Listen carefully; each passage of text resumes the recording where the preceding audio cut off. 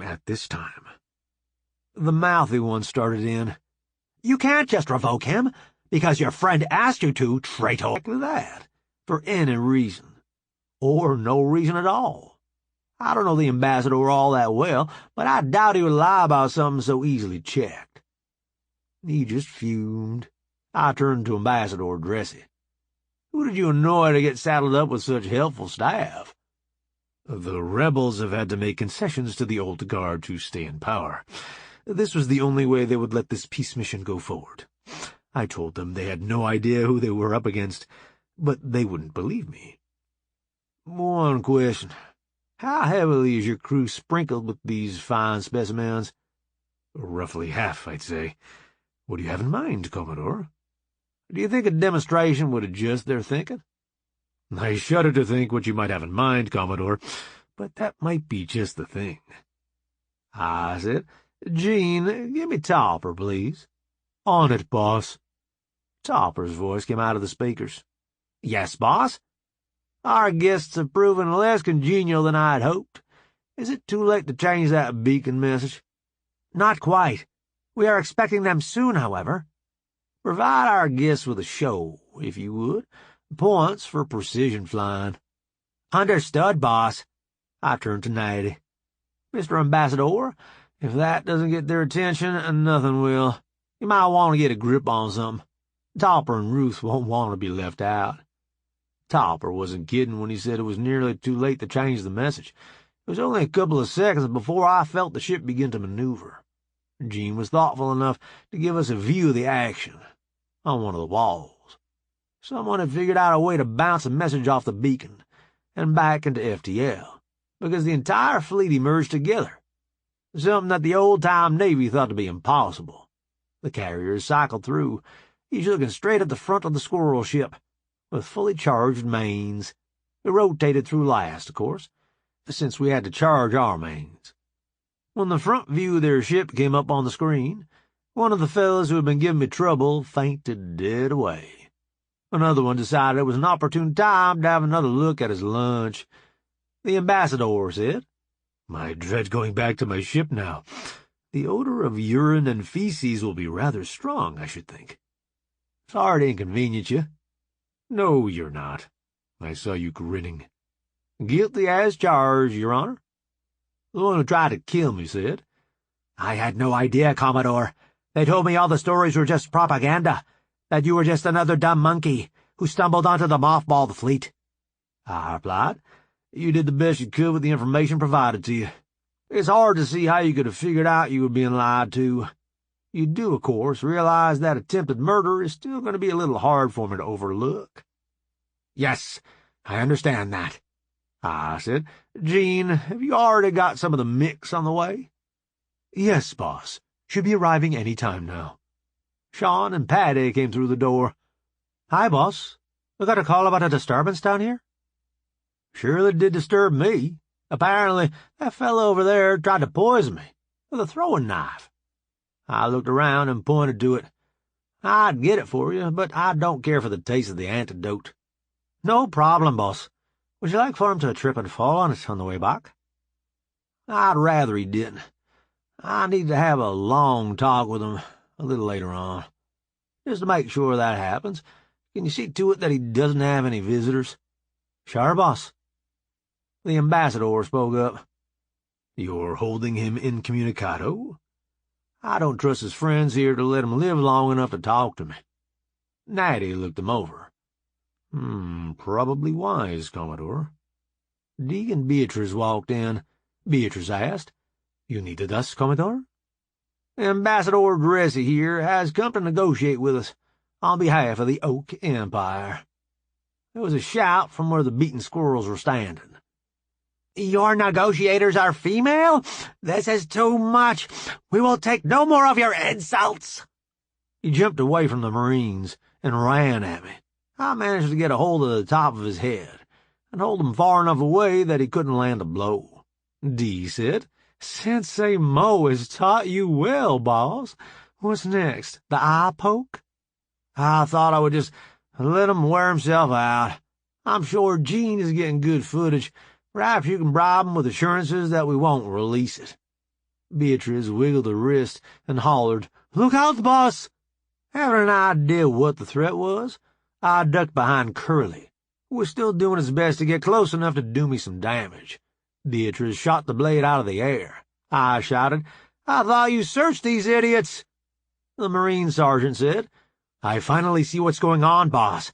Those dang knives have the same density as bone. The way they wear them, right against the jawbone, makes it so we can't see them on our scanners. Open their mouths and look, then. Poke around in there with your fingers if you need to. I'm tired of this crap." Dee was looking at Beatrice, astonished when I turned around. "A Jim West rig? Really? Just because you got beat on the draw once? What can I say? Nanya likes to tinker." I said, "Wouldn't it be easier to jump in the box and get your reflexes bumped up a notch or two?" Beatrice replied, "Then she would be complaining I cheated." "I'm thinking her ship has an auto-dock, too. If she chooses not to use it, that isn't your problem now, is it?" Beatrice lit up. The ambassador asked, "Do I understand correctly? You're telling her she should go on the auto-dock and get her reflexes improved when she just shot a knife out of the air? It'll be easier than wearing that spring rig on her arm all the time." "You mean you think she should be able to do that at any time?" "Not me. Her. The last time the situation came up, she didn't get a shot off. She was upset with herself. To tell the truth, I was upset with myself as well. The knife only had one bullet scar. My assistant chief of security hit it. I must have missed." He asked, "How do you know she hit?" "The knife was aimed at her son. She wouldn't miss." "I see. Do you need this other fellow? I can give him to you as well, if you like." "I think I'll just PNG him. Make him stay on your ship." "PNG?" "Persona non grata. Translates to person not welcome, or some such. Just means I don't want him to set foot off your ship so long as you are here." Dixie spoke up. "Boss, this one is safe. No poison on it." "Make sure it gets to the armory. Whoever takes over for Nunya gets the job of figuring out how to make us some of those." "Understood, boss. Jackie is going to hate me. You know that, don't you?" "Jackie is taking over the armory?" "Yes, boss." "It's in good hands, then." I turned to the Marines. "March the one who threw the knife back to their ship, and make sure he stays there. Have the other two had cheek checks?" "Yes, boss. We found more souvenirs for the armory."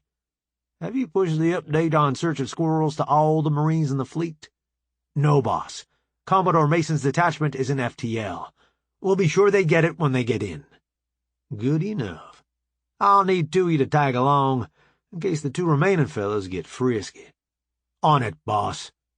Two of the bigger bots stayed behind, and the rest headed out with the guy at PNG'd. One of the remaining squirrels asked, "Do we get our weapons back now?" I replied, "I suppose I'll give you partial credit. I was born at night. It was not, however, last night.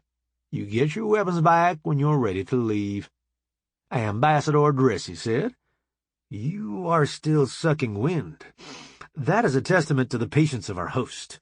If I were you, I wouldn't push my luck." I said, "Well, we might as well head up to the ready room and get this party started." Nikki said, "I think I'll pass on this one, bub.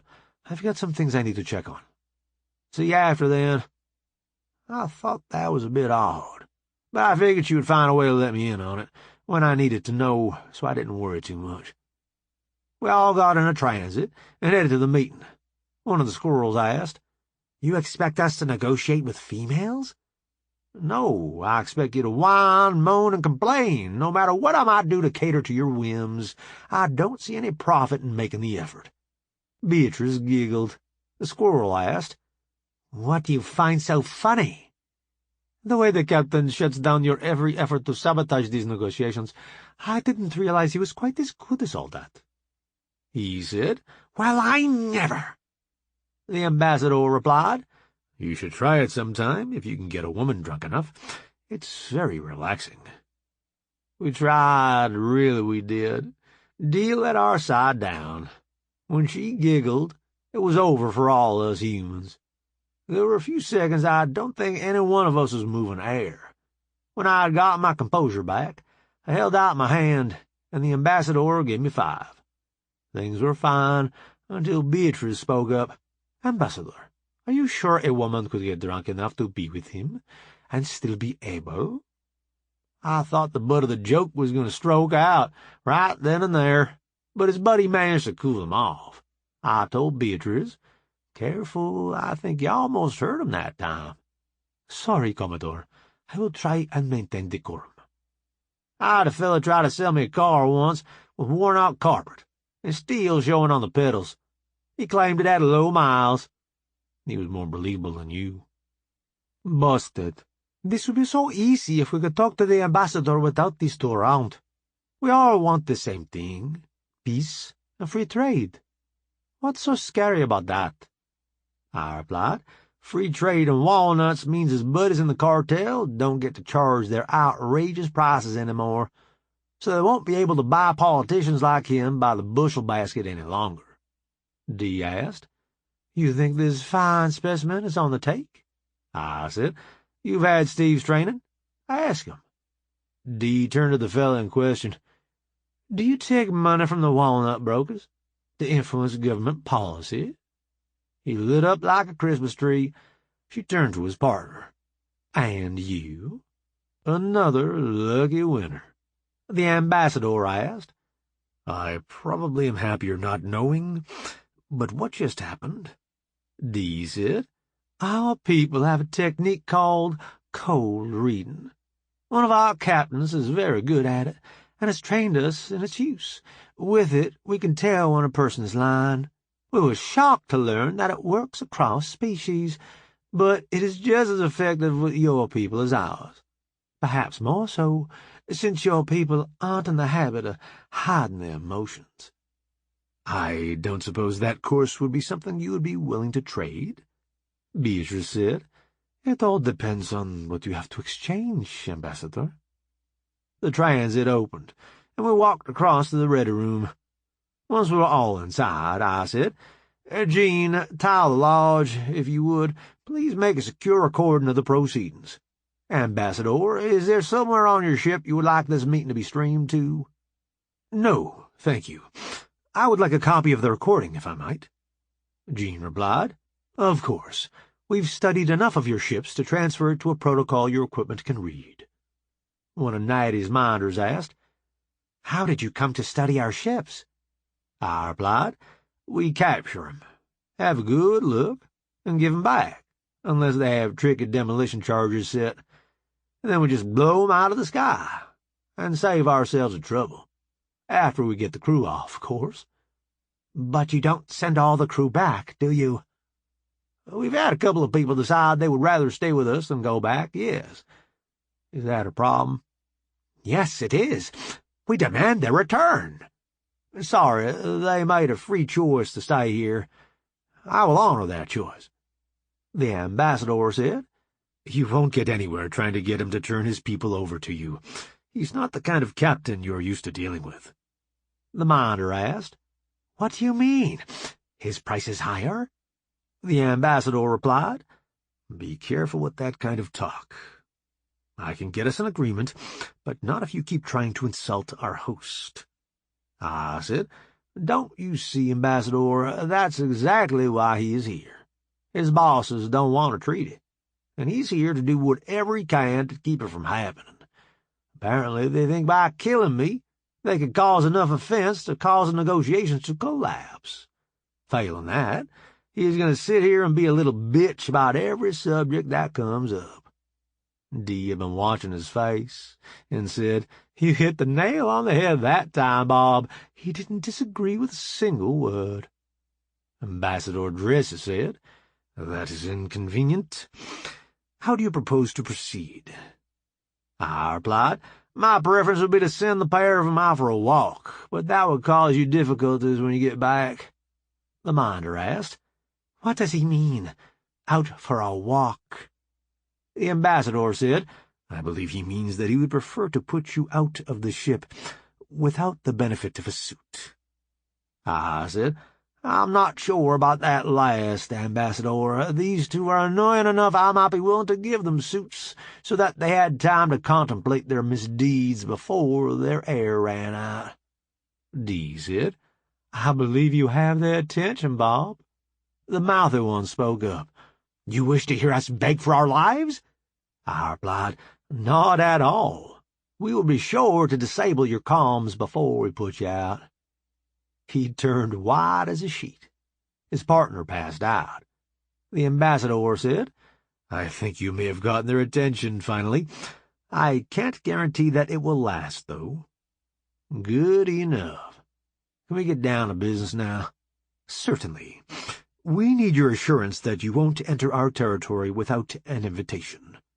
Dee said, We would need exceptions for hot pursuit and active rescues, at the very least. Beatrice asked, Would a prearranged business meeting be considered an invitation, or would every meeting need to be cleared through the government individually? The ambassador said, I do enjoy negotiating with these two. It is seldom I get to test my skills so thoroughly. I'm fine with the idea of you being able to come across the line to rescue a vessel, but what is this hot pursuit of which you speak? Dee replied, If we are pursuing a vessel, for whatever reason, we do not wish to let them escape, merely because they managed to get across your border. That sets up a situation where criminals can hide in your territory and come across to prey upon whoever they like at will. That would not be acceptable. I can understand your concern, but there are many in my government who would see such an agreement as giving you far too much latitude. I said, Come on, you're going to talk to your manager already? That's weak, Nighty. Beatrice said, We would be willing to report to you that we were coming across, and we certainly wouldn't want to stay any longer than we absolutely had to. Nighty asked, Would it be possible to put a limit on how long you are permitted to be in our territory? I said, I think we could agree to that, but be aware that the shorter the limit is, the less mercy your raiders can expect. If we are under time constraints, we may not be as able to take as much care in their capture. He asked, Are you suggesting my government would sponsor such raids? I nodded at his companions. I don't think it is out of the realm of possibility.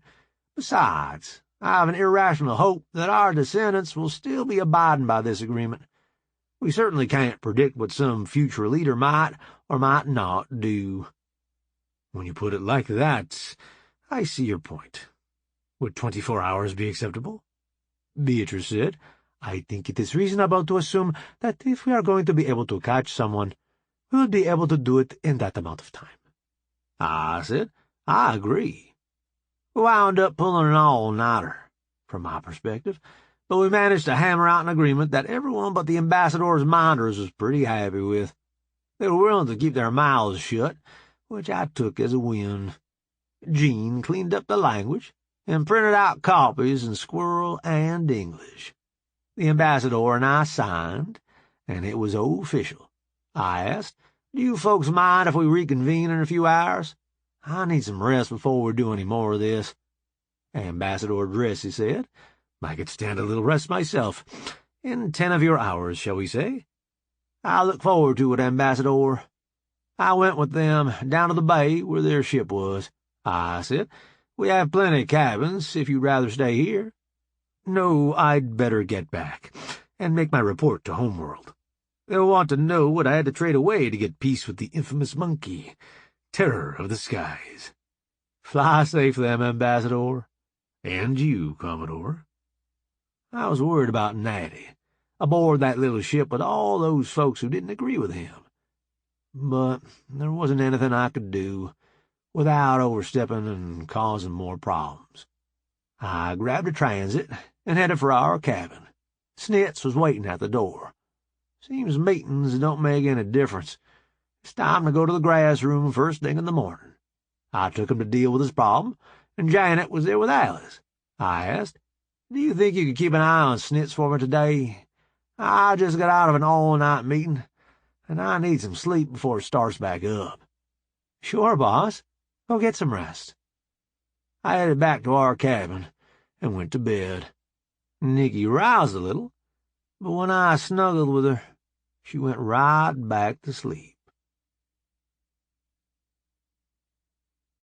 Chapter 3.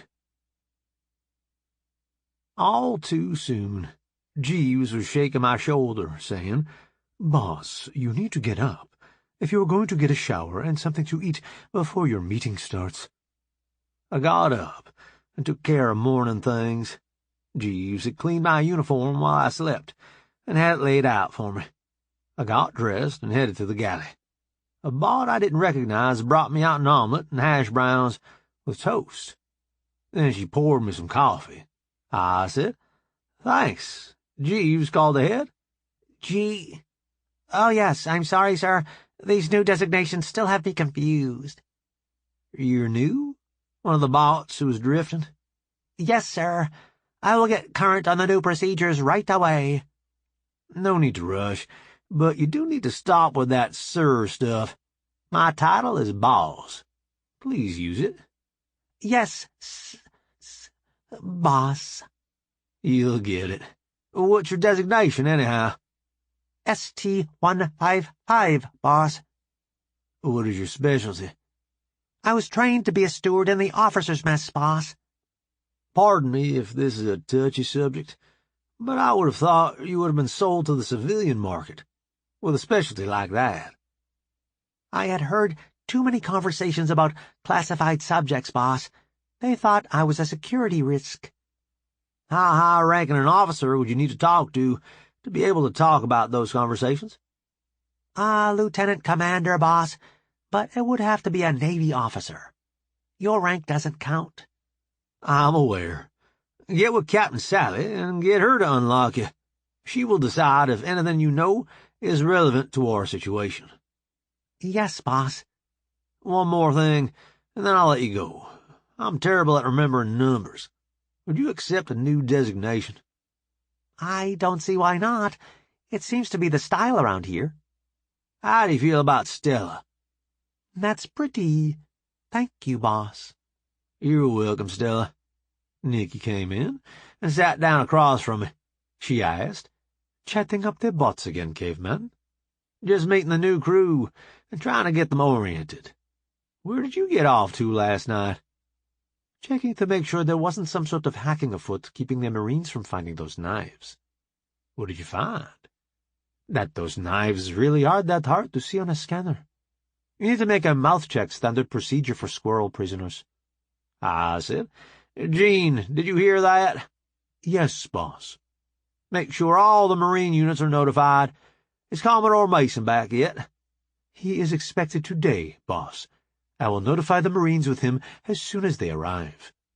"Good work, Gene." I turned back to Nikki. "Anything else I need to be aware of before I go back into the meeting that never ends?" "I love you, and thank you for trying to make the galaxy safe for our kids to grow up in." "I love you, too, and I hope your confidence isn't misplaced." Gene came over the speaker. "Commodore, the ambassador will be arriving shortly. Please proceed to the landing bay." I caught a transit and started my busy day. I got there in time to be waiting when the ambassador's ship landed. He had come in a much larger ship today. It was then I noticed the Marines around the edges of the room. The bigger ship worried Topper as well, it would seem. The door opened, and uniformed squirrels started out, weapons at the ready. It must have been their nap time, because they all had a little lay-down before they got to me. Finally, the speaker on the outside of the ship came to life. "You have one of our comrades in custody. We will have him returned safe before this sham negotiation can continue." I spoke up. "What do you propose if I don't deliver him? Are more of you going to come out and get stunned?" The Marines had closed up around me. Andre said, "Would you like us to clear the ship, so that you don't have to shout to be heard, boss?" "Not yet, I don't think. When did you get in?" "About an hour ago. I would have reported, but they said you needed your sleep." "Yes, I did. I was up all night negotiating a treaty that I'm no longer sure is worth the paper it's written on." "Murphy is our shepherd, huh, boss?"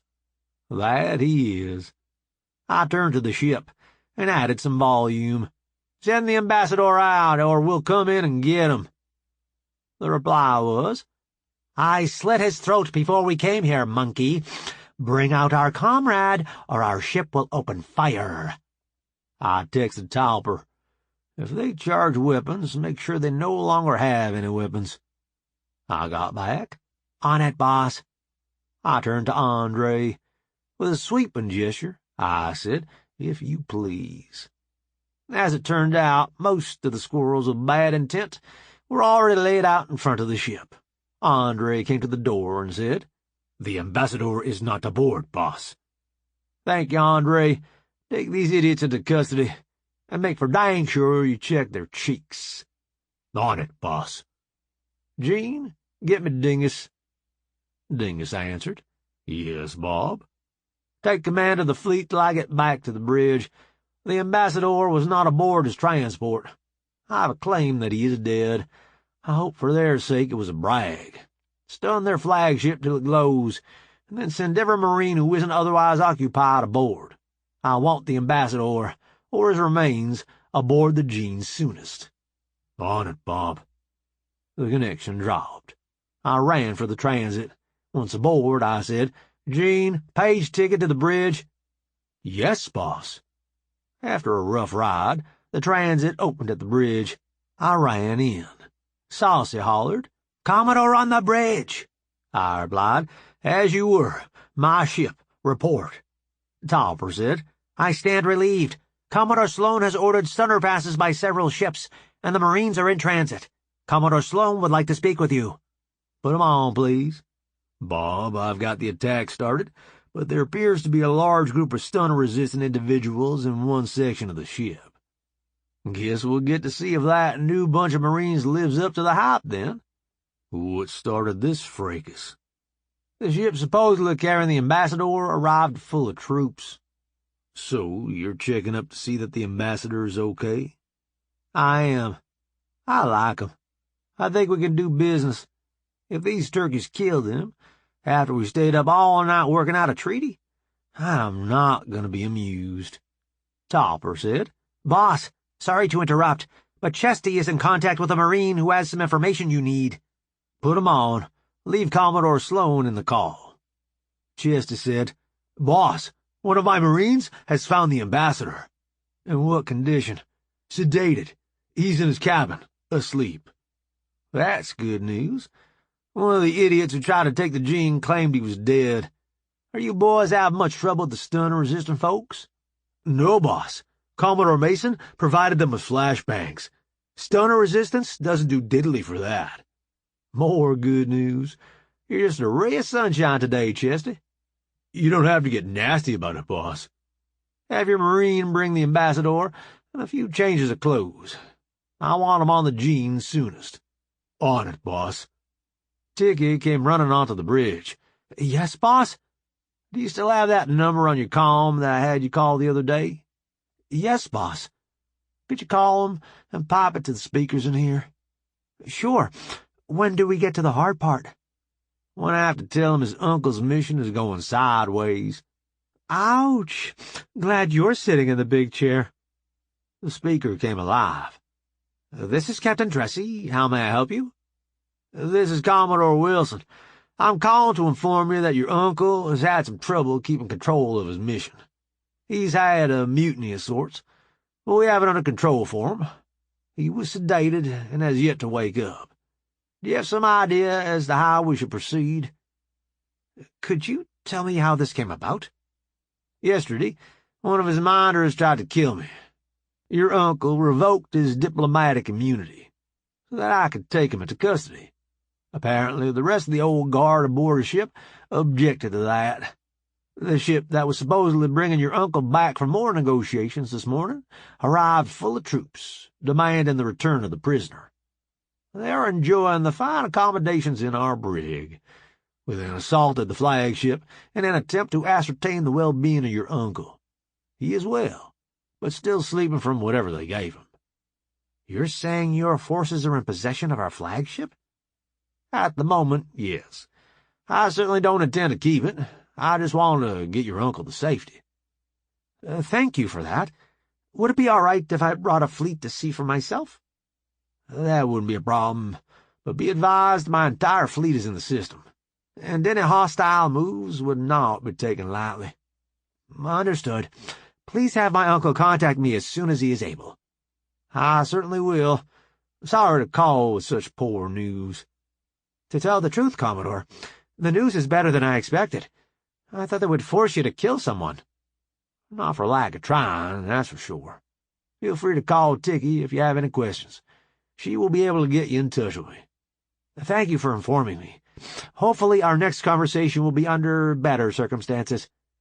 I hope so as well. Good day, Captain. Good day, Commodore. I turned to Nikki. Thank you for helping with that. Do you need anything? A few minutes to take it all in, I think. You captured the flagship just to make sure your friend, the ambassador, was safe? We did. I've been led to believe that your people respect shows of force. Is that not the case? It is. What was that I saw in the culture pack? Oh, yes. Yours goes to 11. You're saying that a squirrel wouldn't have gone to the same extreme? That's what I'm saying, yes. Did I go too far? I don't think so. You should have their attention now, though. I doubt it.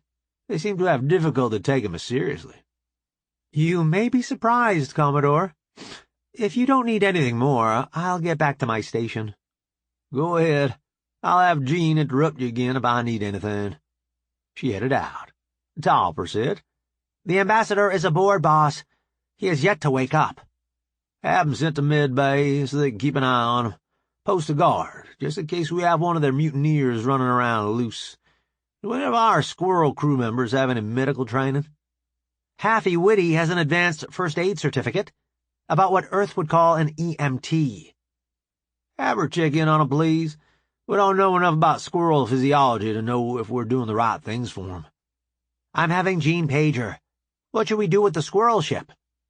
Get Lackey to get into their computer records and see precisely what happened over there. Let the Marines keep control of the ship until the ambassador wakes up and tells us what he wants done. On it, boss. Haffy is on the comm for you. Commodore? Yes. What can you tell me about the ambassador? They didn't just sedate him. They chemically forced him into hibernation. Without the antidote, he'll be out for a week. I'm guessing we don't have any of this antidote on hand? There's a problem. There are several drugs that can induce hibernation. Without knowing which one they used, I can't administer an antidote. None of the antidotes are all that complicated to synthesize, but using the wrong one can be worse than no antidote at all. Could an autodoc tell you which antidote to use? Most likely not, since all of these drugs are very close to naturally occurring chemicals in the body. You're telling me that unless we can get the person who drugged him to tell us what they used, he's going to be asleep for a week? That's the way it looks to me, boss. Lackey is trying to break into their computer records. If she's as good as she claims, she should be in by now. Get with her and see if you can find anything that will help us pin down what he was dosed with.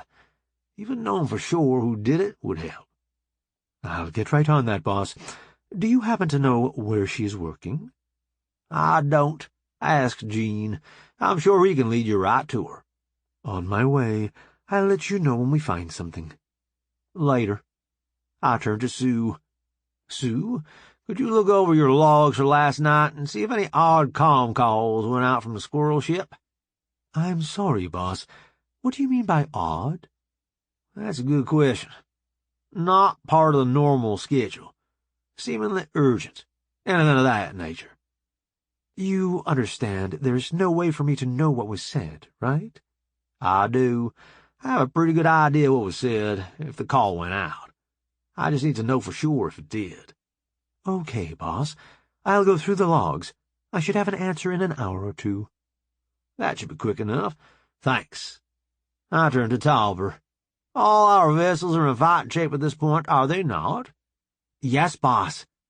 Are the Armstrong and the Conrad free to maneuver? Yes, boss. The Aldrin and the Shepherd are handling operations with the Squirrel flagship. Saucy, get me Captain Sloane. Dingus said. What's up, Bob? That's just it, Dingus. I'm not sure that anything is. The fellas that took over the Squirrel ship put Natty into hibernation.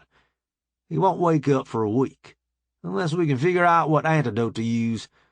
I have to wonder if they were figuring to call in a fleet while Natty was out, and cause enough of an incident to cancel the negotiations. You think they were setting us up for an ambush? Given the way they acted so far, I don't think I can discard the possibility. Do you? No, I don't. What do you propose? You take Diego, and whatever destroyers you think you might need, and lay low. A few AUs out. If we get unwanted company, you can jump in behind them and mess up their whole day. As annoyed as I'm getting with these rascals, I might mess up their whole week, Bob. Do as you see best, Dingus. Have I mentioned I like working for you, Commodore? You might have. Why do you ask? Just the way you give assignments. Go do what needs doing. Holler if you need help. You've got as much training as I do. Unless you've been slacking. The chances of me telling you a better way of doing something are pretty slim. Besides, you need to get in the habit. For when one of these idiots gets lucky and does me some damage. You really think one of these squirrels is going to be able to hurt you? If Dixie wasn't as quick on the draw, one already would have. Managed to nick my ear with a poisoned knife. Dixie got you an antidote before you got sick? She did. Makes me wonder why they're having trouble figuring out what's going on with Natty. Guess it has something to do with it being related to hibernation. And Dixie doesn't have any prior knowledge to go on. Sounds reasonable. Anything special you want us to do while we're out there waiting in the black? Gee, I don't know. Figure us out a sensor that can see a ship coming in FTL, so we don't keep getting surprised. People have been trying to figure that one out for years. Nobody has had any luck yet. And it's about due, don't you think? Call if you need anything, Commodore Grandpa. Asshole. You just wait till we play paintball again. Talk to you later. Bye, Dingus. I thought for a minute and said, Gene, could you connect me to Lackey? Lackey asked. Yes, boss. Did Haffy find you? She did. We found video of the ambassador getting dosed. The Marines have the perpetrator in custody and are taking him to the Grissom for the personal attention of Captain Mason. We were also able to determine which quarters were his, and the Marines are in the process of searching them for any clues to what drug he used. You two are quick. Good work. I have one more request, and then you can go back to what you were doing. There is fear in my heart, Commodore. What do you need? Could you grab all the files their medbay has on hibernation and drugs to induce it, and ship copies to Dixie? Between her and Haffy, maybe they can figure out which drug was used on Natty. Sure. I thought you would want something difficult. Haffy wants to know if she should stay here or head back to medbay and help Dixie. Do you need her for anything? No, boss. She's good company, but I'm busy right now. Send her back, then. Thanks again for all the good work, you two. You're welcome, boss. Talk to you later. Bye. Sue spoke up. Boss, I found that comm call you were worried about. Lackey told me when the ambassador was drugged, and I was able to narrow the search. Looks like it went out about 5 minutes after the ambassador went to sleep. Any way to narrow down where the recipient might be? No, boss. I can tell you that no calls went out from the fleet to this particular recipient since they arrived. Even with all the studying I've done, I still can't make heads or tails out of the way they run their operations. If it was me, I would have had the backup fleet a light year or so out, running quiet, so they could have been on top of us before we even knew the ambassador wasn't in charge anymore. They've had, what, 6 or 8 hours, and they still haven't sprung their ambush. What kind of sloppy planning is that? Topper said. It does seem strange, boss. I don't see what they could be hoping to gain by a delay. Neither can I. That makes me nervous. Usually I can understand what they're trying to do. Right now I don't have a clue. We sat there pondering for a few minutes, until Nikki came onto the bridge, breathless. She said, "I just got a call from Captain Dressy. He wanted me to tell you that he has heard reports of attempted mutinies from 5 ships patrolling in our region. There are 3 other ships not responding to comms and presumed taken." Topper said, "There's your answer, boss. They had to take the ships before they could head this way." I asked, "Nikki, did he happen to mention how long ago all this happened? Or how far away?" "I got the impression he thought he was breaking security telling me that much. I doubt he wasted much time calling me, but I also doubt the captains who had to put down mutinies would bother calling it in until they had the situation under control. My best guess would be 3 hours ago, more or less." "I'm guessing he didn't give you any idea how far away they were, either." "Nope. We did put new sensors in Black Beauty and her sister ship that might be able to pick up ships passing an FTL, but we haven't had a chance to test them." I turned to Topper. "Find somebody to ride with Shorty and the number 2 ship, and get them out between us and the squirrels, on the most likely path." He turned toward Sue. I said, "Nope. Think again. She stays here." "She is the best qualified, boss." "That's why she's sitting sensors on the Commodore's flagship. When these idiots get here, we're going to need the best data, as fast as possible, to plan our attack." Sue said, "Sorry, Mr. Topper, but the Commodore is right. Besides, I never finished my field training. I know a bot who can do the job, though. She's on the Shepherd." I said, "Topper, get the data from Sue, and let Sally know we are borrowing one of her crew. Get those ships in the black as soon as you can." "On it, boss." I must have been getting more accustomed to the gene, because I noticed the small jolt when the ships launched. I said, "Good work, Topper. Are Willem and your brother sleeping aboard Black Beauty?" "They get aboard whenever it begins to look like they might need to go out." "What's Shorty's excuse?" "He was visiting Taz when you asked me to alert them, and the other ship was next to Black Beauty." We really need to come up with a name instead of just calling her Beauty's sister. Topper replied, "The AI aboard suggests midnight, boss." "Midnight it is. I assume between the 4 of them, they can come up with a plan to cover the approach from Squirrel Space." "It appears Taz and Willem have been working on it for some time. They think it is about as good as it is going to get." "That ought to be entirely good enough, then." I turned to Saucy. "Connect me to Scotty, please." "Yes, boss?" "You probably already have it started, but I was just checking to make sure that you have the other carriers building scout ships like Black Beauty and Midnight." "No, boss. For once you're not behind. I've been so busy getting everything back into good shape, I hadn't started that yet. It is on my list of things to do, and I think the other carriers are fit enough to start some side projects. I'll get them on that." "Thanks, Scotty. I know you're busy. I'll let you get back to it." "Later, boss." I waited till the connection dropped, and asked, "Topper, Sue, do either one of you have any idea how close those squirrel patrols might have been when they had their mutinies?" Topper replied, "I don't, boss." Sue was busy with her console, so I gave her a minute. Finally, she said, "Based on all the data we've taken from captured squirrel ships, they don't normally patrol closer than about 2 days' flight for their FTL drives. Given the current situation, they are probably patrolling closer than that. Even so, I don't think we should expect them for at least 20 hours, boss." "Thanks. I think I'll go relax a while before the big battle starts. Topper, your ship. If they arrive before I return, I want stunners and drive killers ASAP when they come out of FTL. Whatever you do not give them a fighting chance." Topper replied, "My ship. If the squirrels get here before you get back, kick their butts hard and fast." "Understood. I forwarded your instructions to the fleet. Commodore Sally sends her regards." "Tell her if she lets the squirrels scratch her nose art, she can go out with you to help fix it." Topper chuckled and said, "Message sent, boss." I headed out. Not sure where I was going.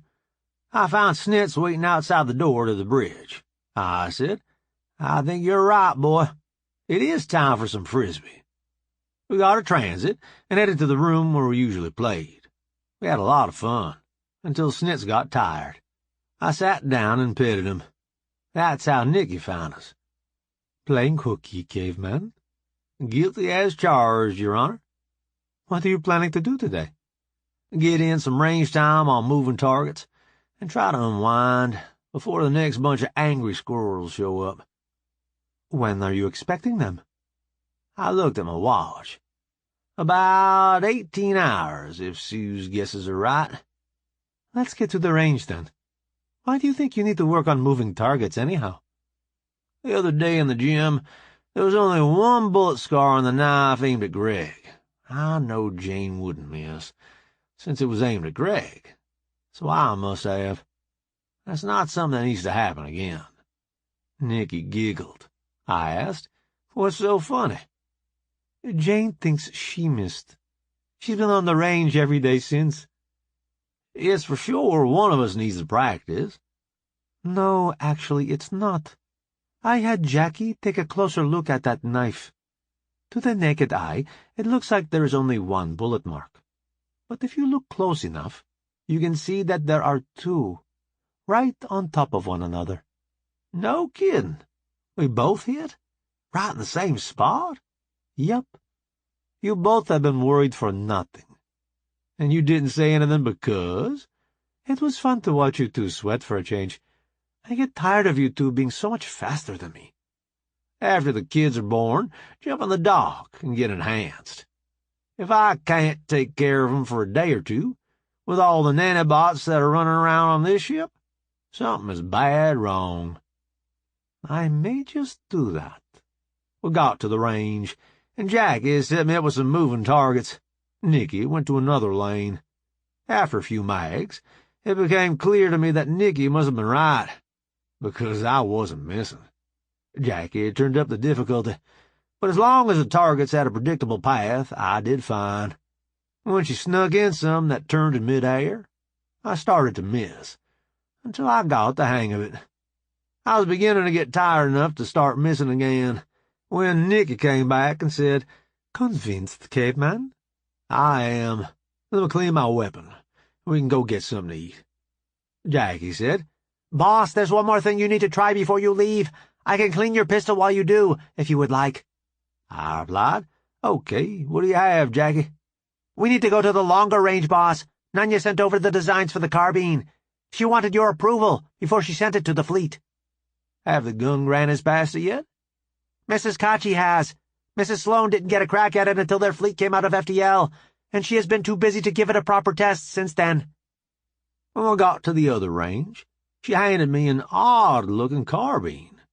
I knew it would work if Nunya had designed it, but I had to take it all in. The lower was pretty much standard M4, so muscle memory would tell most of us how to run it. The upper, well, that was a whole different story. Remington Model 8, drawn by a steampunk artist on an acid trip, is the best description I could come up with. For all its weirdness, it looked good and rugged. The red dot sight was nice and clear. I asked, How's the battery life on this side? Jackie said, It charges from the battery in the magazine. As long as you shoot it on a regular basis, you never have to worry about it. I put a few rounds through it and handed it to Nikki. I had to help her at first, since she had never used an AR before. After a couple of magazines, she said, This is nice, caveman. Light and easy to shoot well. I turned to Jackie and asked, I'm assuming Beatrice tested this thing every way she could think of? She did. She even had Zoom run off some dirt in the printer, so she could do a mud test. It passed? Not the first 2 times. Nanya didn't like her much for a while. I bet not. How many rounds will it fire before it gets too hot? That's another thing Nanya got upset with Mrs. Kachi about. She had Zoom build a test rig that would power it from ship's power and feed it projectiles without stopping. It seized up after 1,000 rounds of full auto. That should be adequate, I would think. You might think so, boss, but Nanya went back through, opened up a couple of tolerances, and handed it back to Mrs. Kachi. She couldn't get it to stop working. even after leaving the trigger tied back all day. It gets fairly hot, but it won't stop. As long as you don't touch the barrel shroud, you should be fine. Is anybody working on frangible ammo for it, so we can fire it on a ship without worrying about letting out the air? The standard ammo is frangible, boss. Lordy, anything else amazing I should know about it? I think that's about it, boss. Do you think it's good enough to issue to the fleet? You bet your tin hiney I do. All you were waiting on was my okay? Yes, boss. Why didn't you ask me to come down and check it out sooner? You've been a little busy since the rest of the fleet got back, boss. I thought I would have to wait until the next squirrel fleet had been taken care of to ask you about it. Well, Jackie, I like this at least as much as Lincoln liked the Spencer. Start production across the fleet ASAP. On it, boss. Nikki asked. You hungry, caveman? Now that you mention it, I could eat. We headed off to the galley. I said, "Let's walk," Nikki replied. Oh no, your spider sense is tingling, isn't it? You have been hitting the culture pack. No, I just feel like a little exercise, Space Cadet. We're hosed. You said the magic words. What do you mean? You never find anything when you go looking. It's only when you say, I just want a little exercise, that the crap hits the fan. Really? I hadn't noticed. Chapter 4. We strolled along and made it all the way to the galley, without interruption.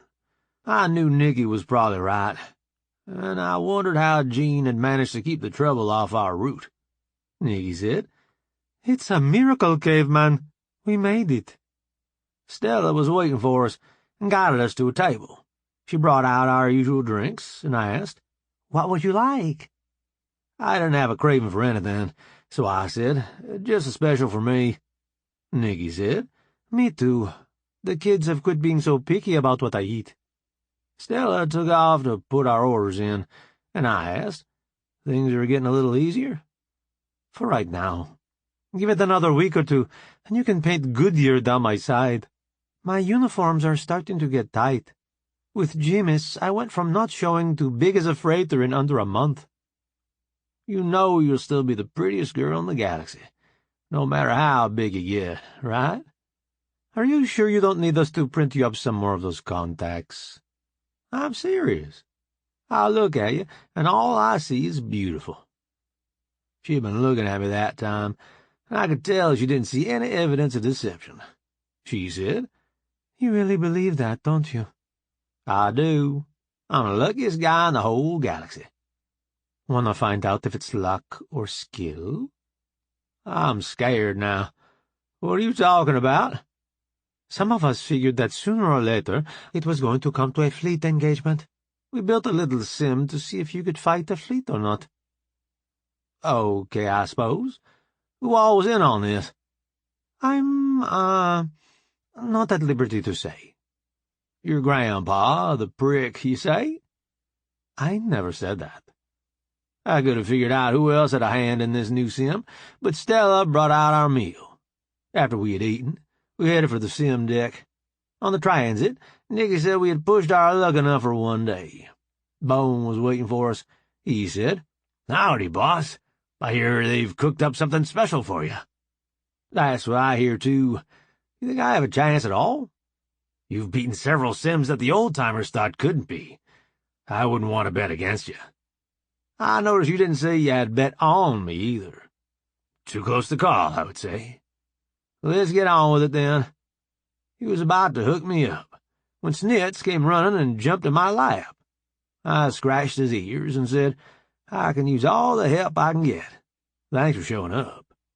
Bone finished getting me ready, and the sim started. I handled the first wave of squirrel ships just fine, but as soon as we had them where we wanted them, the second wave jumped in behind us. I hollered for Ruth to do Death Blossom, and she managed to save our bacon. But they had done a lot of damage to the fleet before we were able to get the situation under control. It took 3 more runs before I got the outcome I was happy with. I unhooked and petted Snitz. He seemed a little disappointed we had finished so soon. I moved him off my lap and got out of the pod. Nikki was standing there looking perturbed. she said. Dang it, caveman. We worked for more than a week on that scenario, and you went through it in half a day. How are we supposed to keep up with you? It always takes longer to make something than to use it. I think I learned some good stuff. You and your team built a good scenario. Oh, I'm glad you were able to figure it out. It's just a little frustrating to see something you worked so hard on get trashed so easily. Bones spoke up. I'm glad you fly for us, boss. That was good work in there. The old-timers wouldn't have been able to get close to that kind of performance. They tell me my main advantage is that I let the boss take care of their jobs, without looking over their shoulder all the time. I saw that. You sure do go about it differently. Seems to work for you. Keep up the good work, boss. Thanks, Bone. That means a lot, coming from somebody who has seen as much as you. I looked at my watch. Looks like we've got time to eat again, then catch a nap before Sue's earliest estimate of when the squirrels could get here. Nikki replied. That's good. Gus is hungry again. Becky doesn't get hungry? Why, no, caveman. She's a little lady. She doesn't kick and fuss. She was still convinced Murphy had some problem waiting for me if we walked, so we took the transit. Stella fed us another fine meal, and I took Snitz by the grass room. We settled in for a nap, but Nikki was having trouble dropping off to sleep. I asked, "What's wrong, Spice Cadet?"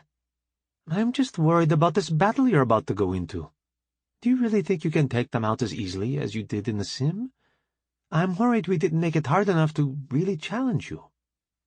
I've taken on this many ships before, with just a gene, so I don't think it will be too bad. But these are going to be ships with better crews than what you've had to go against before. All of them just went through a mutiny. That has to have a bad effect on crew morale, and their ability to work together. This crew was a little off their game for a few days, even though Bill and Jenna didn't succeed.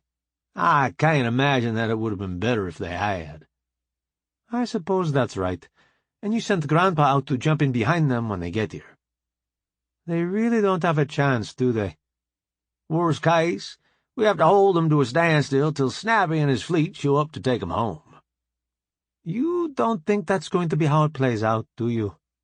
If all they have are the 3 ships that Snappy knew about, I don't think the chance of that is good at all. At this point, we don't have any way to know if we can trust that report or not. You think Snappy would give you bad intel when he was taking a risk just getting in contact? No, I don't. But we have no guarantee that he knows all there is to know about these folks and their operation. They may have more ships stashed somewhere to help with the assault. Or some of the ships that reported mutinies put down may have just had mutineers with enough sense to acquire the captain's comm codes before they took over. You do believe in Murphy, don't you? I've never seen it pay not to. We managed to settle down and get some rest. The next thing I knew, Jeeves was shaking my shoulder. Boss, it's time to get up, if you want a shower and a cup of coffee before you're due on the bridge. I dragged out of bed and got cleaned up. I went by the galley to get some coffee and a quick breakfast. Jeeves must have called ahead, because Stella had breakfast waiting for me. I shoveled it down and grabbed a transit for the bridge. Saucy called out, "Commodore on the bridge." I replied, "As you were. How are things in our little corner of the galaxy, Mr. Topper?" "Proceeding peacefully, boss. The Marines have put the previous management back in charge over on the Squirrel flagship, and no new ships have appeared so far." "How long do we have until Sue's window for when the mutant squirrels might arrive?" 30 minutes, boss." "My ship, Mr. Topper." "I stand relieved." "Ruth, have you shared Death Blossom with the other ships?" "I have. The destroyers had to modify the attack plan somewhat, as their mains don't recharge as quickly." "Have you figured out some sort of coordination, so that we don't wind up with 2 ships trying to attack the same enemy at the same time?" "Yes, boss. I can explain it, if you would like." "Are you confident it will work?" "I am." "Good enough for me. Sue, have you seen anything out of the ordinary?" "No, boss. This part of space is quite boring, I'm afraid." "I only get afraid when it's not boring anymore. Saucy, any news from the scouts?" "They check in every half hour. just so we know they're still there, but they've yet to see anything. Sue, have you sent your search methods to all the sensor operators in the fleet?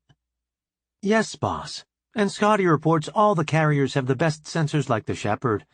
They draw too much power to be practical on the smaller ships. Sounds as if we've done all we can to get ready. What am I missing, Mr. Topper? Well, boss, we could launch a fighter screen, in case they try to come out of FTL at a distance, and drift in. Just make sure they're far enough out to leave the larger ship's maneuvering room.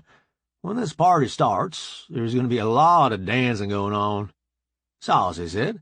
Message coming in, boss. Captain of the squirrel ship. Put 'em on, please. Commodore, thank you for putting my ship back into my control. Truth be told, Captain, I was just worried about my friend, the Ambassador. Returning your ship was the easiest way to assure his well-being. I have reviewed the log, and your attack on the ship was a thing of beauty. Do you suppose we could get together and discuss tactics sometime? I think that would be a nice way to get acquainted. I do have other things to worry about at the moment, however. Really? What would they be? Well, let's see. The Ambassador was put into chemically induced hibernation. We've yet to figure out how to wake him safely. I've gotten word that several of your Navy's ships in this region have had mutinies, with the implication that they're headed here to put a stop to negotiations. That's all I can think of off the top of my head. How many ships are headed this way? That's a good question. The report I got said there were 9 mutinies, of which 6 were put down. There exists the possibility that some of the 6 were just cases where the mutineers managed to get the captain's comm codes so that they could report the mutiny as failed, when in fact it wasn't. There also exists the possibility that there were other mutinies that happened so quickly that no message was sent. So we expect at least 3 ships, perhaps more, depending upon the competence of the mutineers. You don't look on the bright side, do you, Commodore? Our company motto is, Murphy is our shepherd, Captain. Surely the Ambassador has explained it to you. He has. This is just the first time I've seen it in action. I suppose your ship is generating some sort of beacon that those ships can home in on? All of our ships are so equipped, yes. Very difficult to disable, I assume? Nearly impossible, is my understanding, and a court-martial offense to try. The Ambassador could give you some cover there, if he was awake. Is there anything we could do to speed that up? Not unless your medical people have a handy test to figure out which drug he was given to induce his hibernation. I'm told if they try the wrong antidote, it could make things worse. Your people have everything we know about those drugs, Commodore. Unless they can come up with something new, I'm afraid we'll just have to wait for it to wear off. Not what I wanted to hear, but what I expected. Is there anything we can do for you today? No, I just wanted to check in and see what all the battle prep was about. Now you know as much as I do. Nearly nothing at all. Is there anything in particular you need us to do when these ships arrive? Refrain from maneuvering if you can. It's likely that my ships will be all over the place, and if your ship is someplace predictable, that will help a great deal. I can't guarantee that, Commodore. If my ship is attacked, I will do whatever I think best to protect her. I would expect nothing less, Captain. We hope to protect you well enough so that doesn't become an issue, but I can't guarantee anything either. Hopefully our best will be good enough. I've bothered you enough. You no doubt have things to take care of. Goodbye, Commodore. Goodbye, Captain. Nikki came onto the bridge. She said, I brought you a cup of coffee, caveman. Thought you could probably use it. Thanks. What I could really use is a way to get rid of this feeling that I'm missing some.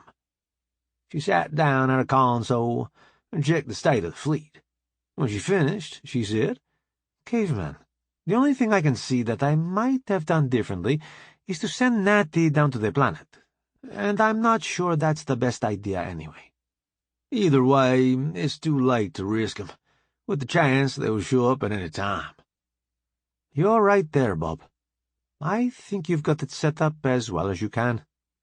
So all we have left is the hard part. Hard part? Waiting. Yep. We all sat around shooting the breeze for a couple of hours. Then a strange thing happened. Snitz came running onto the bridge for all he was worth and jumped in my lap, like he did when I did simulator training. I wasn't sure it meant anything, but I called out, "Look sharp. I think they're on their way in."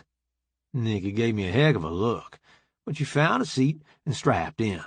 Saucy answered, "Commodore Sloan reports 5 contacts inbound. I asked him to hold position, in case they have friends." Sue said, "I have them now, boss. Looks like they're homing on the beacon from the Squirrel flagship." "Mr. Topper, I would like destroyers between their exit points and that ship." "Orders sent, boss." "Arrange the carriers to hit them from behind." "On it, boss." Tex asked, "What weapons, boss?" "Drive killers and stunners, unless and until they fire lethal weapons. Attempt to disable, but do not put the Squirrel flagship in peril doing so. Clear? Be nice unless they aren't. Don't kill anybody unless they are about to damage the Squirrel flagship." Good. Send that to all carrier weapons officers. The folks on the destroyers are going to have to use their own judgment." Saucy said, "Orders sent and acknowledged, boss." Sue said, 5 seconds. I felt this jump and saw the flagship ahead of us, with destroyers around it. Sue said, 3, 2, 1. The mutineers jumped in, weapons hot. The destroyers chewed up their weapon emplacements. The only shots they got off were toward the carriers. Every turret that fired ceased to be soon after. When the shooting stopped, I asked, "Report." Topper said, "We took minor damage, boss. The Shepherd reports a compartment opened to vacuum, but there were no humans in it, and bots have already started repairs. The Aldrin reports no damage." "I'll have to find out what John's secret is," Topper replied. "Mostly the way the squirrels came out of FTL. The Aldrin only had to face one of them, while the other 2 carriers had 2 to deal with." Saucy said, "Commodore Sloan reports 5 more ships inbound." "Ruth, bounce." Ruth said, "Bouncing, boss. I sent the order to the other carriers." "Good work. Jump us into weapons range when they come out. Sue, did we get good stunner hits on our 2 targets?" "We did, but both of them had large contingents of stunner-resistant individuals. It looked like they weren't part of the regular crew, though. They weren't at crew stations." "Saucy, tell the Marines aboard the Squirrel flagship that they may be facing boarders." "The lieutenant says, 'No shit, boss. They're coming across now. Expect contact soonest.'" "Mr. Topper, do we have anyone we could send to help out?" "No, boss. We already sent everyone we could spare." "What about the puller?" "Already maneuvering to the aid of the squirrels, boss." "I would have to think we have very little to worry about, then."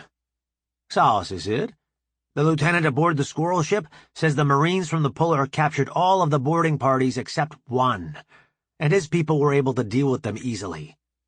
"Tell him excellent work, and stand ready for more." "He acknowledges." The second wave jumped in, facing outward, hoping to catch us unawares. Ruth and the other 2 pilots jumped our carriers in, but not where the squirrels expected. All their ships were missing the mains they had charged in short order.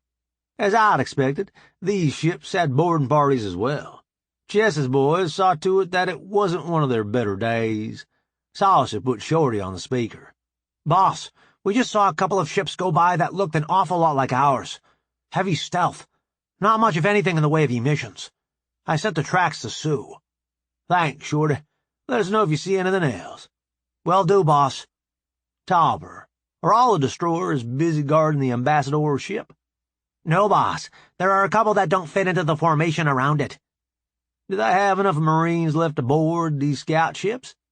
"Nope." "What sort of personnel do they have?" He looked at some data.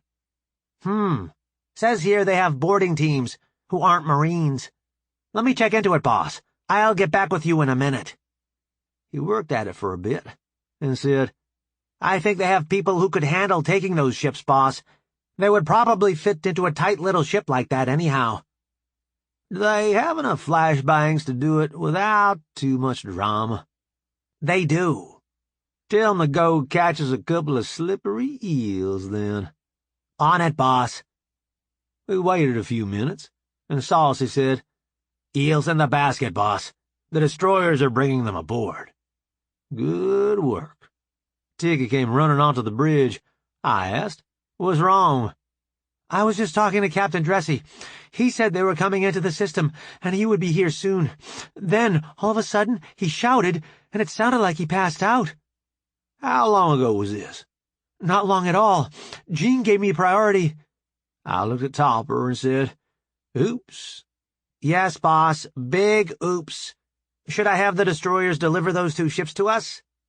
I think that might be best. Nikki asked. What just happened? I'm confused. Nikki said, Shorty found a couple of ships sneaking into the system. The Commodore sent ships to capture them, thinking they were more mutineers. It would seem, however, that we managed to capture Captain Dressy. Saucy said, Commodore Sloan for you, boss. On speaker, please. The cavalry is here, boss. A big old fleet just came out of FTL out here, and they're friendly. They do seem a little concerned about their man Dressy, though. It seems he got it into his head to sneak into the system and have a look-see, and they lost contact with him a few minutes ago. Tell him he's just stunned, and we'll have him call home as soon as he wakes up. Nice cash, Bob. We got lucky. Sure to had midnight in just the right place to see them go by. I didn't expect Captain Dressy and his cavalry this soon. The thought those ships could be friendly never even crossed my mind. Do you suppose Snappy will wake up angry? He's the one who tried to sneak in. How's it our problem? If we thought a squirrel vessel trying to sneak in during a battle probably wasn't friendly. I understand that, and you understand that. Do you think the squirrels will? I don't have a clue, Dingus. I've nearly given up trying to figure out how the squirrels think. Bob the Great, first emperor of Snitsylvania, stumped? Say it isn't so. Hush up that kind of talk, unless you want to have to design the flag. Pierre the painter is indisposed? If I actually wanted it to happen, I would ask him. Since I don't want that, I haven't asked, and I won't. Nikki's right. It is fun to wind you up. That's right. I'm only here for amusement purposes. Funny, your sense of humor doesn't seem to work on the squirrels. You've noticed that, have you? Topper said. Sorry to interrupt, boss, but the 2 spy ships just came aboard.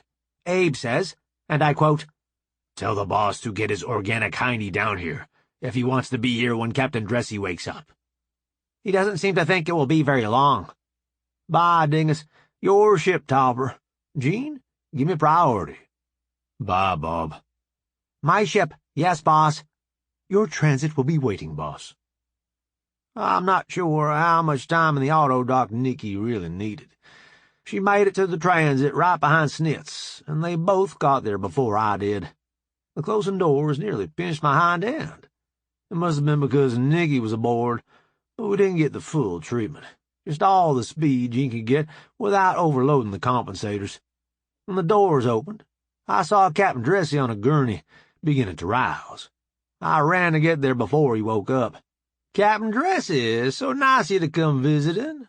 Your uncle would have been here, I'm sure, but he's having a little nap. Playing nice isn't going to make me forget that I was captured by your ships, Commodore.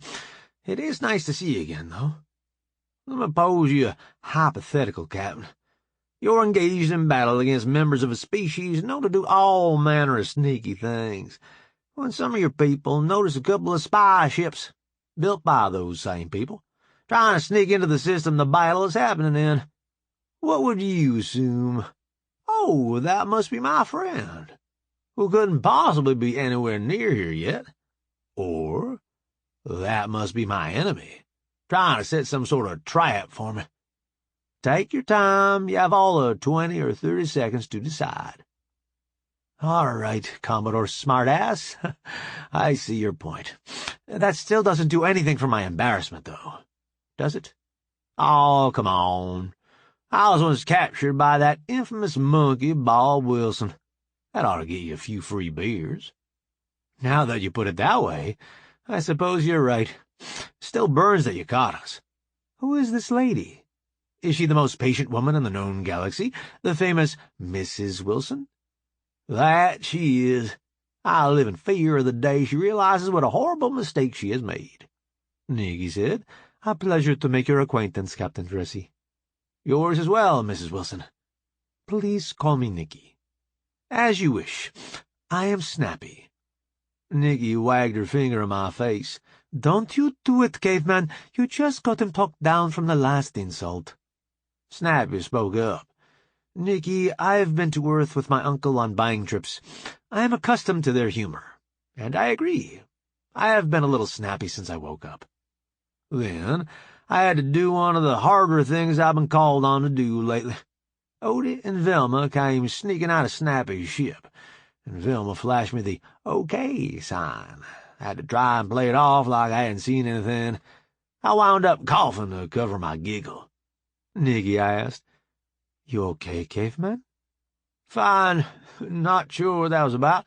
I'll try not to embarrass you any more." She looked like she wanted to slap me, but she decided not to. Snappy asked, "Did the rest of my fleet make it?" I said, "Last I heard, they were waiting outside the system, and waiting to hear from you." He pulled out his comm and called them. "Yes, this is Captain Dressy. I was captured by Commodore Wilson's forces before they realized I was friendly. Oh, yes, they've been very friendly. The Commodore himself was here to greet me when I came back to my senses. Too late to secure the ships, I'm afraid. They've been aboard the flagship while we were still asleep. If the Commodore's people don't know everything there is to know about them, they will when they finish going over the scans they took. I'll talk to you again when I know more, sir." I asked, "Did we get you in trouble?" "No more than I already was. It was my idea to try and sneak in, to get some ideas about how you fight your ships.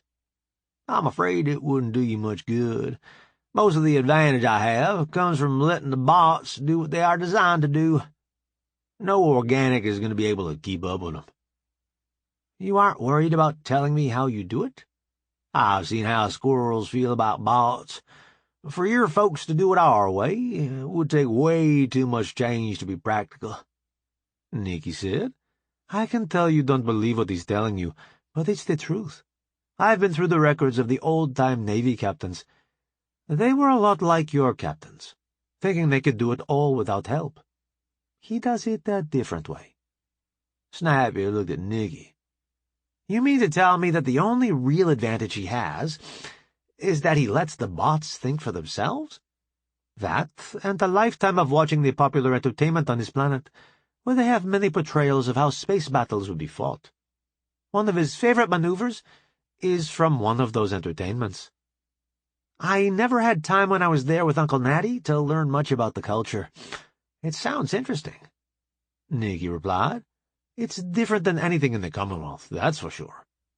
Before they got too deep, I said, "Do you want to go see your uncle? See for yourself that he's all right?" "I better. My superiors would not look kindly on me just taking your word for his condition." "Nor should they. They don't know me from the monkeys on video. We're always the butt of the joke." "You've seen our video, then?" "Afraid I have. Sometime I'll have to show you some squirrel videos on YouTube." "You know about our people?" "Nope. But you have a small, semi-intelligent cousin who can be rather amusing, given the right circumstances." "This cousin of ours, what do they do?" "Collect nuts and hide them for the winter. Most of the amusing stuff comes from them trying to get into bird feeders, and the owner's attempts to keep 'em out." "Bird feeders?" "My planet has several species of pretty birds. Some people like to put out food for 'em, so that they can sit and watch 'em while they eat. The squirrels eat the food, and the birds quit coming around for the people to look at." Snappy asked, "So, the people devise ways to feed the birds without feeding the squirrels?" "They try. Your cousins are bright enough that none of their solutions work for very long. Some people even make a game out of it, building obstacle courses to see how long it takes them to get to the food." "The animals keep trying, even when they could get food easier some other way?" "They are stubborn, much like your people. I wish I could dispute that. My folks are going to be stretched thin, holding all those ships the mutineers brought. You suppose your fleet could start taking them back into squirrel possession? I'm sure they want the ships back, but I doubt they want to come into the system to get them. If you took out this many ships, what's to keep you from taking down the whole task force? Let's see. For starters, I don't have anywhere to keep that many prisoners, or personnel to guard them. I already have more ships than I have a good use for. Why would I want more? Besides, your ships are built too small for humans to be comfortable in. But it would open up the Oak Empire. You could conquer us easily after you took this fleet. What would I do with your empire if I had it? Squirrels are never going to be happy, being ruled by a monkey, no matter how kind or just he is. More trouble than it would be worth, as far as I'm concerned. You almost make me believe that, but my superiors won't, regardless of what I tell them. They will just think you have somehow influenced me to do your bidding. What do you suggest? Should I deliver them to your fleet one at a time? That would probably make the brass as happy as they are likely to get. You realize there are a great number of prisoners, which will mean I will have to send Marines to guard them, and a freighter to bring them back. I think that will be acceptable, Commodore. I only have one pilot who is truly comfortable flying your equipment. It will take a few minutes to get him here. He is a close friend of mine, and I would take it as a personal affront if anything were to happen to him. Understood? Yes, Commodore. I understand completely. None of us have a desire to see you angry, let me assure you. Snappy had gone on his calm to make sure the arrangement we had worked out will be satisfactory. I called Charlie. Hey, Uncle Commodore, how are you doing? You coming to supper any time soon? I just don't know about that, Charlie. Right now, I'm up to my neck in squirrels. Maybe if I can get 'em on their way, I'll have time to come by. How are you liking your motorcycle? I like it just fine. Grandpa says another few months, and he'll ask you to have the bots build me one with more power. You're talking Oz's language now. I need a favor, if you're not too busy. Nothing here that won't wait. What can I do for you, Uncle? I need a pilot experienced at flying squirrel ships. You know anybody? Sure do. How soon? As soon as you can get your skinny butt up here. Be there in a few minutes. Bye. Bye, Charlie. Nikki asked, Do you think you will be able to fly something so big? This is Charlie we're talking about. You really want to bet against him? She thought a minute. No, I don't suppose that I do. He gets things done, doesn't he? That he does. I just hope he can show Gus how it's done when the time comes. What about you, caveman? He ain't gonna listen to his pop, not after he's 8 or so. I'm gonna need somebody else to show him the ropes. Chapter 5. Snappy finished talking to his people. He said, They like that plan. How soon can your man be here? Shouldn't be that long, considering who taught him to fly. He seemed excited about the prospect, so he won't waste any time getting here.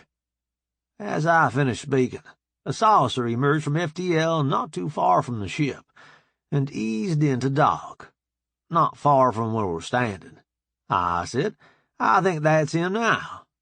Sure enough, the hatch opened, and Charlie came running out. I got the flying hug. Howdy, Uncle Bob. Hey, Charlie. Slick landing. Mornflower taught you well. She says I can fly fighters, as soon as Grandpa says it's all right. Snappy said. He's a child. Are you sure he's a good pilot? I replied. You just saw him bring in that saucer. What do you think? I think I'm an idiot. Can you tell me why he's the best pilot for the job? Charlie said.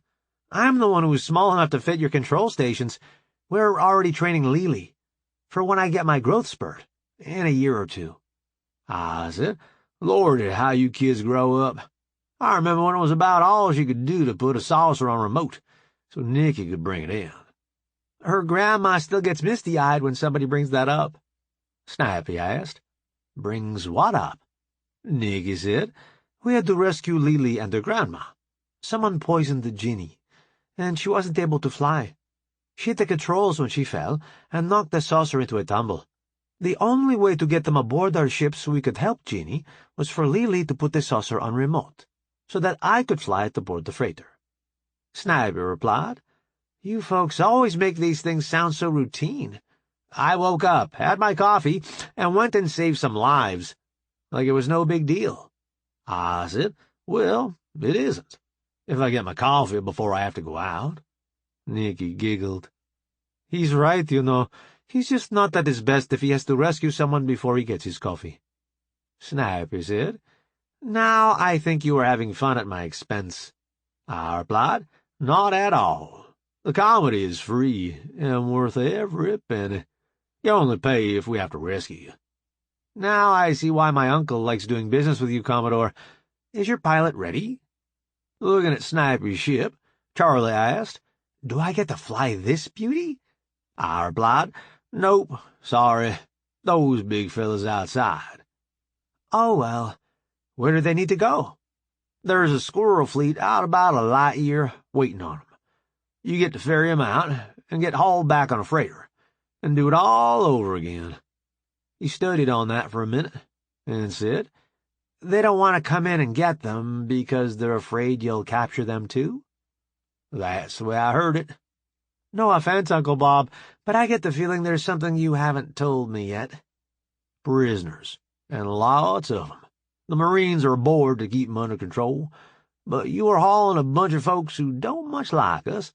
That's why I'm coming back on a freighter, and not just taking a saucer with me. Now it makes sense. Snappy said, He's sharp for a kid. I said, He's sharp for anybody. Don't trade with him unless you're willing to get an education. If I'm to believe my uncle, that means a lot coming from you. Charlie said, Gee whiz, borrow a bicycle to get to the library to use the internet, get a hold of you from the license plate on your truck, and you think I'm some kind of operator. Come on, Uncle Bob. You don't have to blow my chances with the Mark from out of town. That's where you're wrong, Charlie. I need to be able to do business with this Mark. If I let you skin him, he'll never trust another human. Nikki said, Come on, Charlie, I'll fly you over and bring your ship back. You can pick it up when you get back. Yes, ma'am. They climbed aboard and took off. Snappy asked, That young man is really that good a ship handler? He is. Comes recommended by one of the best organic pilots I know. Bot pilots are better? I reflexively looked around for Nikki. Since my wife isn't here, I can give you a straight answer to that. Yes, they are. Nikki's pretty good herself, though. I've seen her do things that are against the rules because so few pilots can actually pull them off. She never had a bobble. She's more inventive than a bot could ever be, but the bot will always have a faster reaction time. As long as a bot has a course of action planned out ahead of time, they will always be faster. If a situation requires creative thinking, then an organic may have an advantage. I notice you say organic rather than human. I wouldn't have thought you would have picked up that habit so quickly, no longer than you have been dealing with us. That's a slick way to phrase that question, but I don't know you well enough to answer it for you. We've got some odd reports from people who came back from being prisoners here. Large, furry people. Not human or squirrel. Very loyal to you, apparently. As soon as our ships admitted to being here to take you into custody, these people captured them and put them to work as punishment. Quite a story. Amazing what people will say to stay out of trouble. So, you deny the existence of a sentient race on the planet? I believe you could play back your recording of that conversation and never find me saying any such thing, nor did I confirm the existence of such a race. How did you know I was recording? I didn't know until now. I just assumed it would be a precaution you would take. I wish my uncle was awake. Believe me, so do I. Nikki slid Charlie's ship back into its berth. She climbed out and said, He's running some checks and getting acquainted with the ship. He should be pulling out with the first one shortly. I looked at Snappy. Do you need to let your people know to expect 'em? Might be best. He pulled out his comm and said, The first of our ships will be arriving at your coordinates soon. Please do not be alarmed. The Commodore is fond of his pilot and doesn't want him damaged. He hung up. Nikki said, I almost hope they do try something. He's been doing a lot of work in the sim when he isn't tilling his garlic. I looked at his scores. By the time he's old enough, you need to have a commander ready for him, caveman. Snappy looked at her strangely.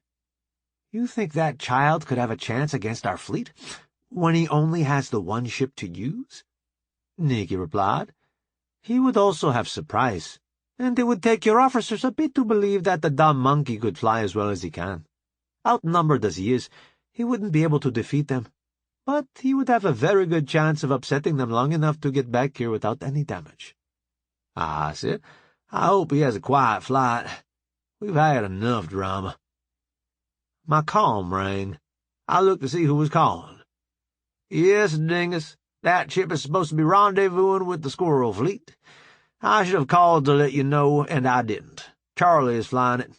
From what I hear, it might be better for your health not to mess with him while he has a decent ship under him. Okay, smart guy, I'm thinking of a number between 1 and 10. What is it? I'll play your silly game. How about 7? Nope. I thought you could read minds, Bob. What's wrong? I can't read minds. I just figured out why you were calling when I saw who it was. You need anything else? A ton or two of walnuts to calm the neighbors down? Call Will. I'm sure he has some around. Any suggestions on delivering them? The last time we had to, we put the sacks and rescue balls and threw 'em across. You sure don't want to give many crew members for hostages. They say they're friendly, but I'd just as soon not tempt 'em. That sounds like a good plan, Bob. I'll get on it. They've yet to do anything hostile, but I definitely get the feeling they would rather we weren't in their sky. Hopefully, it will build a little goodwill. At the very least, their turret gunners will get some practice. Just what I need, an optimist. Talk to you later, boss. Later, Commodore Grandpa. I clicked off before he could get wound up about that one. Nikki said, You are going to get me in so much trouble, caveman. You can handle it, sweetheart. Someday, I'm going to figure out how to stay mad at you, asshole. I'm sure you will. I live in fear of that day. Tikki came wandering through the bay, nonchalantly. I said, Get over here, you're not fooling anybody with that act. She came over and asked, What act, boss? The one where you were trying to convince us you just happened to come down to this bay, and weren't here to meet Captain Dressy. That obvious, huh? Nikki said, You could have worn a sign, but other than that, it was about as obvious as it gets. Since you're here anyway, let's get you introduced. Captain Snappy Dressy, I would like to present Tikki Nati. Tikki, this is Captain Dressy. Snappy said, You're even prettier than you sound over the comm. Tikki replied, I hope you still feel that way when Dad lets me start dating. Snappy said, Excuse me, I didn't realize you weren't grown. No offense taken, Captain. I didn't know if we should give them a little privacy or stay as chaperones. Luckily, Ricky came wandering into the bay about then. He strode up, and I asked, Ricky, have you met Captain Dressy? No, I don't believe I have. Nice to meet you, sir. Snappy stuck out his hand to shake.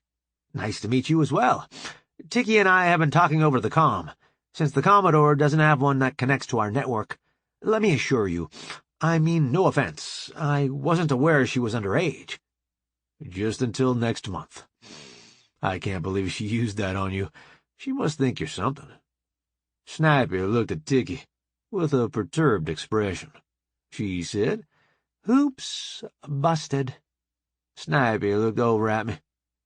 What do you have the ornery one here doing? She's my deputy chief engineer. That much responsibility at such a young age? I said, No offense, Ricky, If you saw the rust bucket she was keeping in the black for her dad, this is actually less of a job than that. Ricky said. Hurts to admit it, but I think you may be right. McComb rang. It was Dixie. Yes, Dixie. What do you need? I just wanted to tell you, boss, that the Marines over on the flagship found enough evidence to confirm which drug was given to the ambassador. I'm ready to wake him up. I thought you might want to be here for that. Yes, I do. Do you mind if I bring a few people with me? Not at all. His nephew? Yes, and a few others, if you're sure it's okay. The procedure isn't dangerous, boss. Bring whoever you want. I turned to the crowd and said, Dixie is ready to wake the ambassador. Anyone want to come watch? Suddenly, we were all headed for the transit. When we got to Medbay, Rhonda directed us to a darkened room. The squirrels with us all nodded approvingly. I asked, why does the room need to be dark? Tiki said, it eases the transition from hibernation to the waking state. It just makes the whole thing more pleasant. Dixie said, I'm glad I got it right then. The translations of your medical manuals aren't as helpful as I hoped. I asked, but you're sure you have the right antidote? Yes, boss, 100%. Proceed, then. She gave Natty a shot, and his breathing began to change. Slowly, he opened his eyes. I said, Dang it, Natty, you're not going to get out of our agreement that easily. Trying to hibernate, so I have to deal with somebody else. I've seen it all now. I got him.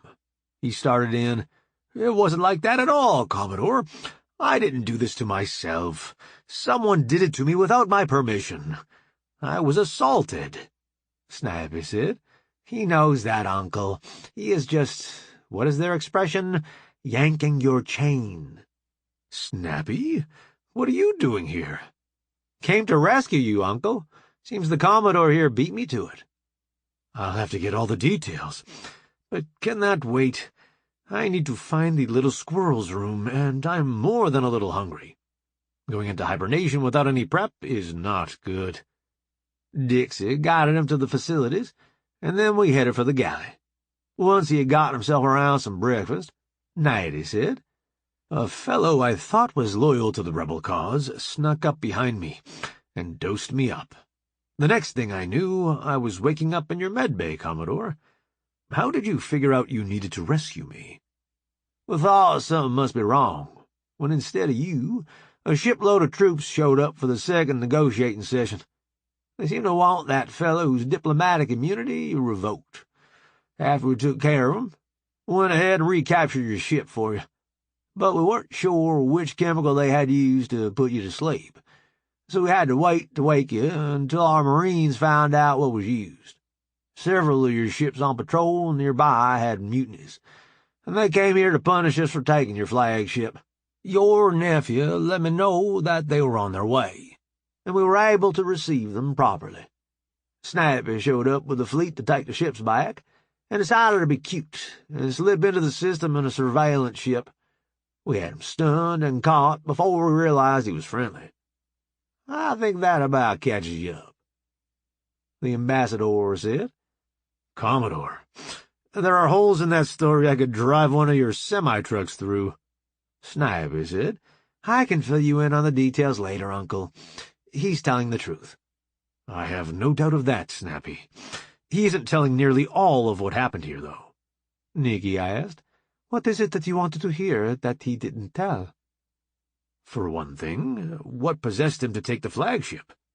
Nikki replied, one of the boarders claimed to have cut your throat. As soon as the boarders were stunned, he said, I want the ambassador or his remains on this ship ASAP. The Marines decided it was a good day for a boarding exercise. Natty looked at Snappy. They always make it sound so matter-of-fact, don't they? Yes, Uncle. Like boarding and taking over a ship of the Empire was something they did every day. I replied, not every day, but the walnut vendors seem to send ships fairly regularly. At least this time you sent some folks to fly 'em home. It seemed like people got upset when I showed up in orbit at Oak. Natty said, oh my, yes, they did. You caused more commotion than Oak has seen in years. I replied. It doesn't help any that only the bots who are flying know how to get there, does it? Nighty said. No one who has seen the way you work firsthand could ever believe that anyhow. You folks just don't like to believe a monkey, do you? I suppose not. Our entertainment is pretty biased against you, you know. I'm aware. Makes me wonder how much the walnut vendors have to pay for such a thorough propaganda operation. Snappy asked. You think the media is paid to put down monkeys? I doubt all of them are. More likely just a few trendsetters, and the rest of the herd follows along. Nighty said. Don't be troubled, Snappy. That is the way the monkeys think. They say, follow the money. When they begin to investigate almost anything, they believe if something happens that you don't understand, there is a reason, and that reason is most likely that someone is getting paid. Snappy said. That seems like a cynical way to look at life. Nighty said. It would be if they didn't get results with it. You have to remember, Snappy, even though the humans are people, they are most assuredly not people like us. Snappy replied. I'm beginning to understand that, I think. Waking up on the Cernan was a surprise. I asked. You'd rather we kept you asleep and dropped you off at Oak while broadcasting video of you talking in your sleep? Snappy looked stunned. He said, No, thank you. The way it happened was embarrassing enough without anything like that. Nikki said, He's just having fun. He wouldn't fly that far just for a joke. Snappy relaxed. Nighty said, You seem more playful today, Commodore. Why is that? Well, we've dealt with the old guard's reaction to the peace negotiations without hurting much of anybody. You're okay. I haven't worried. And I finally feel like I might be beginning to get a handle on how to talk to you folks and get what I want, without causing offense. Nighty asked. So, what is it you want? Right now, how about the formula for those slick little knives you folks carry? That scan like bone? That would save my armorer a week or two, figuring them out. While we're at it, throw in a training course on how you're able to throw 'em so well. You don't want some high-tech gadget? Engineering is already working full-time to figure out the last load of those you brought. I want to wait to dump more in their lap. Besides, I've never seen anything quite like that ceramic. I think it's probably pretty high-tech all on its own. Nighty looked at Snappy. I told you he was sharp. He has his engineers going through the trade goods I brought. Knowing his crew, they'll not only figure out how to duplicate the stuff, but figure out the principles that make it work. In a month or two, we'll be buying a better version from them. Snappy asked, Why are you so concerned about your armorer's time? We just got a new one. I'd rather start slowly, than put them on a big project right away. Nighty asked. Your armorer is a bot, correct? Yes. Why doesn't the old armorer just download the skills? The old one was human. Snappy said. Oh, I see. You suddenly acquired a lot more ships and had to spread out your available human crew. I looked at Nighty. He's smarter than he looks. Nighty replied. About have to be, wouldn't he? We laughed, but Snappy didn't appreciate the humor. He said, What did I ever do to you, Uncle? Well, let's see. There was that one time you ran your mouth to the cute female and lost me half the profit on my load. That was my first trip.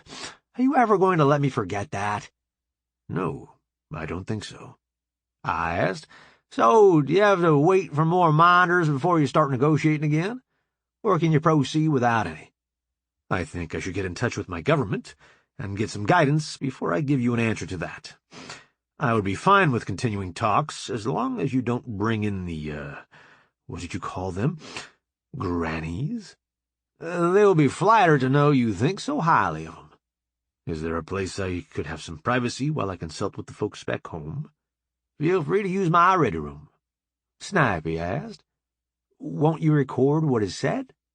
Not if you ask me not to. We often have meetings there that aren't recorded. I can give you temporary permissions with the AI to request as much privacy as you feel necessary. Snappy asked. How would you do that? I said, Gene, would you please tile the lodge in the ready room for the ambassador and refrain from recording whatever he says? Of course, boss. How soon will he need it? As soon as we can convince his nephew it is secure enough.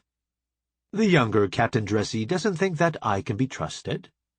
I think it's more along the line of he's seen too many things that he doesn't understand, and he's suffering from sensory overload.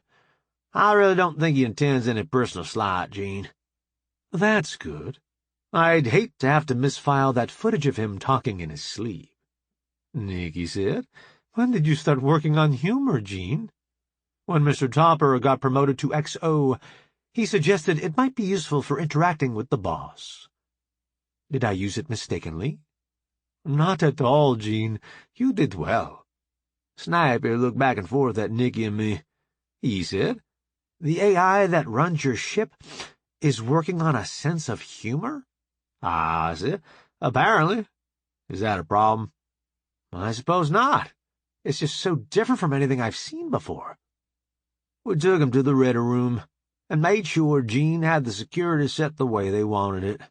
Nikki asked, What now, caveman? I was thinking of wandering down to engineering to see what Tiggy here has got up to with the squirrel tech.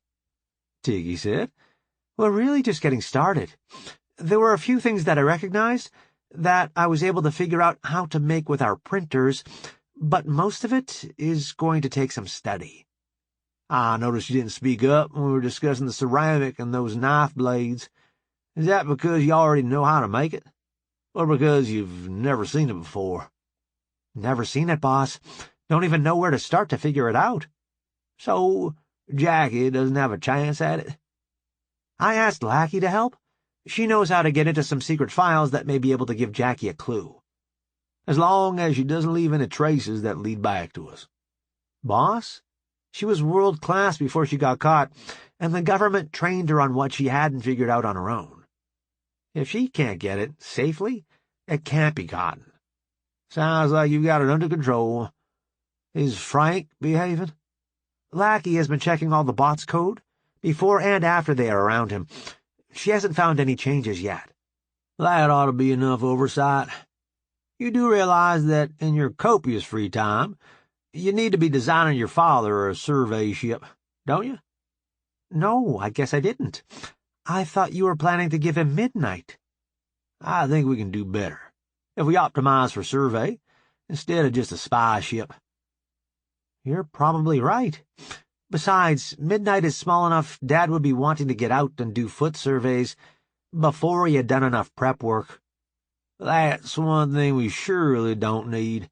Rescuing Fanilia was bad enough. I hate to think what kind of a mess your father could get into. Ricky said. I resemble that remark, boss. Hitting the culture pack, I see. Had to pass the time some way. Cooped up with Joshua, all the way back from Oak. Do you see anything I'm missing, negotiating with these guys? You do realize they need peace a lot worse than you do, don't you? How do you mean, Ricky?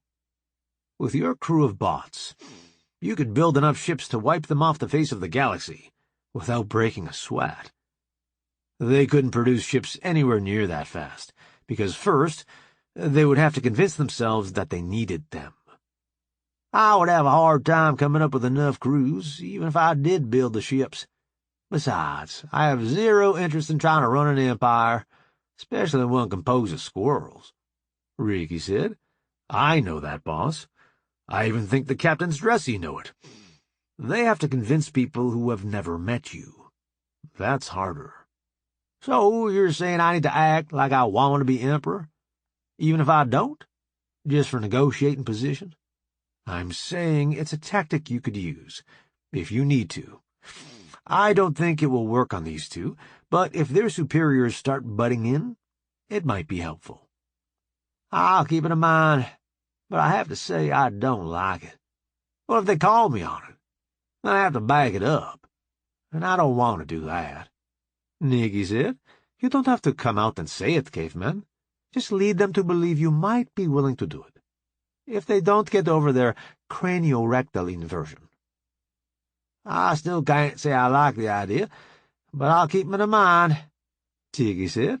Well, I'd better get back to work. She headed off to the transit. Ricky said. You're serious about building a ship for me to go exploring in, aren't you? I'd rather go myself, to tell you the truth, but too many people think they need me around. Nikki said. You're not getting out and feeding these two in the middle of the night that easy, caveman.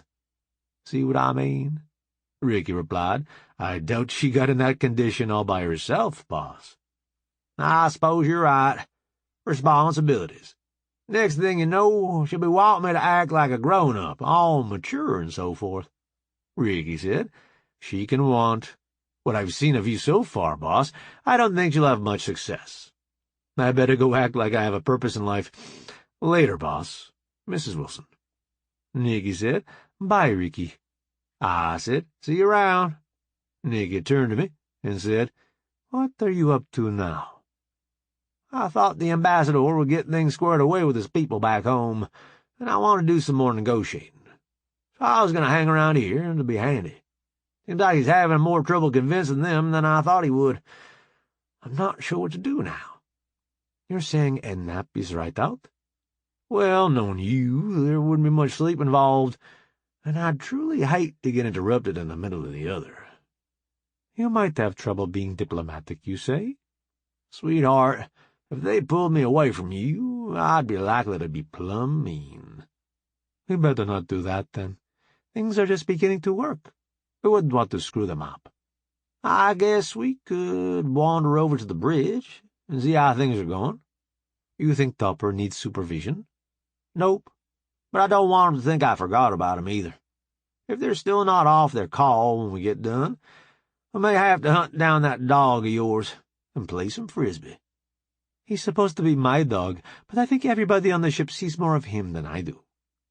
Jean can whistle him up whenever you want to see him, you know. I never remember that. It seems so weird. An AI calling the dog. Why is that? Snitz has been around us enough to know that Jean is our friend, and he should listen to him. How do you take all this in stride, caveman? I should be doing better than you. You're from a primitive planet, after all. That's my advantage. I don't have preconceived ideas about how all this should work, so whatever happens is good enough. Until I learn better. You're saying that I know more about how starships work, so I think that Jean should run like the ships I'm used to? I studied that for booby traps, and, not finding any, said, That's what I meant, even if I didn't quite get it said. Nikki replied, You mean you don't have to unlearn what you already know? So you're a step ahead? Yes. How is it that you can put my thoughts into words so much better than I can? Women are more verbal. Even your planet knows that. They heard that slam the next system over, Space Cadet. I'm just a poor, dumb hillbilly, ma'am. I didn't mean no harm. Who's printing your contacts all the way out there, caveman? I'll never tell. Let's go see if anything's happening on the bridge. Okay, but you know something is going to happen as soon as you hit that door, don't you? Would I be going if I didn't think so? Chapter 6. Saucy sang out, Commoner on the bridge, as we entered. I replied, As you were. Mr. Topper, is anyone conspiring to make our little chunk of the universe interesting today? Nice and quiet so far, boss. Charlie is making good progress getting the squirrel ships back where they belong. Any word from their fleet? Nope, not a thing. Not even calling a gripe about the condition of their prisoners? That seems odd. Squirrels usually don't lack for something to fuss about. Sue said, There goes Charlie with the last ship. I must have gotten a strange look on my face, because Nikki asked, What's wrong, caveman? I'm not sure. I just have a funny vibe. Nikki broke chain of command, but nobody seemed to mind. She called out, Topper, jump this ship. Saucy, send orders to all the ships in the vicinity to do likewise. We need to be farther away from the Squirrel flagship. Right frigging now. I asked. What are you thinking, Spice Cadet? I'm thinking if that fleet isn't communicating, they could be getting ready for another assault. Those ships had sensors running, so they could know where our ships were and be able to jump in and ambush us. I said. Saucy, give me Commodore Sloan. Dingus said. Are you ready for us to come back, boss? Not yet. The squirrels aren't communicating, and Nikki thinks that could be a bad sign. If you detect ships coming this way, be ready to jump in behind them and mess up their day. Understood, Bob. You really think these idiots will take another poke at you? I don't think we can afford to rule out the possibility. Do you? No, I do not, given the way they act in general. Is the ambassador safe? He's in my ready room. If that's not safe, we've got bigger problems. Ain't that the truth? Any idea how long we'll need to stay on alert? Once Charlie is back, I'll call him and see how they sound. We'll go from there. Understood. Talk to you when you have more answers. Later, Dingus. We waited for Charlie. Topper said, "This is as long as he has taken to get back. I would have to say he is overdue, boss." Saucy called out, "Text from Commodore Sloan. Fleet spotted. Following." I said, "Good catch, sweetheart. Tex, are your party favors ready?" "Yes, boss. You want to kill their drives and stun them, like usual?" "We'll start out that way, at least. As many ships as they're coming in with, I don't know if we'll be able to keep it that peaceful. Ruth, are you ready to build a Death Blossom when they come out of FTL?" "On it, boss. I've got some extra processing power tied in, so we can start jumping quicker." "Good idea. Sue, do you have any prediction on how soon they will show up?" "I don't have any trace yet, so they aren't very close. I'll sing out when I see them." "Good enough." Topper said, "Your ship, boss. You better get strapped in." I looked at him. "I did take over without protocol, didn't I? I should report me to myself or something." Topper said, "I thought Mrs. Wilson was in charge of your discipline." "You don't have to get mean about it, Topper." Nikki piped up, "Don't worry, Topper. He'll pay." A minute or so passed, and Sue said, "Here they come, boss." The bridge suddenly got quiet. We all knew this was going to be our hardest fight yet. Saucy said, "Charlie is aboard, boss. He wants to know if you need anything before he heads back. Tell him to head to Med Bay and annoy Rhonda till the battle is over." He says, "On it, Uncle Commodore." "Is that proper address, boss?" "About as proper as you're likely to get out of Charlie." It wasn't long before Sue said, "They're emerging now, boss."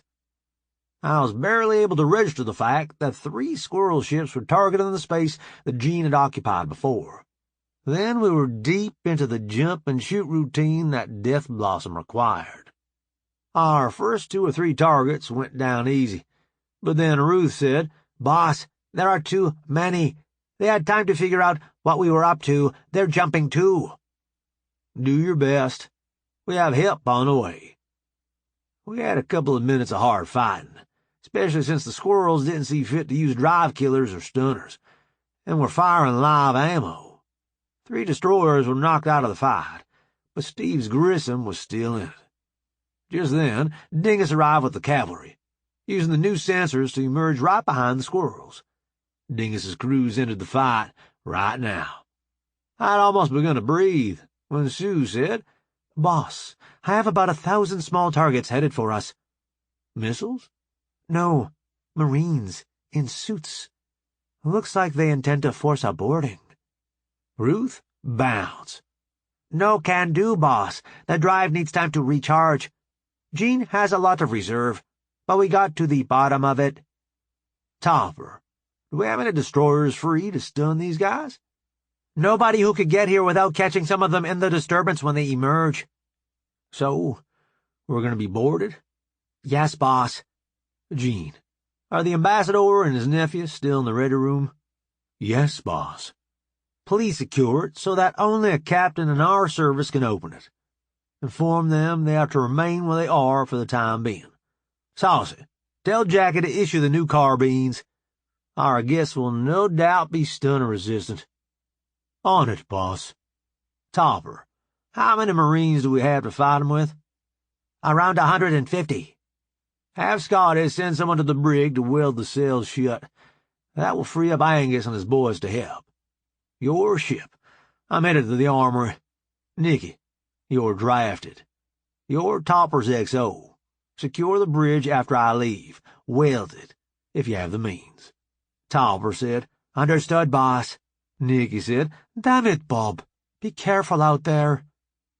Jean gave me priority and dumped me out at the armory. Jackie had drafted Bone and Jasmine to help distribute weapons. Charlie came running up when I came out of the transit. Uncle Bob, can I help? Jackie said she wouldn't give me a weapon without your okay. You're as good a shot as most of us. Just don't go getting shot. I don't want to have to tell your grandpa you got your silly hind end killed. You know how to handle an AR? Some dopers put their grow patch too close to Squatchland last year, before Grandpa got bad sick. They dropped one on their way out, and Grandpa taught me to use it. We had to sell it for doctor bills, though. I patted him on the shoulder. If your grandpa thinks you know how, then I do too. We got in line. Pete saw us and came over. What are you doing here, boss? Ain't much to be done from the bridge right now. Figured I'd come down and lend a hand. I'm not crazy about that idea, boss, but I suppose there ain't much to be done about it, is there? Couldn't go back to the bridge if I wanted to. Told him to will it shut behind me. What about your buddy? He was trained by one of the best. I wouldn't challenge him to a shooting match if I was you. Combat is different from the range, boss. He's seen enough to know what's what. Okay, boss. I'm just trying to figure out what I'm going to say to your wife when you get your fool hiney shot clean off. Tell her I was your boss, and I gave you an order. If you're going to be that way about it, we do have a place you could do some good. We figure we can hold them for a while, but they're going to break through somewhere eventually. Andre wants to let them break through at a place of our choosing, while fighting hard enough to make them think it was their idea.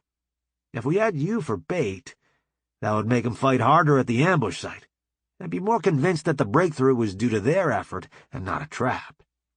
I wasn't crazy about being the bait in their trap, that's for sure. But if it would help sell it, I was game. Charlie had gotten our gear while I was talking with Pete. He asked, Where are we headed, Uncle? Pete was about to tell me. Pete downloaded the location of my watch, and we were on our way, looking out for any early arrivals. Abe met us. Boss, I don't like this any better than Pete, but if you're bound and determined, over here is where we need you. Try to be seen, without being shot, if you can manage that. You sure your helper there is good to go? If he was going to let me down, he's already had plenty of opportunity. Can't say I've ever seen him in this particular kind of fight, but he says he's okay, and I trust him. All right, you're the boss. I was thinking about putting you right about there. Plenty of cover, but when you stand up to shoot, they'll be able to tell it's you. I looked at the place he was talking about. It looked easy to defend, and there was a place Charlie could snipe from. I said, looks good to me. Where's our route out of here? If something goes sideways. Abe showed me a couple of routes out of the bay that would let us stay out of the line of fire. I asked, so, what is the plan? We have our Marines and Angus's boys, spread out at all the likely boarding points, with a reserve, if they do something we don't expect. This bay is a little more heavily protected than most of the others, but it doesn't look that way. We intend to give way here, and hold a line everywhere else. That should get them to divert their resources here in hopes of taking the ship. That will let us move some Marines here from the other parts of the ship, reinforcing our position. You're going to use the transits like Paris taxis? Abe thought a moment, looking up the reference. Exactly. Do you have anything to add? Sounds to me like you've got it under control, Abe. Thanks for the good work. I better let you get back to it. We'll get settled in. How long till the excitement starts? About 3 minutes, boss. I wanted to minimize casualties among the squirrels, but I knew we didn't have enough fighters to be able to do anything about that. We had to survive, before we could worry about anything else. Charlie got settled into a place he could snipe from, and I found a good spot. The squirrels didn't bother to hit everywhere at once, so we got word they were venting compartments before they did it to ours. It gave us a chance to pull up our hoods and find handholds for when the air rushed out. As soon as the compartment was blown out, they started coming through the gap. We made them pay, but eventually they managed to get a few people into the ship. If this was Abe's idea of a fight retreat, I hate to see him trying to hold a position. I managed to show myself a few times without getting my fool head shot off. I could tell some of the squirrels recognized me, because they started trying to get to me. Supposedly, there were only 1,000 squirrels, but it seemed like 3 or 4 times that many, just in our bay. I hoped the other bays were holding, but I was too busy to find out. Slowly at first, and then more often. More squirrels showed up to our fight. Abe was careful not to nail too many of them as they came in, even though that wouldn't have been that hard. Finally, they stopped coming in, and then things began to happen. First, a patch made its way over the hole they had come in through. None of the maintenance bots carrying it was careless enough to expose itself to enemy fire. Soon, red spots were evident, where they were welding it into place. As soon as Abe was sure that the squirrels couldn't get out of the bay, he turned loose his reserves. They took a terrible toll on the squirrels. Very few were willing to surrender. In the end, we won, but it took an awful effort. Bots were down, all over the bay. I looked at Charlie and noticed his arm was bleeding. I said, "I thought you weren't going to get hurt." He pointed at my leg and said, "I thought you weren't either." I looked down and saw that I was losing some blood from my leg. I got out a field dressing and started to work on it. Charlie said, "Let me, and then you can do my arm." He patched me up, and I got his arm in shape. Abe came walking up. "Boss, we have 10 prisoners. 5 of them need to go to medbay. The rest fought to the end." "How many of our boys need to go see Scotty?" 37. As soon as they get that patch pressure tight, we'll start moving people out. What should we do with the bodies?" "Is there any place we can put them in cold storage? I don't want to just space them." "Yes, boss. There is a place." "You mind if I ask why?" "We had to kill them, but we can at least treat them with respect. I'm trying to get the point across to these hardheads that we are people too." Abe said, "A noble goal, but what we've seen so far doesn't make it seem that achievable." "I know that. You have any suggestions on how to get the point across?" "No, boss.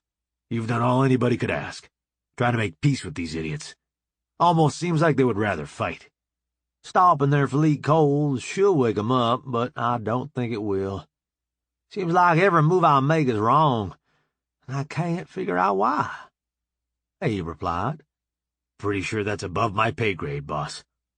"Lucky you."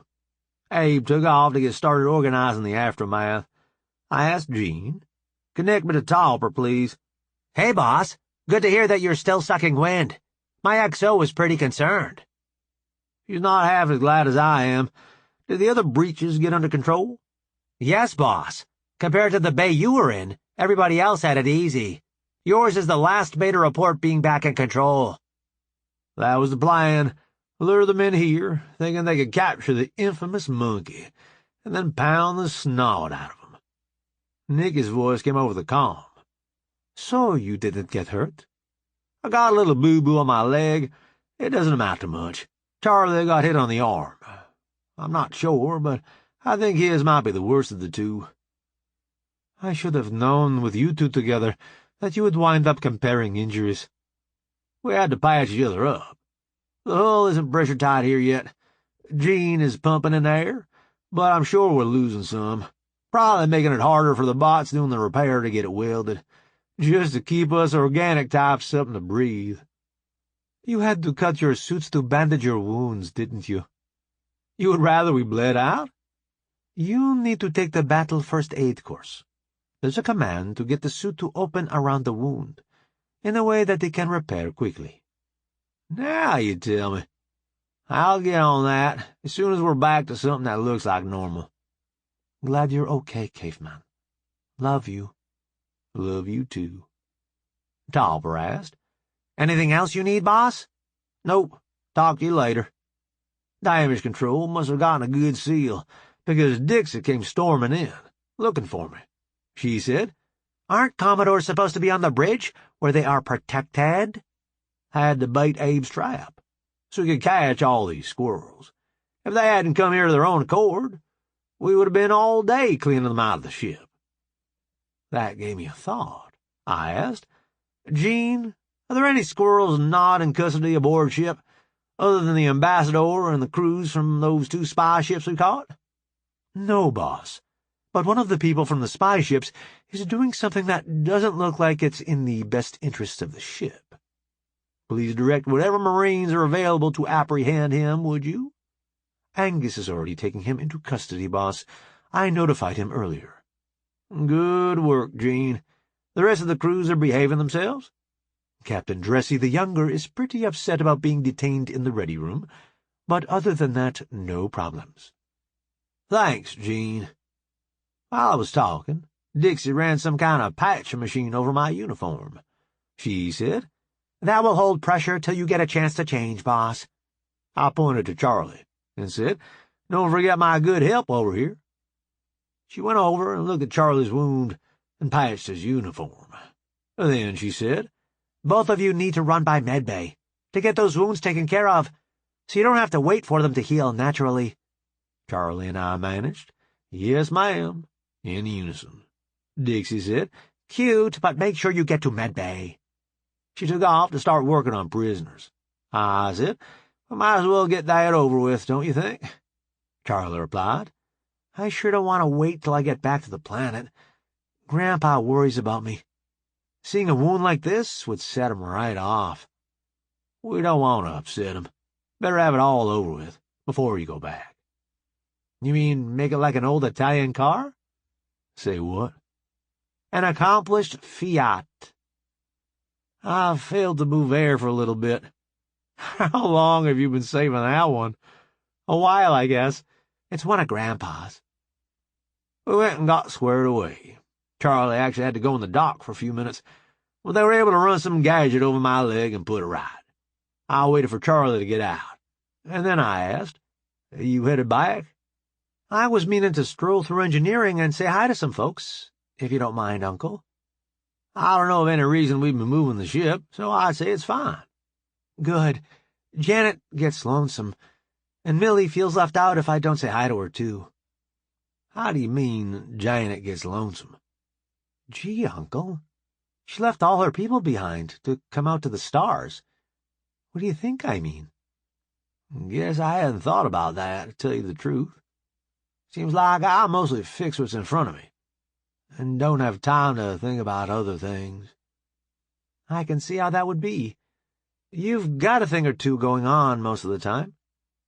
I do, but that ain't no excuse for not paying attention. I thought Janet was doing better, now that she has Alice. She is a lot better, but she could still use some folks, you know? You mean like parents? Yes, sir. I can see how you might think she's all grown up and can take care of herself, but she still isn't quite ready to be on her own. I guess I understand better, 'cause I thought I was going to be in that boat when Grandpa died. You're saying she needs herself some parents? I am. She gets all misty when she talks about you and Mrs. Wilson taking her in, when she was having trouble sleeping. Hang on a second. You're trying to get me to talk Nikki into adopting her, ain't you? Busted, I am. You're about the right height, and after you tried to scam me, I surely wouldn't enjoy painting you green and stretching your ears there, Yoda. Catch me, you won't. You're probably right about that. You could do a lot worse, you know. She's smart, and for the most part, she's a good kid. For the most part? She like to broke my arm once when I patted her on the shoulder.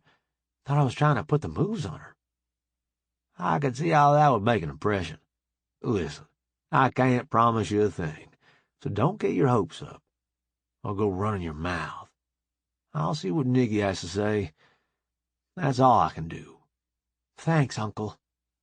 Can you do me one more favor? Don't tell your grandpa I got you in a firefight. Right on the first guess. Do you really think I'll want the talking to that I'm going to get when he finds out? I see your point. It's in your best interest to keep quiet about it, ain't it? Surely is. If you ask me straight out, I ain't gonna lie for you, though. Fair enough. I better get going. You guys coming down for supper any time soon? Lordy, I hope. These squirrels are driving me up the wall. Good luck with that. He headed for engineering. I grabbed a transit and headed for the ready room. I knew that I was in for a chewing, but I hoped I could smooth things over. When I got there, I said, "Let 'em out, Gene." Mrs. Wilson had Captain Sloane get me to do that as soon as the ship was clear of boarders, boss. They are down in the galley, having some lunch. I looked over at the door to the bridge, where I could see the remnants of the welds that had held the door shut. Scotty's crew had just done enough to get the door open. I assumed they would be back later to get it back to its previous condition. I got back on the transit and headed for the galley. Stella asked when I went in, "What would you like to eat, Commodore?" I hadn't realized I was hungry. Until she asked. I said, "Just bring me the special, if you would." "Of course, boss. Unsweet tea?" "Please." I found Nikki talking to the two squirrels. She said, "Topper said he didn't need me on the bridge once the battle was over, so I came down here to keep these two company till you got back. Were you in a hurry, or why didn't you go by the cabin and clean up?" "Mainly because your husband is an idiot, dear. You mind if I have a bite to eat before I take care of that?" "You're already here. Have a seat." I looked at our visitors. "Sorry for my appearance. I didn't realize that Nikki had gotten you out, and I was rushing to open the door for you." The ambassador said, "Snappy and I were fine, Commodore. No need to hurry on our account. Gene gave us a good view of the whole thing." "I regret not being able to capture more of your people. The boarding troops were stunner resistant, so we didn't have that as an option." "I understand, Commodore. Tell me, is it common practice for an officer of your rank to lead the resistance to a boarding?" "Not at all, Ambassador. My Marines were convinced that with no more people than we had to resist, the boarders would break through eventually. They decided on a plan of appearing to fall back in a place of our choosing, so that we could ambush and overcome the majority of the force. When I went to help, we all decided I would make good bait to get them to concentrate in one place. Once they were all in, Scotty's team patched the hole they came in through, and from there it was just a matter of making sure that we won the fight." Snappy said, "You make it sound so matter-of-fact. We saw you get wounded and keep right on fighting." "To tell you the truth, I didn't know I'd been hurt until Charlie pointed it out to me." "Your young friend, you mean?" "Yes." "How did he come to be a part of the battle?" "He was at the armory, begging for a weapon, when I got there. I figured he was safer with me than scrounging a weapon and going off on his own." Ambassador Natty said, "Keep him close so you keep an eye on him?" "Yes, sir. That boy could find all kinds of trouble left on his own." Nikki asked, "Where is he? Still in Med Bay?" "Nope. Chasing ladies down in engineering is where he said he was going." "He's changed, since he doesn't have as much responsibility." "For the better, I think." The ambassador asked, "I thought young ones in your society took more responsibility as they got older, not less." I replied, "Charlie's grandfather was very sick, and Charlie had no one to lean on but himself. He was taking care of the two of them when he found us. Things have gotten better for the two of them since the grandpa went in the auto dock." "I can see how that would be a burden for a young boy." I said, "I do hate to spoil this fine conversation, but I do need to go over some things with the ambassador."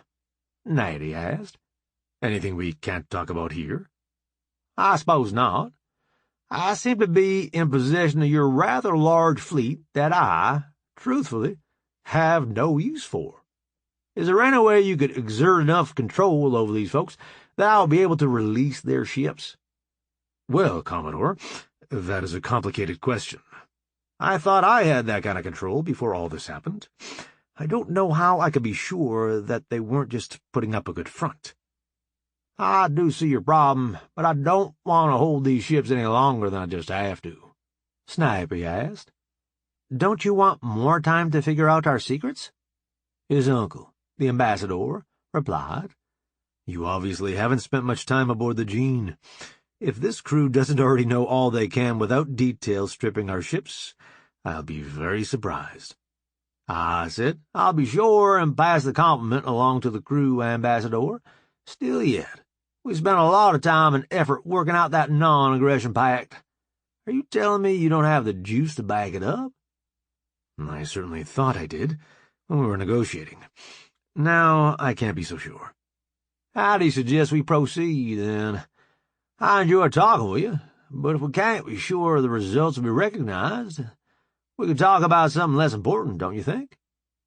I'm not sure I understand, Commodore. Nikki said.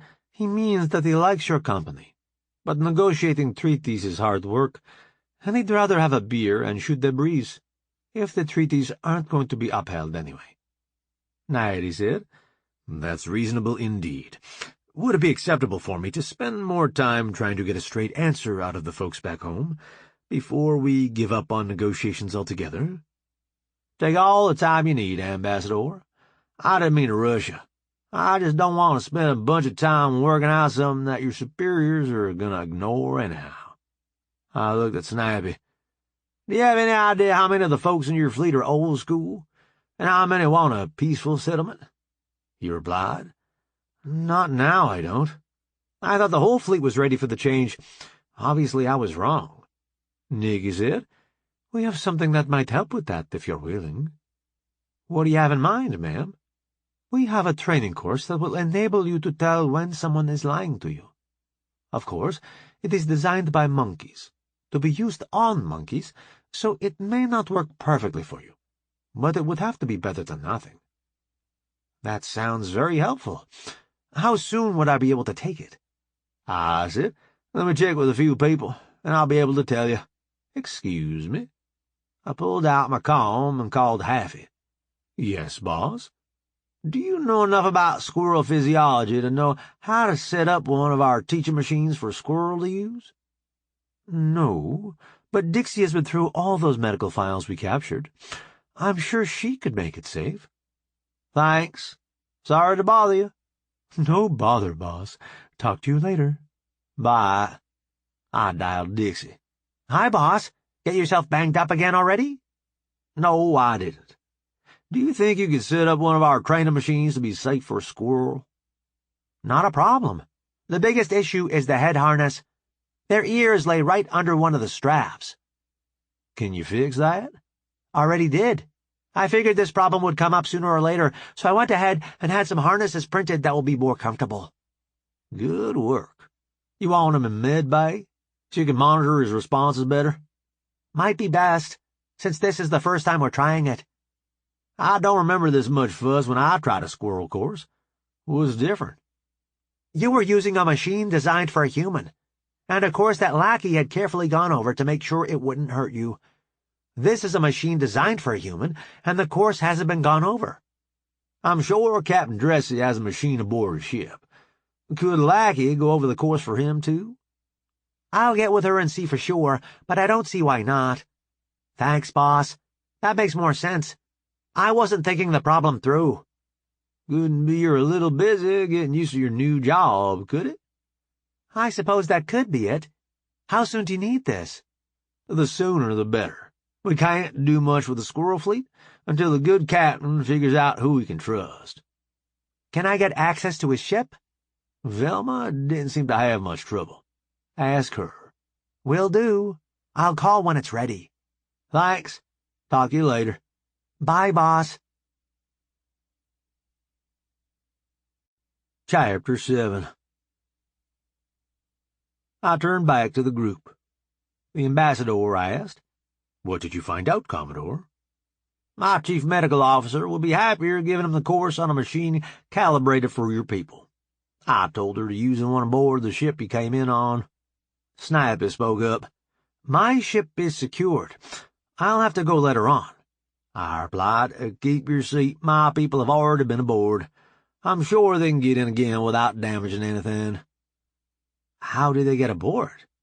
I honestly don't know, Captain.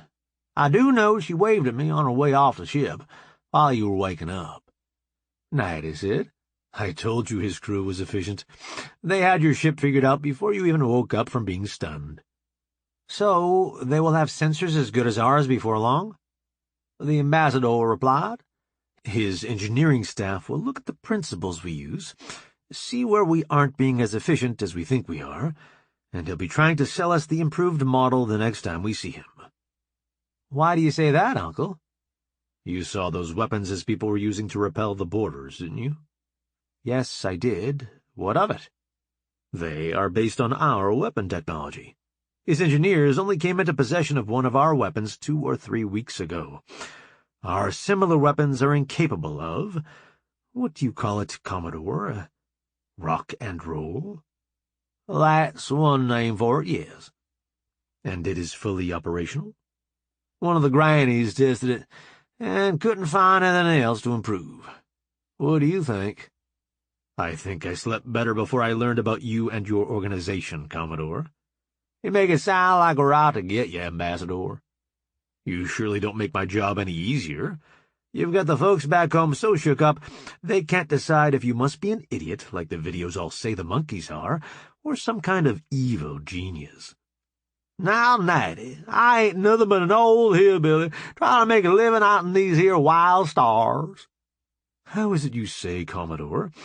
I was born at night, but it wasn't last night. I looked at Nikki, all hang-dog. You don't believe me, darling? What should I do? Nikki said. Give him points for being smarter than the average kumquat, and go on. The ambassador laughed. She has you figured out, Commodore. And yet she stays around. I don't understand at all. Natty replied. Just thank your lucky stars, I think. That's probably for the best. Back to the problems at hand, though. I don't think there are enough outhouses on the planet to keep all these prisoners busy shoveling. Even if there were, we would have to print out shovels small enough for them to use. The locals are okay with making a few, but this many would be more than they would want to mess with. Snappy asked. You would send the fleet to shovel outhouses? It's what we have been doing with the prisoners we catch. Do you have a better solution? It keeps them out of trouble, and gets the point across that they might not want to return with bad intent. Besides, the locals tend to make an impression on people they don't like. Nikki said. That they do. I've yet to understand why some of my people thought it would be a good idea to use them for slave labor. Snappy asked. Slave labor? Your government allows that? Nikki replied. No, they don't, but the slavers had enough friends in high places that they got away with it. The ambassador asked. I notice you said had. Have things changed? They have. Bob helped the patrol figure out where the slavers' base was. They went in and cleaned it out. Of course, the fact that the planet now has a constant fighter patrol helps, too. Do you supply that? I said, we supply the fighters and the training, but Morningflower and her people fly all the patrols. Snappy asked. You mean you trained the locals to be pilots? Nikki said. Morningflower asked, after she saw me fly. Turns out she's one of the best organic pilots we know. Snappy asked. You mean as good as a human? Better than most. Ruth and Ace are better than anybody made out of meat is ever going to be. Even me, as much as it hurts to admit it. I said, I think you're still smoother at catching tumbling ships than Ruth, hon. That would be about the only thing. Snappy said. You not only let the bots fly, but you admit they are better than you? I said, it isn't a matter of admitting it, it's just the plain facts, Snappy.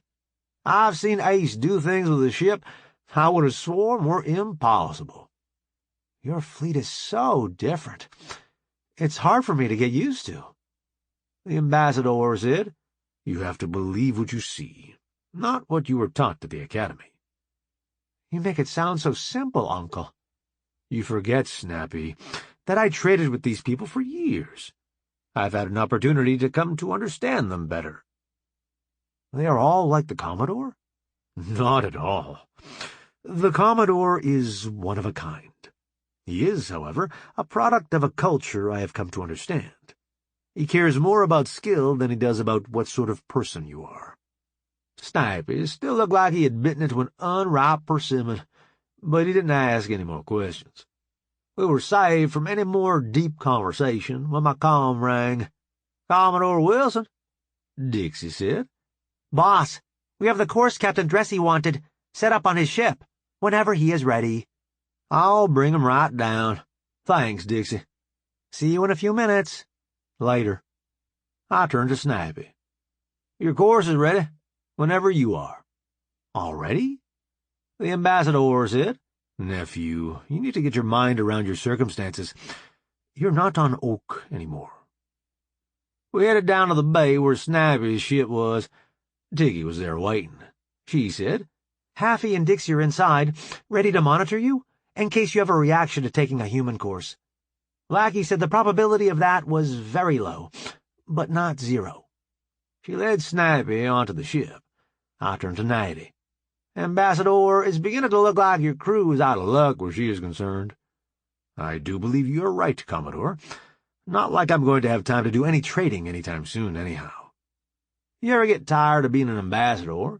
You could always come to work for Bob's, running walnuts into squirrel space." "I can't even think that way, Commodore. Conflict of interest, don't you know?" "Didn't mean to put you in a bind.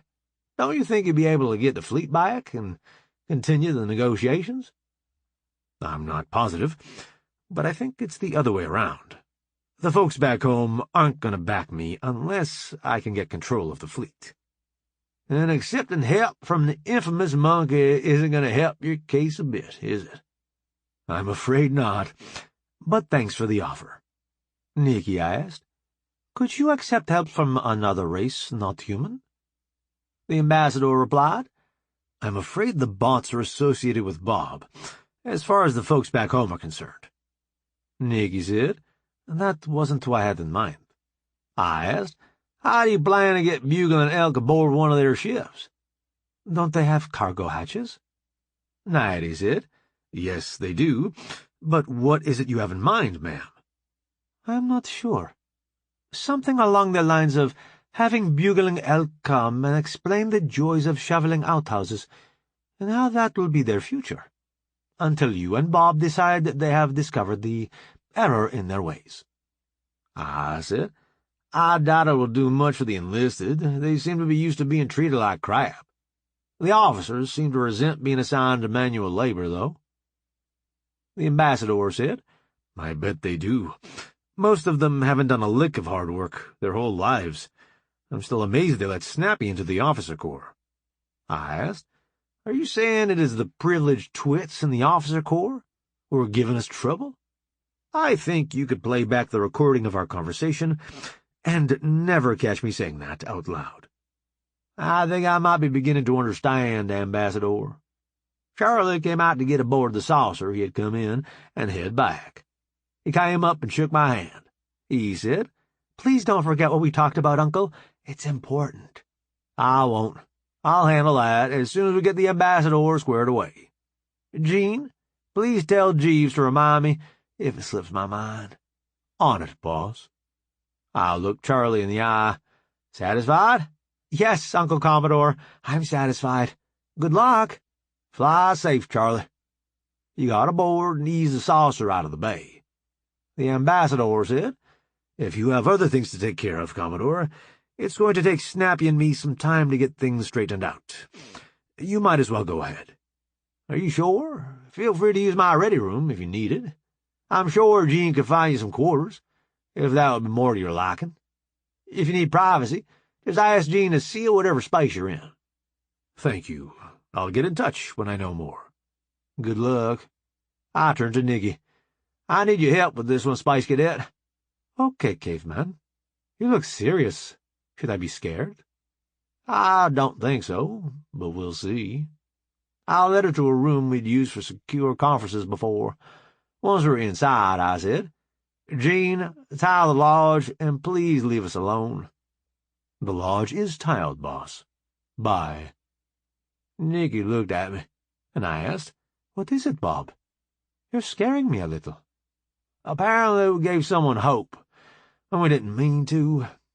Janet is out here among the stars, with no family. Charlie says she needs some folks, and she speaks fondly of the time she spent in our cabin. He thinks we should adopt her. I told him I would talk to you about it, but I wouldn't promise him anything. How bad did I screw up?" The seriousness on her face melted, and she hugged me. She said, "We can't be doing that all in one bed stuff all the time, though.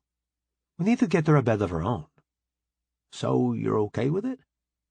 "I almost brought it up when she was staying with us, but you didn't seem like you were thinking that way, so I held my tongue." "The thought never crossed my mind, to be truthful. I just thought she needed a little help to get over a rough patch. I figured she was wanting to get back on her own 2 feet. You hillbillies and your independence. Everybody needs someone to lean on. Even you, caveman."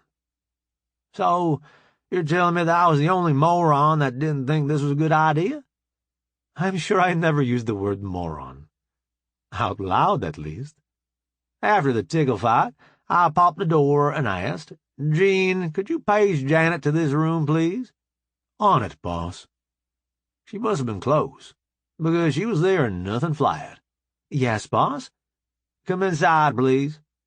After we closed the door, I asked, "Jean, resume privacy, please." "Bye, boss." Janet asked, "What did I do wrong, boss? Are you putting me ashore?"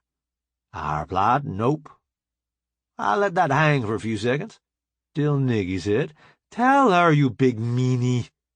I said, "It has been brought to my attention that you are out here in the black, without any family to depend on. It was even suggested that perhaps Mrs. Wilson and I should adopt you, since you did so well while you were staying with us. Is that something you would be interested in?" Again with a surprise hug. When she settled down enough to talk, she said, "Of course, silly. You are going to get me my own bed so I'm not in the way all the time, aren't you?" "I'll get Jeeves right on that." Nikki asked, "So, how do we go about this?" I replied, "I don't know. I'm the boss of this outfit, right?" "Yep," in stereo. "Master of a stateless vessel, right?" That too. More stereo. "Hang on one." I went and opened the door. "Jean, give me public address to the fleet, if you would." "You're on with the fleet, boss." "This is Commodore Wilson. Let it be known that from this time forward, Janet, of the engineering department on the Jean Cernan, is the adopted daughter of me and Mrs. Wilson. Anyone who has a problem with that is welcome to meet me in the gym for a vigorous discussion. Commodore Wilson out." I turned to my 2 ladies. "That work?" Double hug this time. Janet said, "Thanks. You two don't know how much this means to me." Nikki said, "Sorry we didn't figure out what you were needing sooner. I've been preoccupied with Becky and Gus, and, well, he's male. You would have had to hit him with the brick to get his attention." "How did you figure it out?" I looked at Nikki. She said, "That's your decision, caveman." I said, "I'm not sure I should tell you how I found out. I'll check into it and let you know." Janet looked at me and said, "I may not have had that fancy cold-reading course, but I know enough to smell BS. Charlie said something, didn't he?" I replied, "One thing you need to learn if you're going to be a member of this family.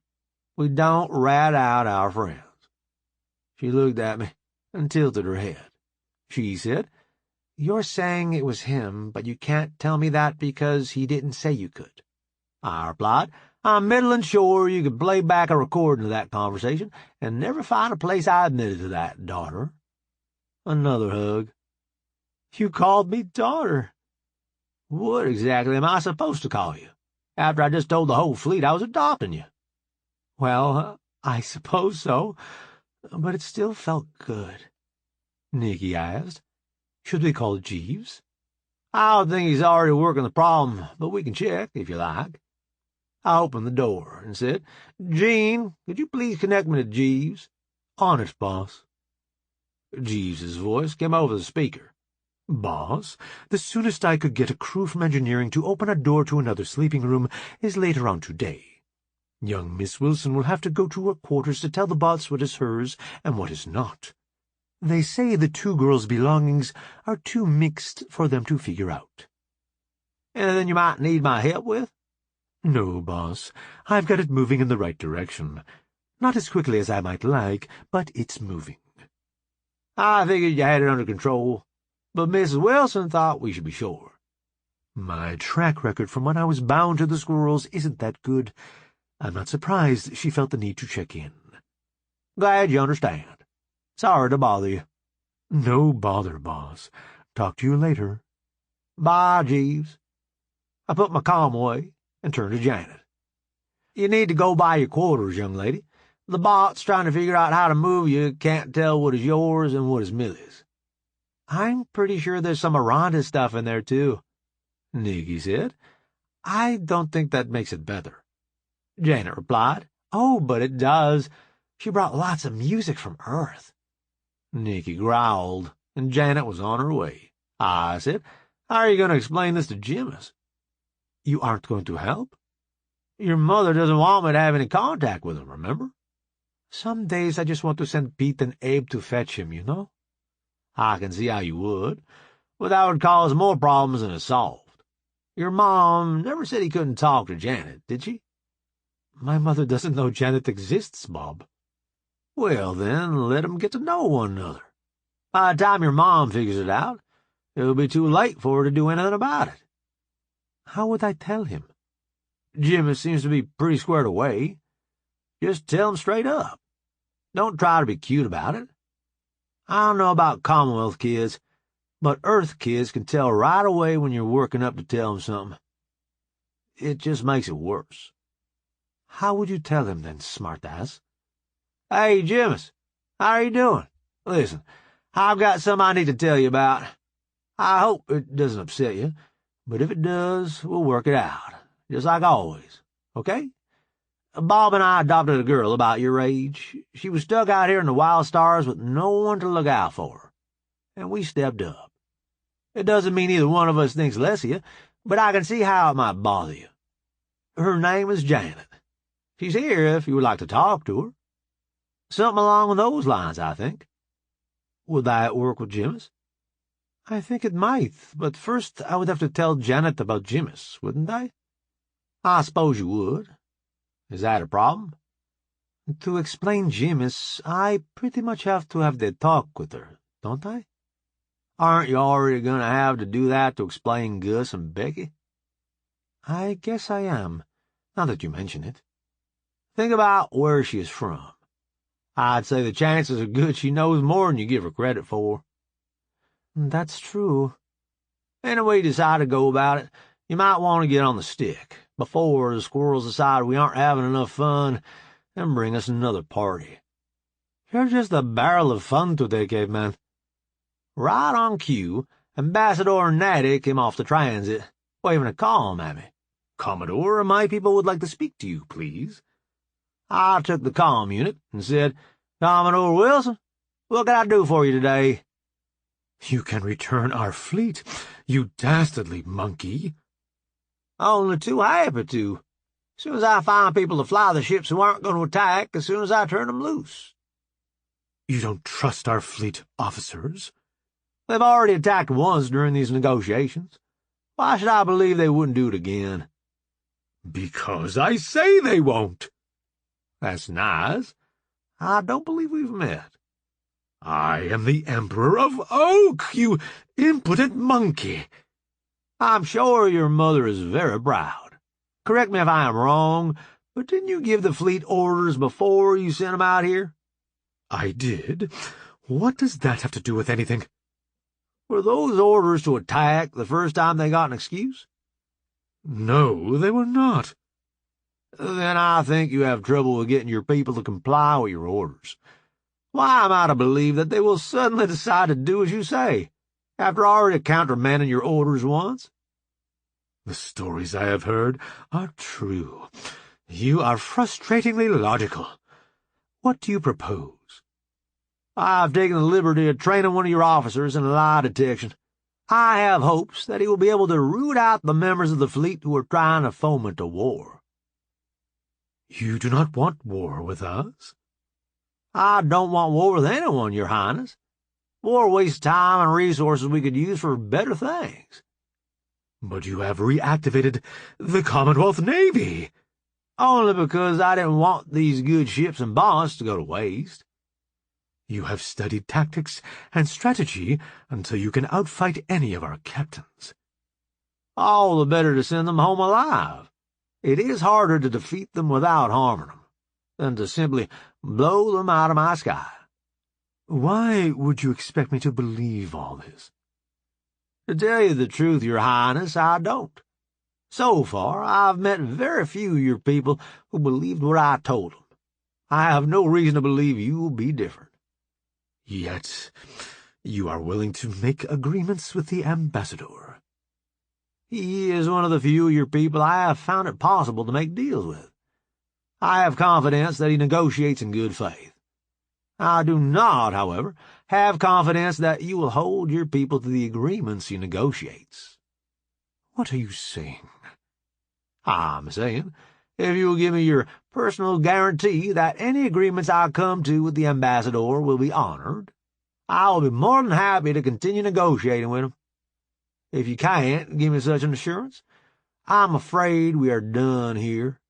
Be advised, I will try to hire your ambassador into my company, if that is the case.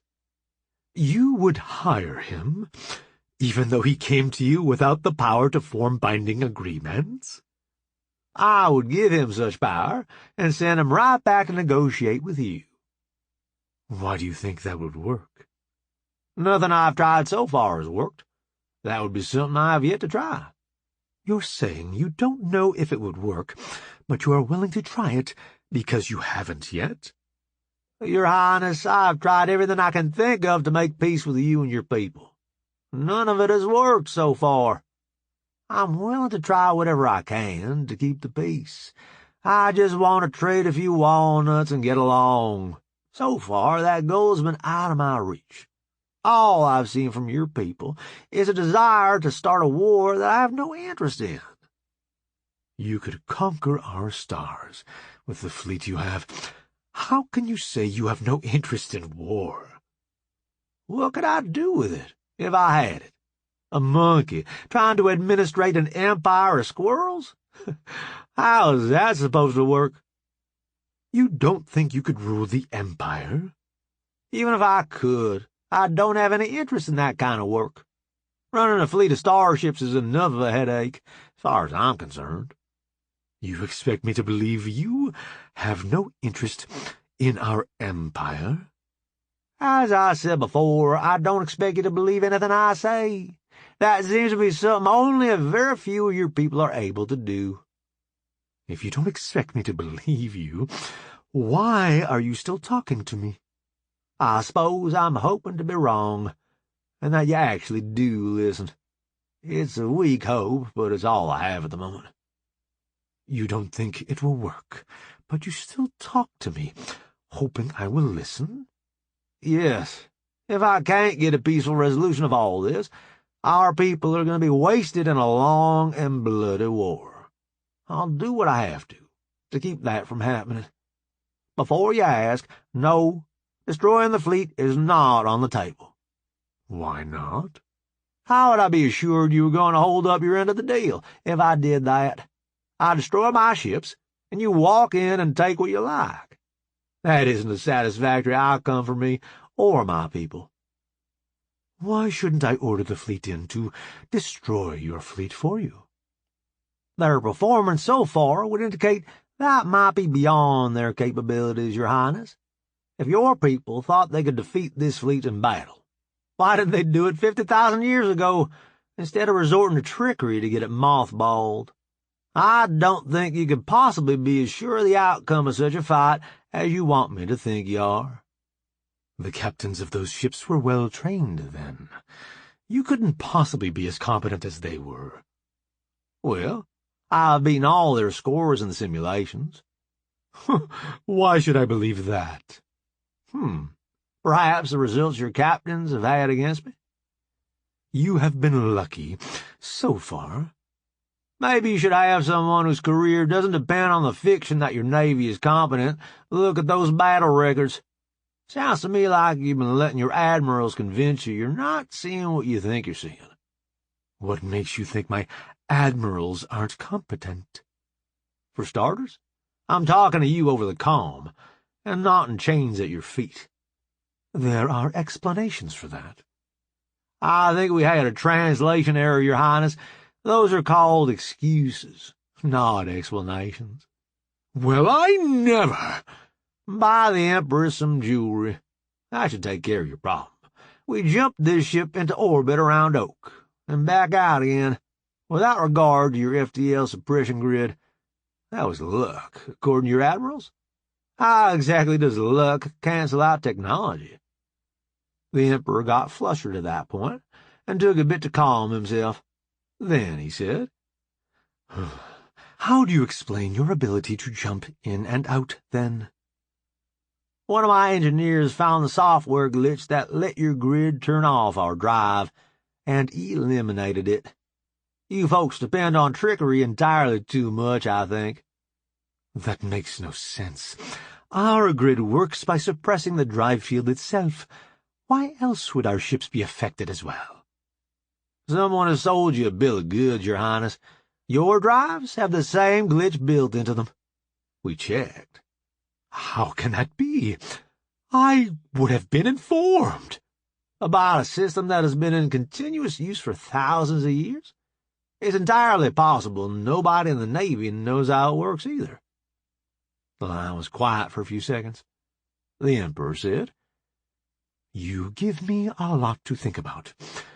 Would you be amenable to talking again, after I have time to check some of the things you have said? That sounds fine. Thanks for speaking with me, Your Highness. Have a good day, Commodore. I handed the comm back to Natty. What do you think, Ambassador? Will I get a call back, or another fleet to capture? To tell you the truth, Bob, I don't know the Emperor well enough to say. I certainly never heard anyone speak to him the way you did. I thought I needed to speak with him as an equal, or he would get the idea that I thought I was subservient to him. You're learning this fast, Bob. I hope that was the right line to take. Me too. Some days I want to get back to doing something I understand, instead of having to make things up as I go along.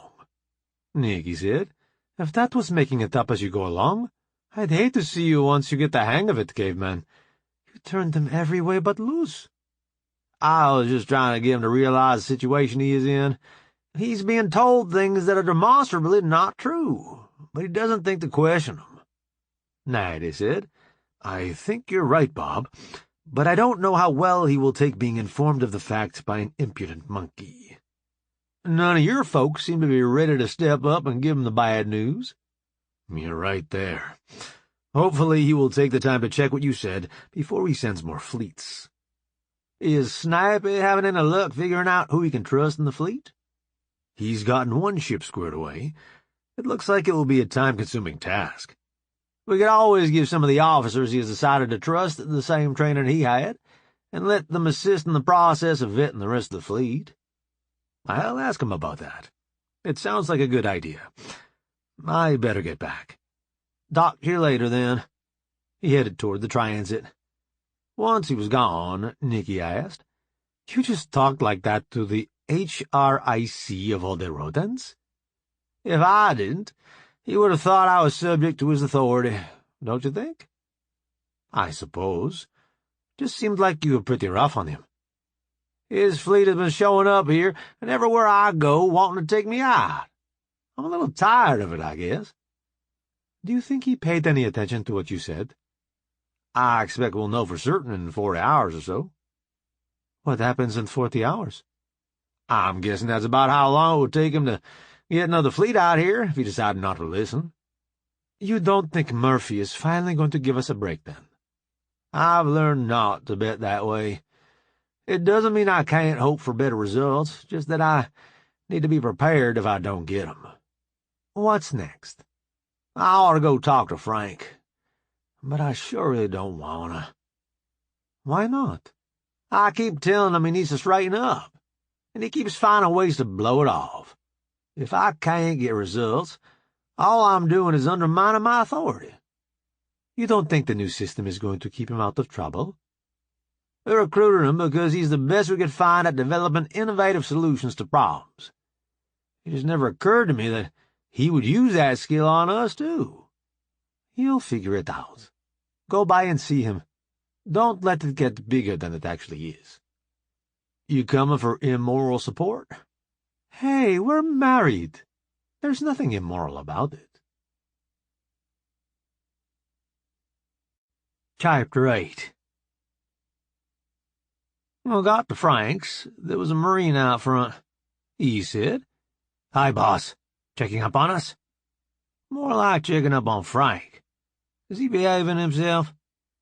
"Miss Whitty hasn't found any problems on her after-shift checks."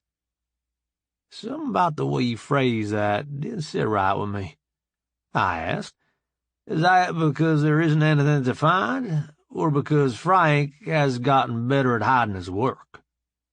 The boss stuttered a little as he said, "Because there was nothing to find at that time, boss." I shouted, "Frank, get your bony butt out of here!" Ciulla came out and said, "He's sleeping, boss." "Bullshit!" I went in and found him working. I said, "You can undo whatever you've done to these bots and report to the brig, or I can stun you till your ears smoke and drag you to the brig. Your choice." I saw the Marine raising his stunner, but I managed to get mine up and stun Frank first. The Marine froze with his stunner halfway raised and locked up. I found some flex cuffs on his belt and hooked Frank up. Ciulla said, "Sorry, boss." She tried to raise a stunner to point at me, but she froze as well. I took out my knife and cut a piece out of a pillowcase to gag Frank with. I didn't know if he had some verbal commands stored, but I didn't see any need to risk it. I said, "Gene, get Scotty and Lackey down here ass-ape." "On their way, boss." "Connect me to Mornflower, please." "Hi, Bob. Are you coming to supper? Voice of the Mountain would really like for you to make chili. He wants to be one of the people of the wind." "Not today. I want Walking Skunk to be one of the people of the wind, too." "No, Bob. He is not Walking Skunk anymore.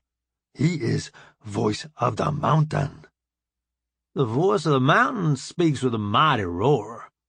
"He will after your chili." "Could you do me a favor?"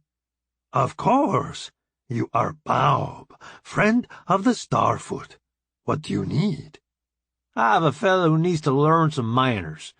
Do you suppose you could keep him busy shoveling for a month or so?" "He's not one of those small ones that can't work and fuss all the time, is he?" "No. I don't know how much work you can get out of him, but he isn't a squirrel." "Sure. Just bring him to the village." "Would you mind coming to pick him up? All I have to bring him are bots, and he's been messing with their heads and making them do what he wants them to." "I'll have a ship there in a little bit, then." "He was mean to the bots?" "He was." "Bots like Taz?" "Yes." "You know how my people feel about Taz." "I do. Wash him off when you're done with him. I need him back alive." "Does he know that?" "He probably does, but it wouldn't hurt to give him a little doubt about it." "We can do that, Bob." "Bye." "Bye, Bob." Nikki finished something she was doing to the bots. I asked, "What you up to?" "Disconnecting their limbs from their control, so that they can't move. if they get out of the lockup they've gotten into. What was that, anyhow? Conflicting instructions. They know not to harm their boss, but Frank tried to get them to. The conflicting directives put them in a locked state until they can resolve the conflict. Frank started to rouse, and Nikki stunned him again. Scotty and Laggy came out of the transit together. Scotty asked, "What happened, boss?" "I don't know for sure. Frank managed to get into their programming again." I pointed to the Marine. "The way this fella talks, he was switching out their software at the end of the shift. Say you couldn't find it, Laggy." Laggy said, "He's a skilled programmer, that's for sure. But are you sure he's not more trouble than he is worth, boss?" "I'm hoping a month on the planet, shoveling outhouses, will adjust his attitude." Scotty said, "I like the way you think, boss." Laggy got to work, found out exactly what Frank had done to the balls. I heard a growl from the hall, and turned to see what was going on. Wet Bobcat had thumped her head, coming out of the transit. Mournflower said, "See now why I didn't take this ship when Bob offered it to me? It is built too small for people like us." I picked up Frank and handed him to Wet Bobcat. Mournflower asked, "How long do you want us to keep him, Bob?" "A month, but he doesn't have to know that." 3 years? Yes, Bob. No problem. He'll enjoy shoveling in the winter." Wet Bobcat ducked when she got back on the transit, but not low enough for Frank. He might get a couple of bruises from it, but I really couldn't bring myself to care right then. Laggy spoke up. "I see how he set them up to switch programming. I wonder where he got the extra memory to hold the other program." Scotty said, "Oops. He asked me for it for an experiment. I never thought he would use it like this." I asked, "Can you get them back to normal, Laggy?" "Already did, boss. I'll get the rest of the Marines squared away later today. Scotty still needs to remove the extra memory, so they can't be switched back." Scotty looked at the problem and pulled a module out of each of them. Then she hooked up their movement controls again. Julie said, "Thanks, boss. I thought he was slick enough this time he wouldn't get caught." "Sorry I took so long to come by. I was just tired of his BS. I didn't realize you were waiting on me to come and rescue you again." "I thought I could keep him under control this time. I was wrong again. I guess I'm just not the bot for this job." "I'm beginning to wonder if there is a bot for this job, Julie. I'm going to call in the expert and see if she has better luck." "Thanks for understanding, boss. I really did do my best." "Of that I have no doubt, Julie. Maybe the twins will be more your speed." "Considering they have the genes of you and Mrs. Wilson, I'm not at all convinced of that, boss." The Marine spoke up. "It was my job to make sure this didn't happen, boss. I failed, badly. Will I be scrapped?" "Oh, no, Marine, you're not going to get out of this that easy. I'm thinking more along the lines of remedial training with Niner Deuce until he thinks you're ready to return to duty. Momentarily, I feared that we might need to clean up some hydraulic fluid. He seemed to be quite upset with that turn of events. He said, "Niner Deuce, boss? He's never satisfied with anything. I'll be in remedial training forever." "Beats getting scrapped, doesn't it?" "Barely, boss." "Go report to him. If he asks questions, have him call me." "Yes, boss." He headed out to his new duty, still acting worried. Lackey followed him out. Julie asked, "What about me, boss?" "First, you need to explain what Frank was working on to Scotty and Tikki, as well as you can manage. Then we'll figure out something else for you to do until Wilma gets here. When she arrives, you'll need to bring her up to speed on what her dad has been up to include all his attempts to control you. If she can figure out a way to keep him out of mischief, we'll put him back to work." "What if she can't, boss?" "I'm not sure. We might just build him a lab on Shaved Ape Key and let him do what he wants, without trying to make him take care of himself. The way he is, that shouldn't last too long, before somebody has to scrape him up and shovel him in the auto dock." Nikki asked, Do you think that would get his attention, caveman? I doubt it, given what we've seen so far. I don't have any other ideas, though. We can't have him messing with people the way he has been. That's not something I will tolerate, Julie said. Thanks, boss. I feel like it's my fault. I should have done more to keep him under control. You mess with your programming. How are you supposed to fight that? Once he got his hooks in you, you had no way to fight him. I'm surprised that Marine managed to get out enough of a message that I could figure out what was going on. The Marines are built tough. They have more ability to override bad programming than most of us. I just hope we can get through to Frank. He seemed so repentant the last time. I thought we'd come to an understanding, Nikki said. I think you may be looking at this in the wrong frame of reference, Bob. You're thinking he's just stepping out of line because he thinks he can get away with it, aren't you? Yes. What am I missing? I think it would be closer to the truth to say he's addicted. At least that's the way he acts. He's fine until he gets his fix, and then all he can think about is getting more. He's not acting up just to get his way. He's trying to get his high. Julie said. That sounds right, ma'am. He even acted sorry when he got caught. It was like he couldn't help himself. Gee, that makes me feel just great. Frank's a junkie, and I'm his pusher. Just what I needed to make my day complete, Nikki said. You didn't know, caveman. Ease up on yourself. Scotty said. Boss, you gave him what he wanted most. How are you supposed to know he wanted it more than was good for him? I guess you're right, Scotty. I think maybe I got wound up with things and forgot to eat again. I'll probably see it more clearly after I get round some food, Nikki said. Now you're talking, caveman. Gus is about ready to gnaw his way out. You really expect me to believe that line of crap about Becky being a polite little lady? Nope, but it's fun to wind you up. I looked at Scotty. Do you have things under control here? Yes, boss. I'll go through his files on the server and see if there's anything useful. He may have gotten off on a wild goose chase. Run whatever you find past Sticky. Could be she can see something different. Good idea, boss. I would never have thought of that. I do need to eat, if I'm acting dumb enough to get you sarcastic, Scotty replied. At least it's easy to fix. Go. Nikki and I headed for the transit, she said. Scotty has quite the personality, doesn't she? That she does. Don't know how we would run this ship without her. Scotty called out from behind us. Poorly, boss, poorly. We headed to the galley. Stella was waiting for us. Unsweet tea and a Coke? Nikki said. Yes, please. Do you know what you would like to eat? I asked. What do you have today? There's a potato soup people have been saying nice things about. I said. I haven't had a good bowl of potato soup, and I don't know when. Let's do that. Ma'am? If he thinks it's that good, I'll try it too. We sat down, and Nikki said, I better call Jimmy's before I forget. She got out her comb and called. That reminded me I had a call to make as well.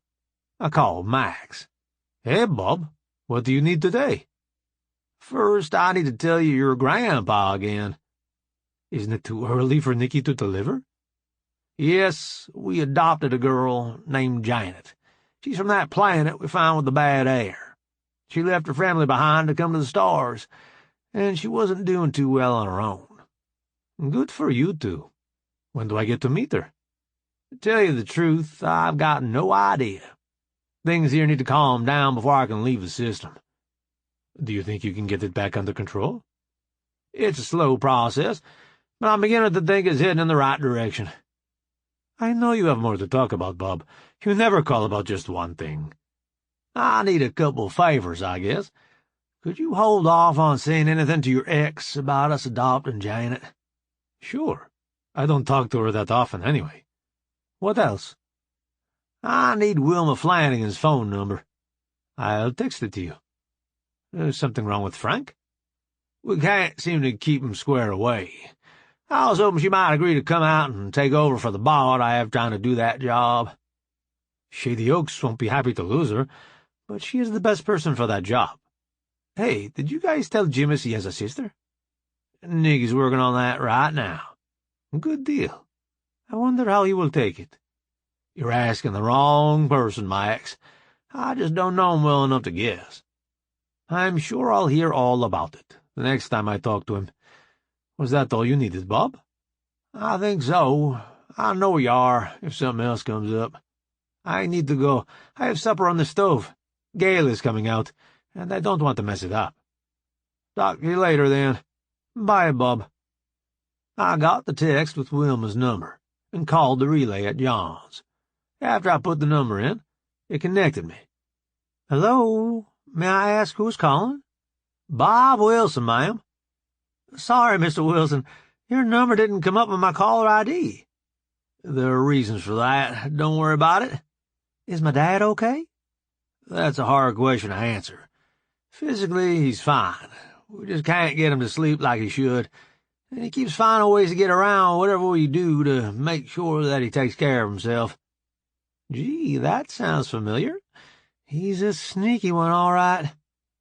I was wondering if there was any way I could talk you into coming out and keeping him out of trouble. If he keeps going the way he has been, he's going to do something I won't be able to let slide. He's getting in trouble? I just sent him to shovel outhouses for a month. What do you think? That you probably would rather have him sent out for a walk, but you need his brain too much. You're not too shabby yourself. You're not the first boss he's given homicidal ideas to. So, would you be willing to come out and give us a hand? Gail will be upset, but we have enough staff now that she'll be able to handle it, especially if it's for the company. Get with her, and Max, and see when you can head this way. I'd like to have you aboard before your dad finishes his month of shoveling. I'll see what I can do, Bob. Thanks for your patience with Dad. He's worth it, even if that's hard to remember sometimes. Thanks. That's good to hear. See you soon. Bye. Stella came out with our meal. Once she left, I asked, how did he take it? Better than I expected. He's excited to get to know her. Good deal. Your dad is, too. You talked to Dad? I didn't have Wilma's number. Frank's daughter? Yep. She's coming out to see if she can get him back on the straight and narrow. Are you going to leave anybody to work at Shady? At Shady, she's a nurse. A good nurse, I have no doubt. But still a nurse. Out here, she's a Frank wrangler. The only one we know of with the skills to get the job done. You're saying that she can be replaced at Shady, but out here she's one of a kind? I am. I know we aren't paying as much attention to Shady as we did when we were back home, and I'm hoping we don't live to regret that. Gail will take good care of the place, Bob. No need to worry. I just want to get the situation with the squirrels steadied out, so we can go home for a while and take a break before the kids get here. That sounds good, but I don't think I want to risk much gold on it happening. Tell me about it. That all-nighter has my clock all messed up. What time is it? Not quite supper time. Wow, this feels like lunch. Janet came off the transit, accompanied by Millie and Rhonda. Alice and Snitz followed them out, and laid down outside the galley. They came and sat with us. I asked, did you get your stuff moved? Janet said, we did. Rhonda decided to move in with Millie, since I won't be there anymore. Did Jeeves get you set up? He did. I have a door to your room, and a door to the hall if I need to come and go without bothering you. Nikki said, that sounds good. He even made sure the wall between our rooms is soundproofed, so I won't bother you if I play the music Rhonda copied for me. I looked at Nikki and smiled. She managed to hold it together, but it was a near thing. Millie caught us. She said, I think they believe the soundproofing is supposed to go the other way, Janet. What? Oh! She turned red. I said, well, we managed to embarrass her. That's a good start. Nikki replied, that is one of our duties as parents of a teenager, isn't it? Yes, ma'am.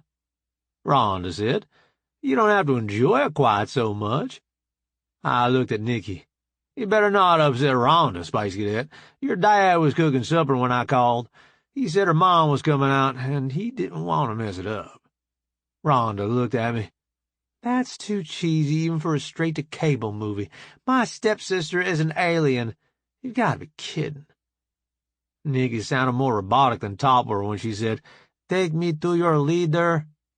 Millie and Janet must have been hitting the culture pack, because they were laughing as hard as the rest of us. Janet said, "That would make you my aunt." Rhonda looked like she had a bit of persimmon that wasn't ready, but she said, "If he makes her happy, that's okay. She needs some happiness in her life." I said, "Who are you, and what did you do with Rhonda?" She replied, "Really, she deserves a break. Dad died, and then I got sick. She hasn't had an easy day in a long time. It's about time she had some fun." I said, "I didn't know about your dad. Sorry." "It's okay. It used to be something we thought about a lot, but then I got sick, and we had other things to worry about." Stella brought the girls food out, and it got quiet as they dug in. McComb rang. "Commodore Wilson?" "Bob, it's Natty. I think we've got the fleet back under control. Would you like to start negotiations again?" "Like to? Nope. Do I think we need to? Yes, indeed. I'll be there shortly." I hung up and said, "Duty calls. See all you later." Nikki asked, "Do you mind if I tag along?" "No, ma'am. I could use all the help I can get." We headed for the ready room. Natty and Snappy were waiting for us. I asked, "What happened? Some of the fellows you thought were loyal were just in it for the career advancement?" Snappy looked crestfallen. He said, "Yes, some of my good friends, or so I thought." "I'm sorry for your loss. I hope you have better luck from here." "Thanks, Commodore. I didn't mean to cause you so much trouble." "Nobody's perfect, Snappy. All we can do is try to do better in the future." "At least I have Captain Mason's training now. I won't be as easy to fool." I replied, "It's a good tool, but it isn't foolproof. I don't know enough about your people to know for sure, but we have some individuals who can defeat it, simply because they don't have normal emotional reactions. Among humans, it isn't that common, but as I said, I don't know enough about squirrels to tell." "Thanks for the warning, Commodore. Shall we resume our talks?" We started in, working on arrangements for trade. If that was what being a politician was about, I could see why they got the attitude that they were better than everyone else. Sitting through that was almost more than I could do. I'd rather go shovel Mournflower's outhouses than do it on a regular basis. We came to a stopping place. I'm sure my sigh of relief was heard throughout the ship. I asked, "Do you fellas think you can make it back tomorrow, if you go back to your ship? I'm sure my Marines would love the practice, but I just don't think that's the way diplomacy is supposed to be done." Natty said, "No, I don't think it is. Snappy thinks things are back the way they are supposed to be. If we can't even go back to our ship to sleep, any agreement we work out isn't going to be worth the time it took to come to it, so we might as well find out where we stand." "Sounds reasonable. If you find out that your services aren't needed, I'll have a job open for you." "I may take you up on that yet, Bob. This ambassador stuff isn't all it's cracked up to be." "Tell me about it. I hire people to do this kind of work." "I wouldn't be offended if you sent someone else, as long as it wasn't the grannies." "The only other person I could think of to send in for me will be worse." "Who is that? Captain Sloane?" "I'm sure he could do a passable job, but he wasn't who I had in mind. Snappy, you met Charlie. What do you think?" He replied, "I think it is a wonderful thing you are doing, Commodore, saving us from his wrath." Natty asked, "This Charlie, he is fierce?" Snappy said, "He is a young boy who managed to get the Commodore to help him by force of intellect. He was the pilot who ferried our ships back to the fleet, before the idiots regrouped for the attack. The Commodore told me I should not deal with him if I wished to keep my clothes." Natty turned to me. "Commodore, you have the most interesting crew. I wonder how you collect them." Nikki said, "That just depends, Ambassador. Some he rescues, some he recruits because of their skills. I can think of one he shot in the butt to get their attention. What, pray tell, does she do? I said, she's a chief engineer on her husband's ship. Nighty said, take me home, Snappy. I have learned all I can stand for one day. Nikki and I walked with them down to the landing bay. On the way, Snappy asked, I heard you have one of the crew members from our scout ships in custody. What did he do? I haven't had time to check up on that. Let me find out for you. I said, Gene, connect me with Angus, if you would. On it, boss. Yes, boss. What can I do for you? The crew member from that squirrel ship we brought aboard, that you had to pick up. What is it that he did? Hang on one, boss. I'll have Gene run the video record for you. A video came up on one of the walls, showing a squirrel pulling an access panel and putting in what appeared to be a bomb. After the video finished, I asked, where was that device placed, Angus? Between your cabin and the outer hull, boss. It was set to go off in the middle of the night. Your cabin would have been in vacuum before you woke up. I looked at Snappy. I can't say that I think my people overreacted, Captain. I can't either, Commodore. Will he be punished if I send him back with you? As fragile as our control over the fleet is right now, I wouldn't want to give you my word on that. I think we'll hold on to him for a bit, then. Sorry if that makes things more difficult for you. No, I'm sorry he tried to space you, Commodore. We got them loaded up and sent back to their fleet. I turned to Nikki. Do you think we'll ever see him again? I wouldn't want to have to risk money one way or the other, caveman. Me either. Surely it's time to sack out, just to be a good example for Janet. Just to be a good example, huh? Okay, I'm busted. Those negotiations take it out of me. I'm seriously considering getting Charlie up here for the next round. You're doing fine, caveman. It's hard work, but you're getting good results out of it. If the Emperor stands behind the agreements, I can't say I'm confident of that.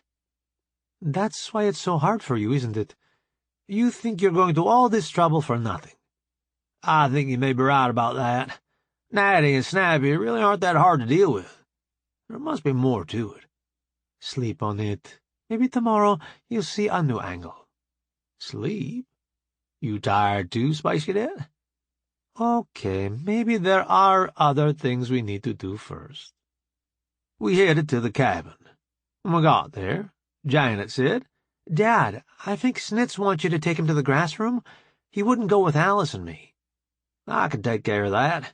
Did you get all settled in? I think so. It'll take a day or two to get a rhythm going, you know? Yep. Just ask if you need anything.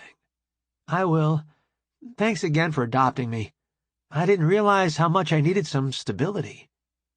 Are you sure you came to the right place for that? Sure am. Things go to crap, Dad fixes them. Same old thing every day.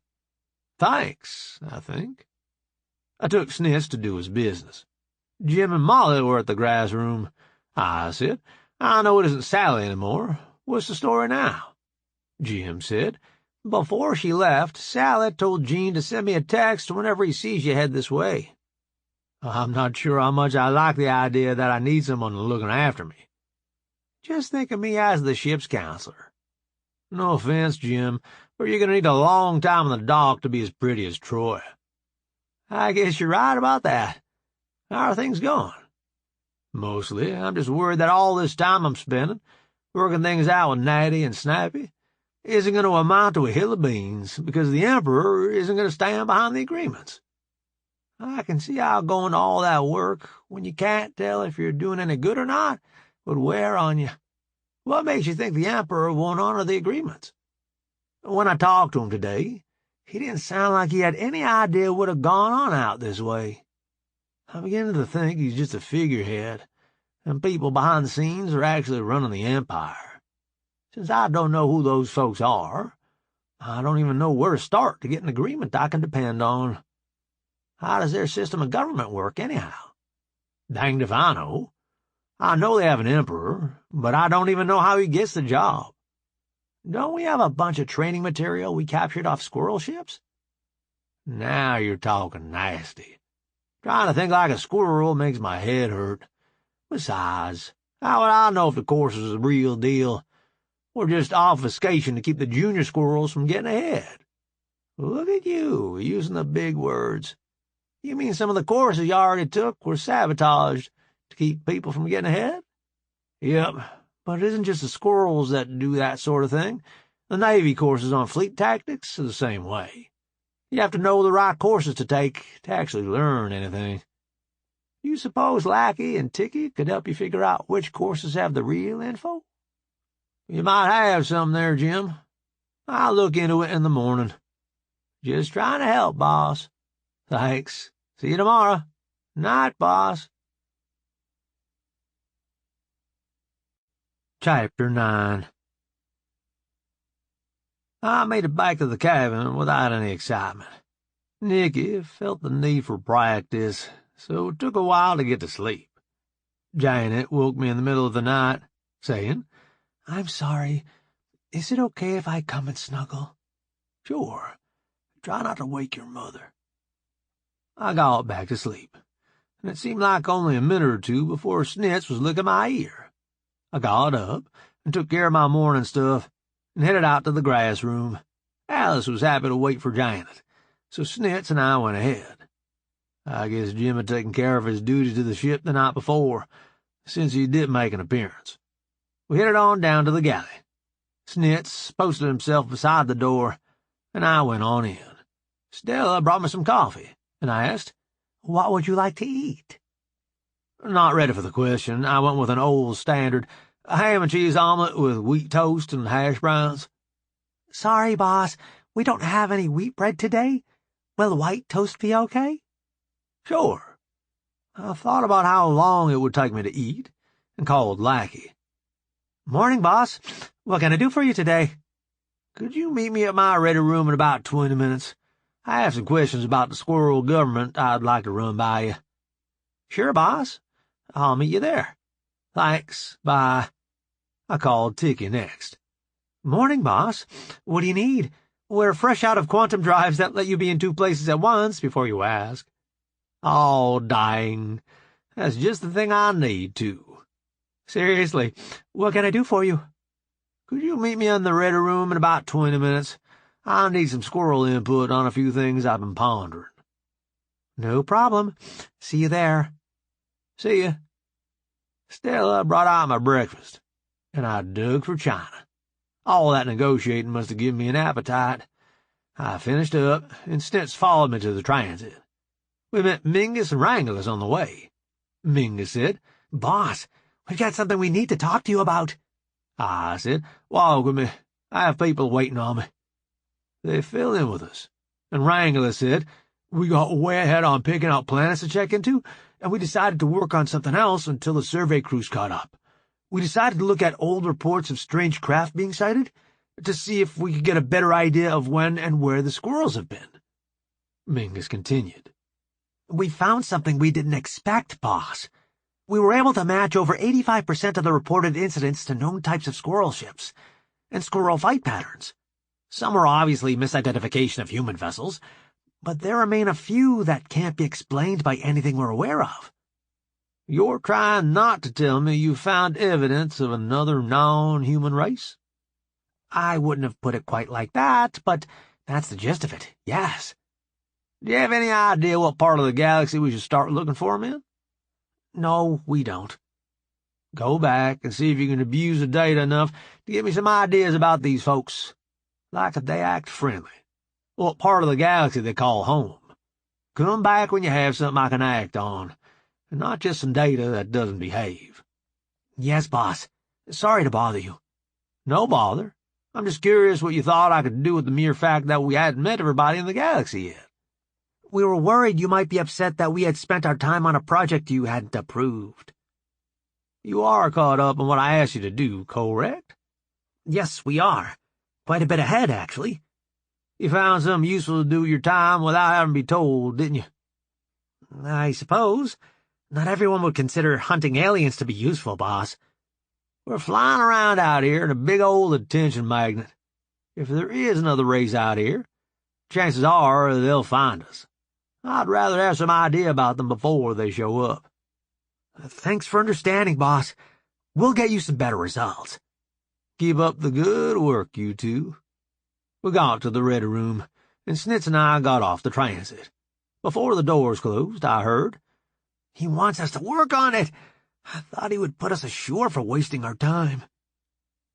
Blackie and Tiggy were waiting for me outside the ready room. I asked, "Did I keep you waiting long?"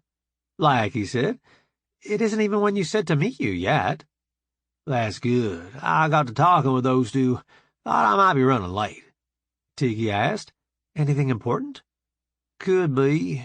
They don't know enough yet for me to be able to tell. Let's go in and get this over with, so you two can get back to what you were doing." They followed me in, and Tiggy shut the door. Gene asked, "Do I need to tell the lodge, boss?" "I don't think so, Gene. If the squirrel fleet has us cracked well enough to listen in, nothing we talk about will help 'em anyhow." "Okay, boss." Blackie asked, "What is it you need to know about, boss?" "I need to know how the Empire's government works, or failing that, which courses I need to take to find out." Tiggy said, "The civics courses are clearly labeled, boss." "Yes, but are those the ones that explain how the government actually works, or just what they want the general population to think?" Tiggy looked confused. "I don't understand what you're asking, boss." "When I was studying ship handling and fleet tactics, I found myself very confused by the courses that were labeled for those subjects. It was only after having the same problem with the old Navy files that I realized the files were designed to keep the junior officers from being threats to the admirals. We looked through the files we had captured from your people, and found they were set up the same way. Once we were able to find the right files, the subjects made a lot more sense. I don't want to have to go through the same process finding out how your government works." Blackie said, "I see. You want to know which files are the real deal before you waste time learning the ones that won't do you any good, correct?" "Exactly. Do you two think you could help me?" Tiggy said, "You just called me in because I'm a squirrel, didn't you, boss?" "I suppose. What did I screw up this time?" "Joshua or my dad will be much better choices to help with this.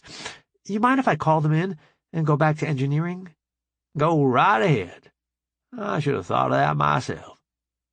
She called them and took off. When they arrived, Lackey filled them in on what I was trying to accomplish. Joshua said, "Bob, the courses you're talking about don't really see all that much use. Everybody just stays out of the Emperor's way and tries not to get noticed." "So neither of you has any ideas about how to find the courses that will actually tell me what is going on, instead of trying to baffle me with BS?" "We can show you the ones to avoid, but beyond that, we won't be much help, I'm afraid." "That doesn't sound all that much better than what Tiggy said. Are you guys for real? Average citizens don't have a clue how the government works?" Ricky said, "That's about the size of it, boss. If there are courses to help you understand it, I've never heard of them." I replied, "They must exist. How else would the people in the government know what they were doing?" Joshua replied, "We don't see much evidence that they do know what they're doing, Bob." "Wow. I didn't think this would be so complicated. Lackey, do you have anything to add?" "I don't know anything about the subject, but I do know some of the players, and I was able to access their training records. I've got a search running to see what courses they have in common." "Nicely done. I guess I bothered you fellas for nothing. Hope I didn't interrupt anything important." Ricky said, "No, boss, I'm just waiting for the new survey ship to get finished, so I can head out." "Did the geeks find you some hot prospects?" "Sure looks that way. I'll let you know after I've had a closer look. Remember, no ground surveys without a serious atmospheric analysis." "Yes, boss. Nobody wants to repeat that mess Fanilia got into." "How about you, Joshua? What do you have going on?" "I'm trying to figure out the route for my next trading trip. I want to stay in the less-traveled colonies, so I keep a low profile with the Walnut Cartel." "I'll let you boys get back to it then." After they left, Lackey said, "I looked up that search the bots did on the fleet courses, and I have a similar algorithm running on the government files. Any more ideas for how we could get a handle on which files are important? I don't have anything. I wish Nikki was here. She might have some ideas. She walked in while I was saying that. She asked, Ideas about what, caveman? how to figure out which squirrel files actually have useful information on how their government works. What all does Lackey have running so far? Lackey said, I'm running a search on the training history of known political figures, and I have a search like the bots used on the strategy files running as well. Nikki sat down, and they started talking hacker. It was clear I was no longer needed, so Snitz and I wandered over to the bridge. Saucy called out, "Commodore on the bridge!" I replied, "As you were." Topper asked, Need something, boss? "Nothing in particular.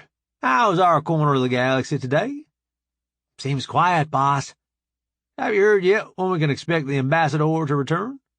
No, I haven't. Black Beauty and Midnight have been running patrols to make sure there isn't a change of management underway, though. They haven't seen anything out of the ordinary yet. How many ships does Snappy have back under reliable management? 2 so far. He has people interviewing officers on a 3rd, but it will be another couple of hours before they clear it. Saucy, get me Captain Sally on the Shepherd. Sally's voice came over the speaker. Yes, boss. I'd like you to jump out to where Captain Sloane was observing earlier, and keep a watch for ships headed this way from Squirrel Space. If the Emperor decided to send another fleet, they should be arriving this evening, give or take. Honest, boss. Any special instructions? Don't get caught. Jump out if you are discovered. Understood. You need info, not heroes. Exactly. See you soon. Later, boss. The Shepherd jumped out. The other carriers changed formation to compensate.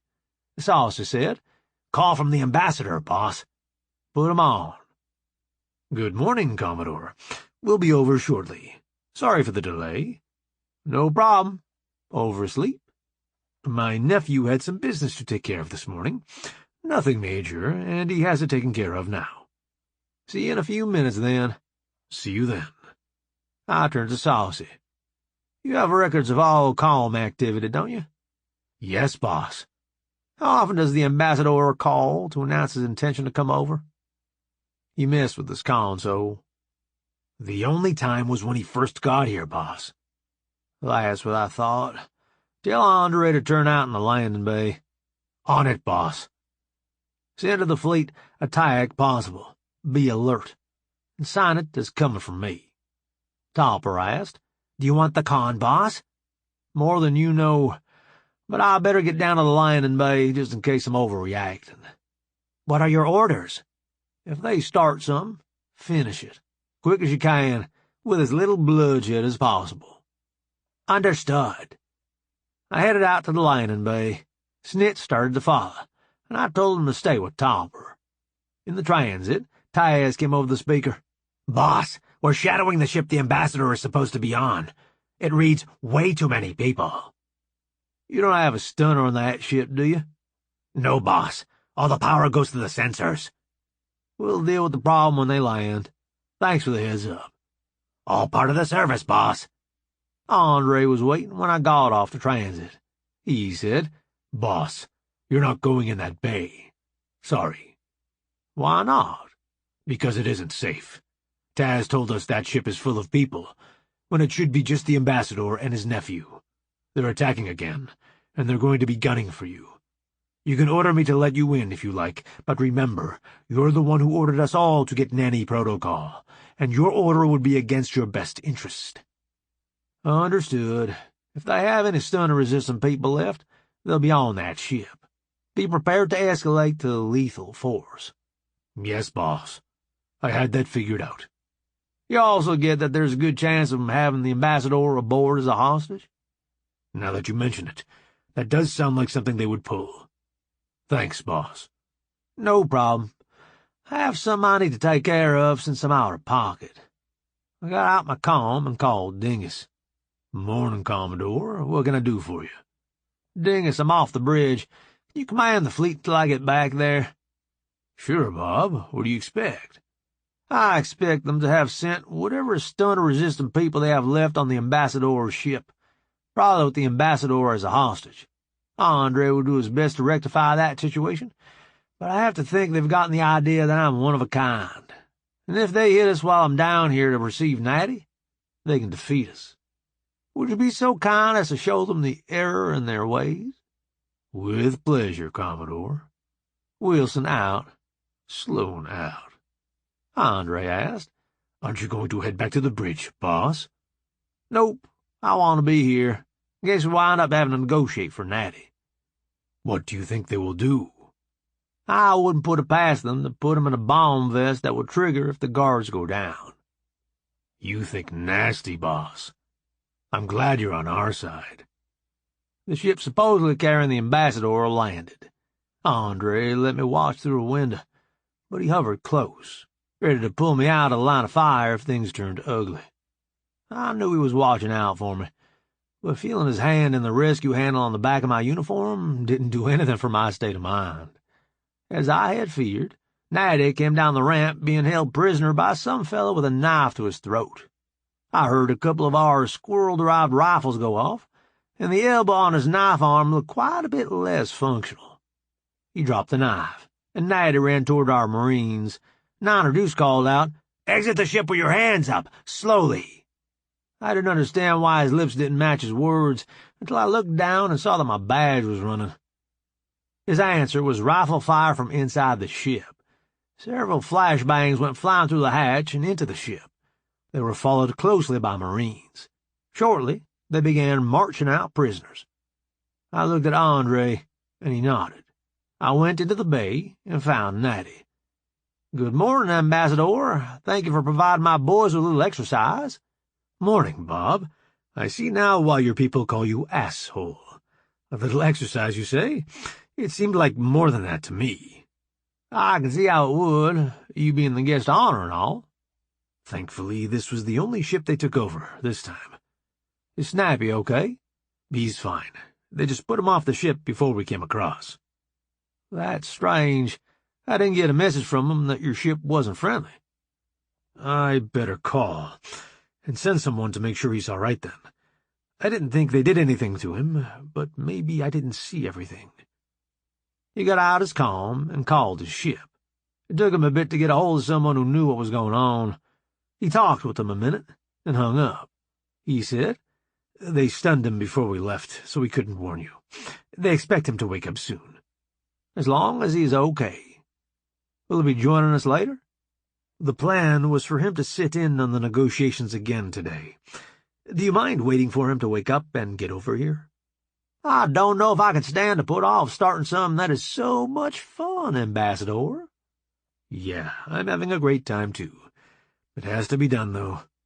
"Suppose you're right. Don't suppose you know if the Emperor sent another fleet or not, do you?" "Even if I did, it would be my neck to tell the infamous monkey. And that was why your ship left, to stand watch, in case he did." "Busted." "What do you propose to do until Snappy shows up?" "I hadn't thought about it. You have anything you'd like to see while you're aboard?" "I'm supposed to try and get a look at your main guns, and Launch Bay 4 was also mentioned." "Sorry to disappoint, but even if I tried, my crew would keep me from showing you those. My chief engineer would have my guts for a new seal on the power core if I took you to Launch Bay 4. That's where she has her playhouse." "What does she have hidden?" "Danged if I know. I haven't heard what she's working on for a week or so. I know a couple of ships that operate out of that bay, but I've got no idea what the current project is." "Don't you worry what might be going on down there?" "I trust Scotty. When I need to know, I will." "You are different from our captains, that's for sure." "Still learning. I doubt I'll ever be quite like your fellas, though. We have some new rifles. Would you like to come down to the armory and try one?" "Let me guess. Based on our tech and better than anything we have?" "It has capabilities yours don't, at the very least." "Sure. I've already been humiliated once today. Let's go for round 2. "Hang on. I need to let my crew know where they can find me when the Emperor's fleet shows up. A calm topper." "What's up, boss?" Andre has the situation well in hand. I'm headed to the armory to show the ambassador Nunya's new carbine. You still think the Emperor is going to send us a nasty surprise? I haven't seen anything that makes me think otherwise yet. We'll keep an eye out, then. You'll be heading back if it hits the fan, won't you? Sure thing, Topper. Let me know as soon as Sally sees anything headed this way. Will do, boss. We got to the armory, and Jackie greeted me with, "Hi, boss. Who's your friend?" "This is Ambassador Natty Dressy, of the Oak Empire." "Pleased to meet you, sir." "You as well. I'm sorry I didn't catch your name." "I'm Jackie. What can I do for you gentlemen today?" I said, "I was going to demonstrate one of Nunya's carbines to the Ambassador. The rifles his people carry don't rock and roll." She wandered off to get a carbine, with strains of "Your mama don't dance and your daddy don't rock and roll" trailing behind her. She came back with a rifle and a box full of magazines. "Anything else you need, boss?" "You have some eye protection handy?" She handed me a couple of pairs of shooting glasses. We wandered back to the rifle range, and I showed Natty how the gun worked. After I covered the basic functions, I said, "If you push this down farther, like this, that's the happy switch. Your stuff doesn't have one of those." "Could you show me what you mean, Commodore?" I called up a moving target and walked fire onto it. He asked, "How do you shoot so fast?" I replied, "I don't. The weapon keeps shooting as long as I hold the trigger down. Nunya's mods to keep the recoil down really help with keeping it on target whilst doing that." "May I try?" "Sure." I left the partial mag in the weapon, so just in case it got away from him, he wouldn't cause as much mayhem. He did better than I expected. All his rounds were close to what he was shooting at. He asked, "Impressive for sure. But why is this better than what we have?" "It's useful when you find yourself outnumbered, or you need to keep the other fella's head down while you advance. Most of the time it's just a waste of ammo, but not always. Better to have it and not need it, don't you think?" "I suppose. Can it fire one round at a time?" "Sure. Just flip this up." He tried some single shots at the fixed targets on the range. "This doesn't have much recoil, does it? Is it powerful?" "Not especially, but it's enough to do the job." We fiddled around for a while, and then Topper's voice came over the speaker. "Boss, Captain Dressy is coming aboard. Playtime is over." "Have you already paced, Mrs. Wilson?" "Yes, boss." "Have the captain meet us at the ready room, please." "On it, boss." "Talk to you later, Topper." "Later, boss." We hit the transit, and when we arrived, Nikki and Snappy were waiting on us. Nikki said, "Where did you sneak off to, caveman?" "We're down at the armory. I was showing Natty the carbine Nunya came up with." "I should have known you would be on the range. We've kept you cooped up too long, haven't we?" "I suppose, but it's my job, isn't it?" "Grandpa does a pretty good job at it. You could take some time off." "I would like to get back to Earth, at least for a bit. That's a problem for another day, though. We need to negotiate with these fellas some more right now." We got started, and I guess I was beginning to get into it, because I was surprised when Stella came in with lunch. After we ate, we got back to work. I was just beginning to get hungry again, when Topper came over the speaker. "Commodore Wilson to the bridge, please. Commodore Wilson, please come to the bridge." I said, "Sorry, gents, meeting adjourned. You might want to see what the situation is before you head back to your ship." I ran across to the bridge, and Saucy announced me. I replied with, "As you were, my ship, report." As I was strapping in, Topper said, "Sally detected a fleet coming in. She says one of the ships is bigger than anything she's seen before." "Tell the fleet to bounce as soon as they emerge. No use being sitting targets for these idiots. Saucy, give me a line to Sally." Sally's voice came over the speaker. "Yes, boss." "Did you get a count of how many vessels we'll be facing?" "The Monster, 1 carrier, and 6 destroyers." "Unless that big boy is really tough? That doesn't sound like all that much of a fleet. Jump in behind them, just to keep them confused. I'm beginning to get a funny feeling about this." "Understood. Sally out." Wilson out. I turned to Topper. "Send the fleet Sally's count of our opponents. Tell Black Beauty and Midnight that I want scans of that big ship as soon as they can manage." "On it, boss." I hadn't realized everyone from the meeting had followed me to the bridge. Nighty spoke up. "Did I hear correctly? There's a massive ship incoming?" I replied.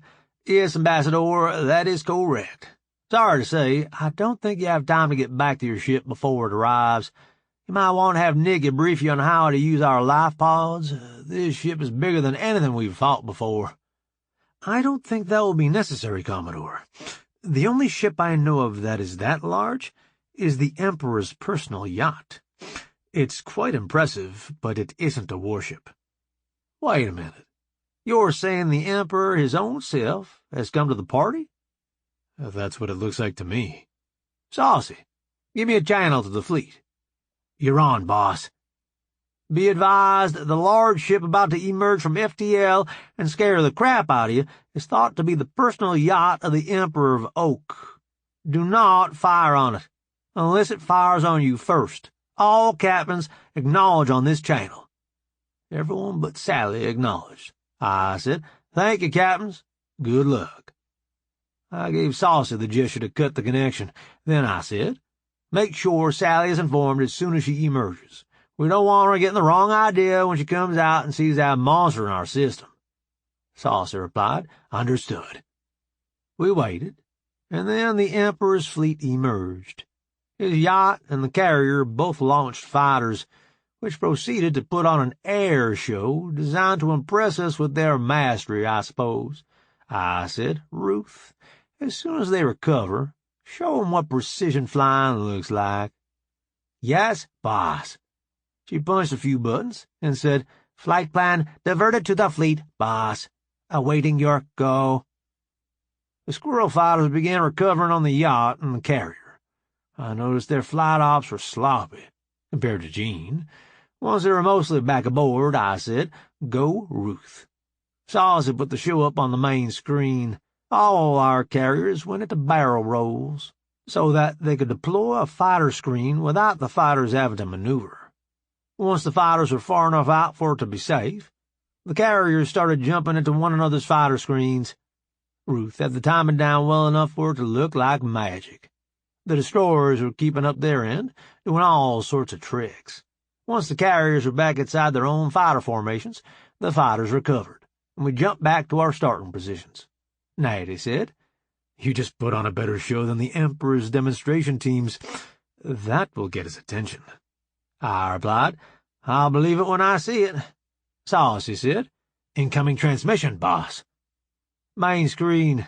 Let's see what they have to say." A flashily dressed squirrel with an obviously high opinion of himself appeared. He said, "His Imperial Majesty is giving you the opportunity to surrender your ships and enter his service." "You seem to be out of touch with current events. Most of your fleet is under my control, and we have just demonstrated our pilots are superior to yours.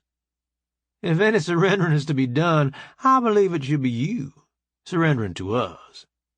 He sputtered, The Emperor will not bow to such as you, monkey." "That's fine, so long as he doesn't expect me to bow to him." I'm not sure what the emotions that ran across his face meant, but I'm pretty sure I hadn't said what he thought I should have.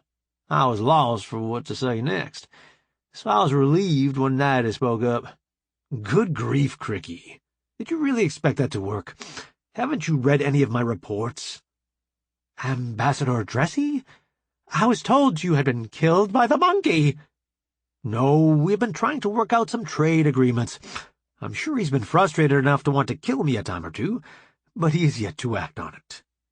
It was beginning to become clear to me that the Emperor had people between him and the real world who thought the Empire would be better off going to war with us. They had apparently blocked access to the ambassador's reports and spread the word that I had killed him. I wished I was sure that direct access to the Emperor would give us success in trying to make peace, but it had to be better than what we had been doing. Cricky said, "The admirals told the Emperor you were dead. He came to avenge you." I said, "Sounds like it is time for you to have an audience with the Emperor, Ambassador."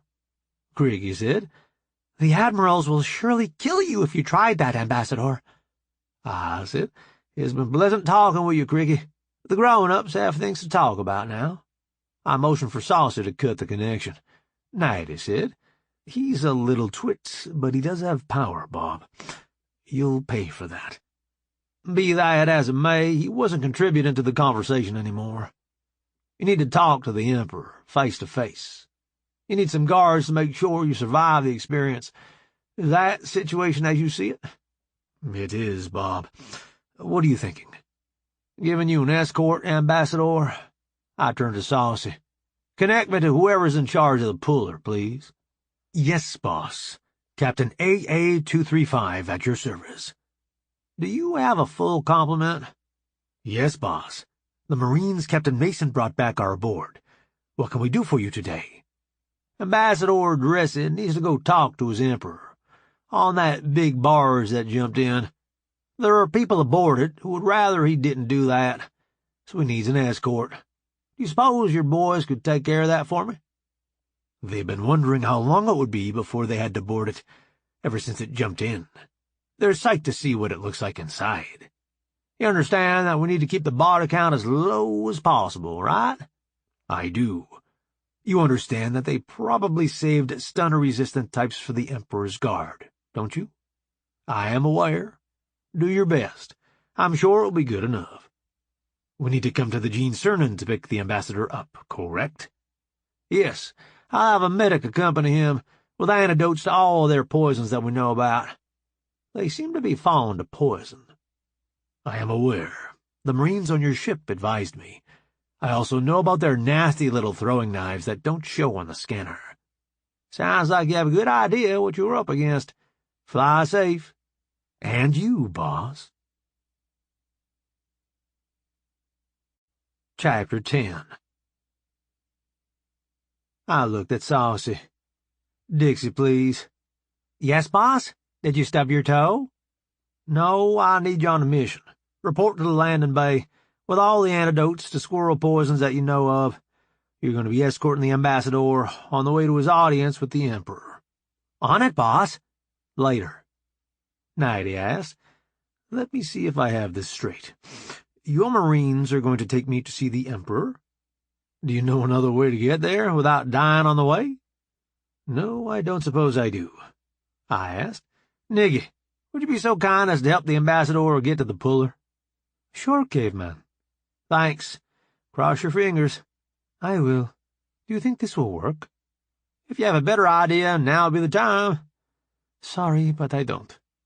Me either. They headed for the landing bay. Snappy followed along. As soon as the door closed behind him, Willem's voice came over the speaker. Safe to talk now, boss? Safe as it's gonna get. What do you have? So many things. Those fighters the Emperor's yacht launched, none of them have weapons. It looks like they took them out so they would be able to handle more impressively. The yacht itself has no weapons of any consequence, and the complement is really rather small for such a large craft. I like what I'm hearing. I just sent the puller to board them, and escort the Ambassador to see the Emperor. I'm afraid you may have some disappointed Marines, Bob. They'll have hardly anyone to fight on the way. As long as he gets where he's going, I'm a happy camper. Anything else I need to know? I don't know of anything. Talk to you later. Later, Willem. Saucy put a feed from one of the Marines up on the main screen. Cricket met them at the airlock with more BS. They managed to catch him, so that he didn't bump his head when they stunned him. Surprisingly, they met very few stunner-resistant folks on their path to see the Emperor. I had to wonder if they were being held back for a counterattack. I texted Topper to make sure the rest of the Marines in the fleet were ready to launch, if things turned bad. He gave me a strange look, but set to work. Soon enough, the screen showed them approaching a set of ornate double doors. A pair of ceremonial guards outside got stunned for their efforts. When the doors came open, several admirals were formed up on the inside, presumably to defend the Emperor. None of them turned out to be stun-resistant. The parade continued right up to the throne, where the Marines parted to let Natty and Snappy come to the front. They knelt, and Natty said, Your Imperial Majesty, I come to deliver my report of the negotiations thus far. Is this some sort of trick? We were informed the ambassador was killed by the infamous monkey. Natty raised his head. It is I, Majesty. You have been misinformed. My admirals assure me they have the most accurate intelligence. Yet here you are. Can you explain this? Your Majesty, I have no way of knowing for sure what has happened, but I have to think that somewhere in the chain of command, someone is willfully deceiving you. I would hear your version of what has gone on here. The first day of negotiations, Commodore Wilson and I were able to come to agreement on a non-aggression pact. When I returned to the fleet to rest, I reported my results to the fleet officers. During the night, elements of the fleet opposed to peace mutinied and gained control of the fleet. Instead of me going back to continue negotiations, they sent a shipload of troops in hope of capturing the Commodore's flagship. I managed to warn the Commodore, and he met them with troops. Their assault was short-lived. The Commodore then tasked his Marines to put the fleet back under my control. 2 of the ships are back in service. Weeding out the loyal officers from those who want war is taking longer than we might like. Once I had freedom of movement, I resumed negotiating, as that is my purpose here. The Emperor said, I'm sure there is a great deal more detail that I will need to be informed of, but that can wait. You say you have come to agreement with the, did you say Commodore, on several points? I have, Your Majesty. I have copies with me, if you care to peruse them. Not at this time, thank you. How much did you have to give them to keep him from attacking? I'm sorry, Your Majesty, but you must be misinformed. Commodore Wilson has no interest in attacking the Empire. Didn't he come to Oak and demonstrate the fact his ship is immune to our drive suppressors? He did. He thought he might be able to get your attention by that means, to perhaps convince you that you didn't want war with him, any more than he wants war with you. Apparently that attempt failed. Did he not then proceed to reactivate the old Commonwealth Navy? He did, but only when he realized he had mentioned his intention over a comm channel that our agents were listening to. He concluded, rightly it would seem, that our forces would destroy the Navy if he didn't go collect it. His reception at the Navy Yard tends to support his opinion. What do you mean?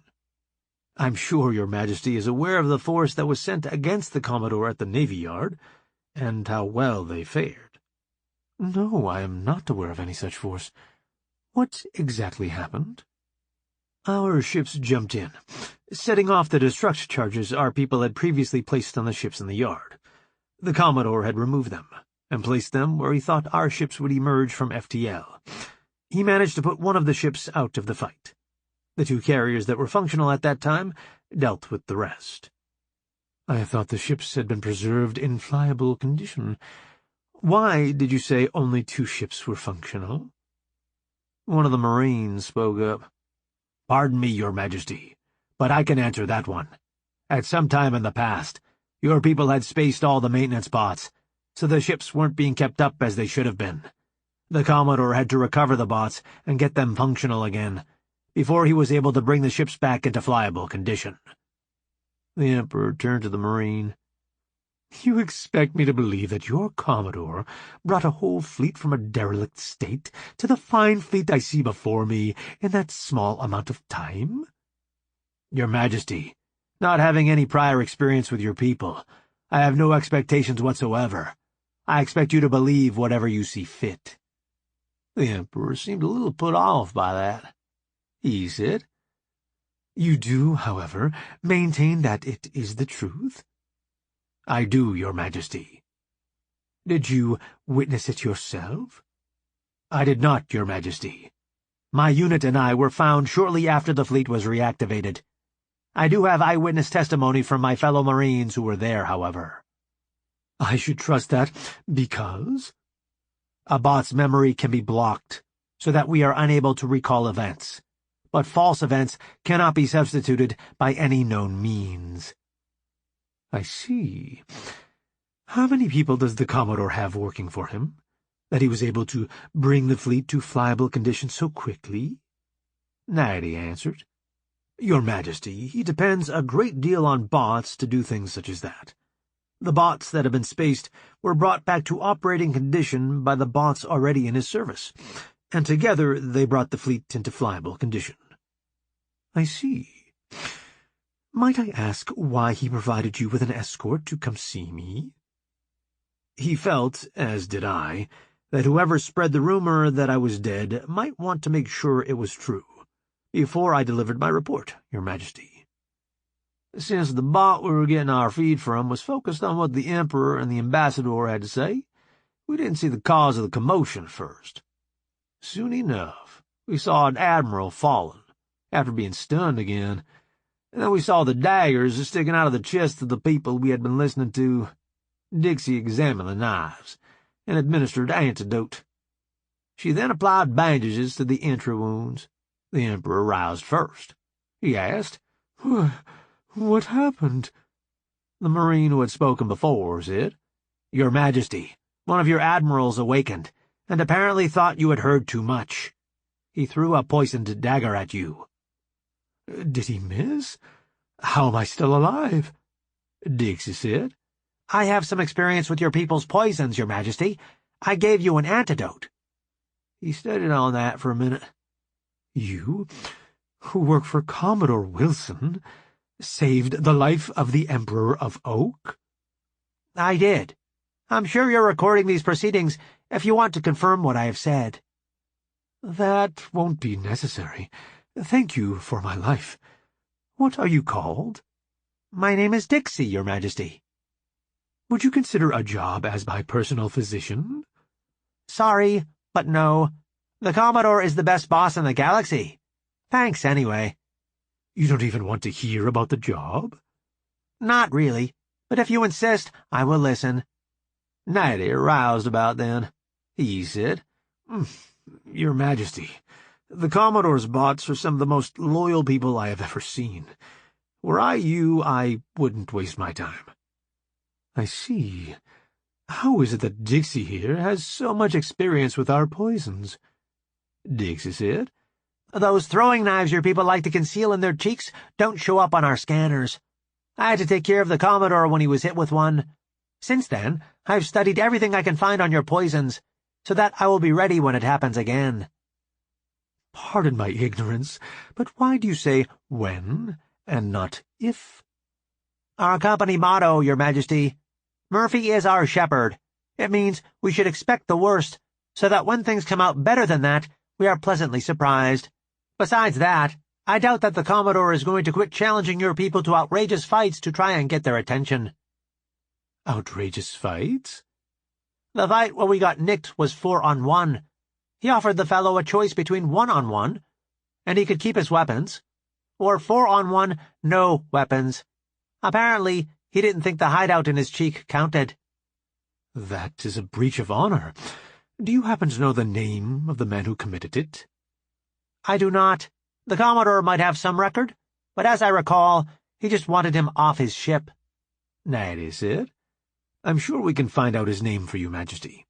Knowing the Commodore, however, it might cost us the formula for the ceramic and those hideaway knives.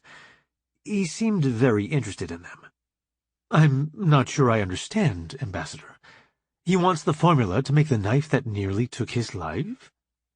Very much so, Majesty. The fact that it is so hard for his scanners to detect impressed him highly. I'm sure he has some of his crew trying to duplicate it as we speak. If we don't sell him our recipe soon, he will be selling us his improved version in a month or two. You mean to say his crew can figure it out that quickly? One of his armorers worked from a captured example of our sidearm, and developed it into a carbine with improved capabilities. In under a month. One thing I've learned in my dealings with them is not to bet against Bob's saucer repair. They are a group of very capable, very motivated individuals. You sound almost as if you would rather work for them than me. The Commodore has offered me that very thing on several occasions. I can't say it doesn't appeal to me, but I remain loyal to your Majesty. Why is that? I see good things happening in the Empire, and I want to be a part of them. If I go to work for Bob, I personally would be better off, but by remaining ambassador, I can help the Empire take advantage of the new state of affairs in the galaxy, and help the entire Empire. Why do you think the Empire needs your help? Without a voice of restraint, the admirals will continue their campaign to try and destroy Bob's saucer repair. Bob is a patient man, but sooner or later he will have enough of their nonsense and conquer us. He doesn't want that. I don't want that. And I'm sure your Majesty has no interest in running a puppet government, having to clear every decision with Bob. You're that confident this Bob you speak of can defeat our Navy? He's beaten everything the admirals have thrown at him, and he hasn't even quit trying to keep our people alive. Yet. If he were to decide it no longer suited his purposes to play nice, our fleet would cease to exist in short order.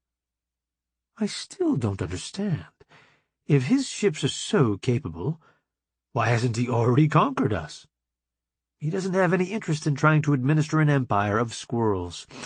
He doesn't like administrative tasks, and he thinks, rightly, that we would resent his rule and cause him no end of trouble. What sort of future does he have in mind, then? He would like for us to live in peace and do business. He has no interest in war. Don't take that the wrong way, Majesty. He doesn't want to fight. If you push him into it, he will be ruthless in ways you cannot even imagine. I have been to the planet he calls home. Their wars are terrible things. You do not want that sort of destruction visited on the Empire. How do you mean, Ambassador? There's a line from one of their popular entertainments that is often repeated among their people. Nuke 'em from orbit, it's the only way to be sure. That is the way they think. They don't see overkill as a problem, but as a way to end a terrible conflict more quickly. These humans are not the same as the Commonwealth humans. They will fight dirty, and fight hard, and never give in. This is a fight you do not want, Majesty. You almost sound as if your loyalty lies with the humans, rather than the Empire, Ambassador. No, your Majesty. I merely do not want to see the Empire put through the kind of punishment that these people will dish out, if you force them to war. You fear their wrath that much?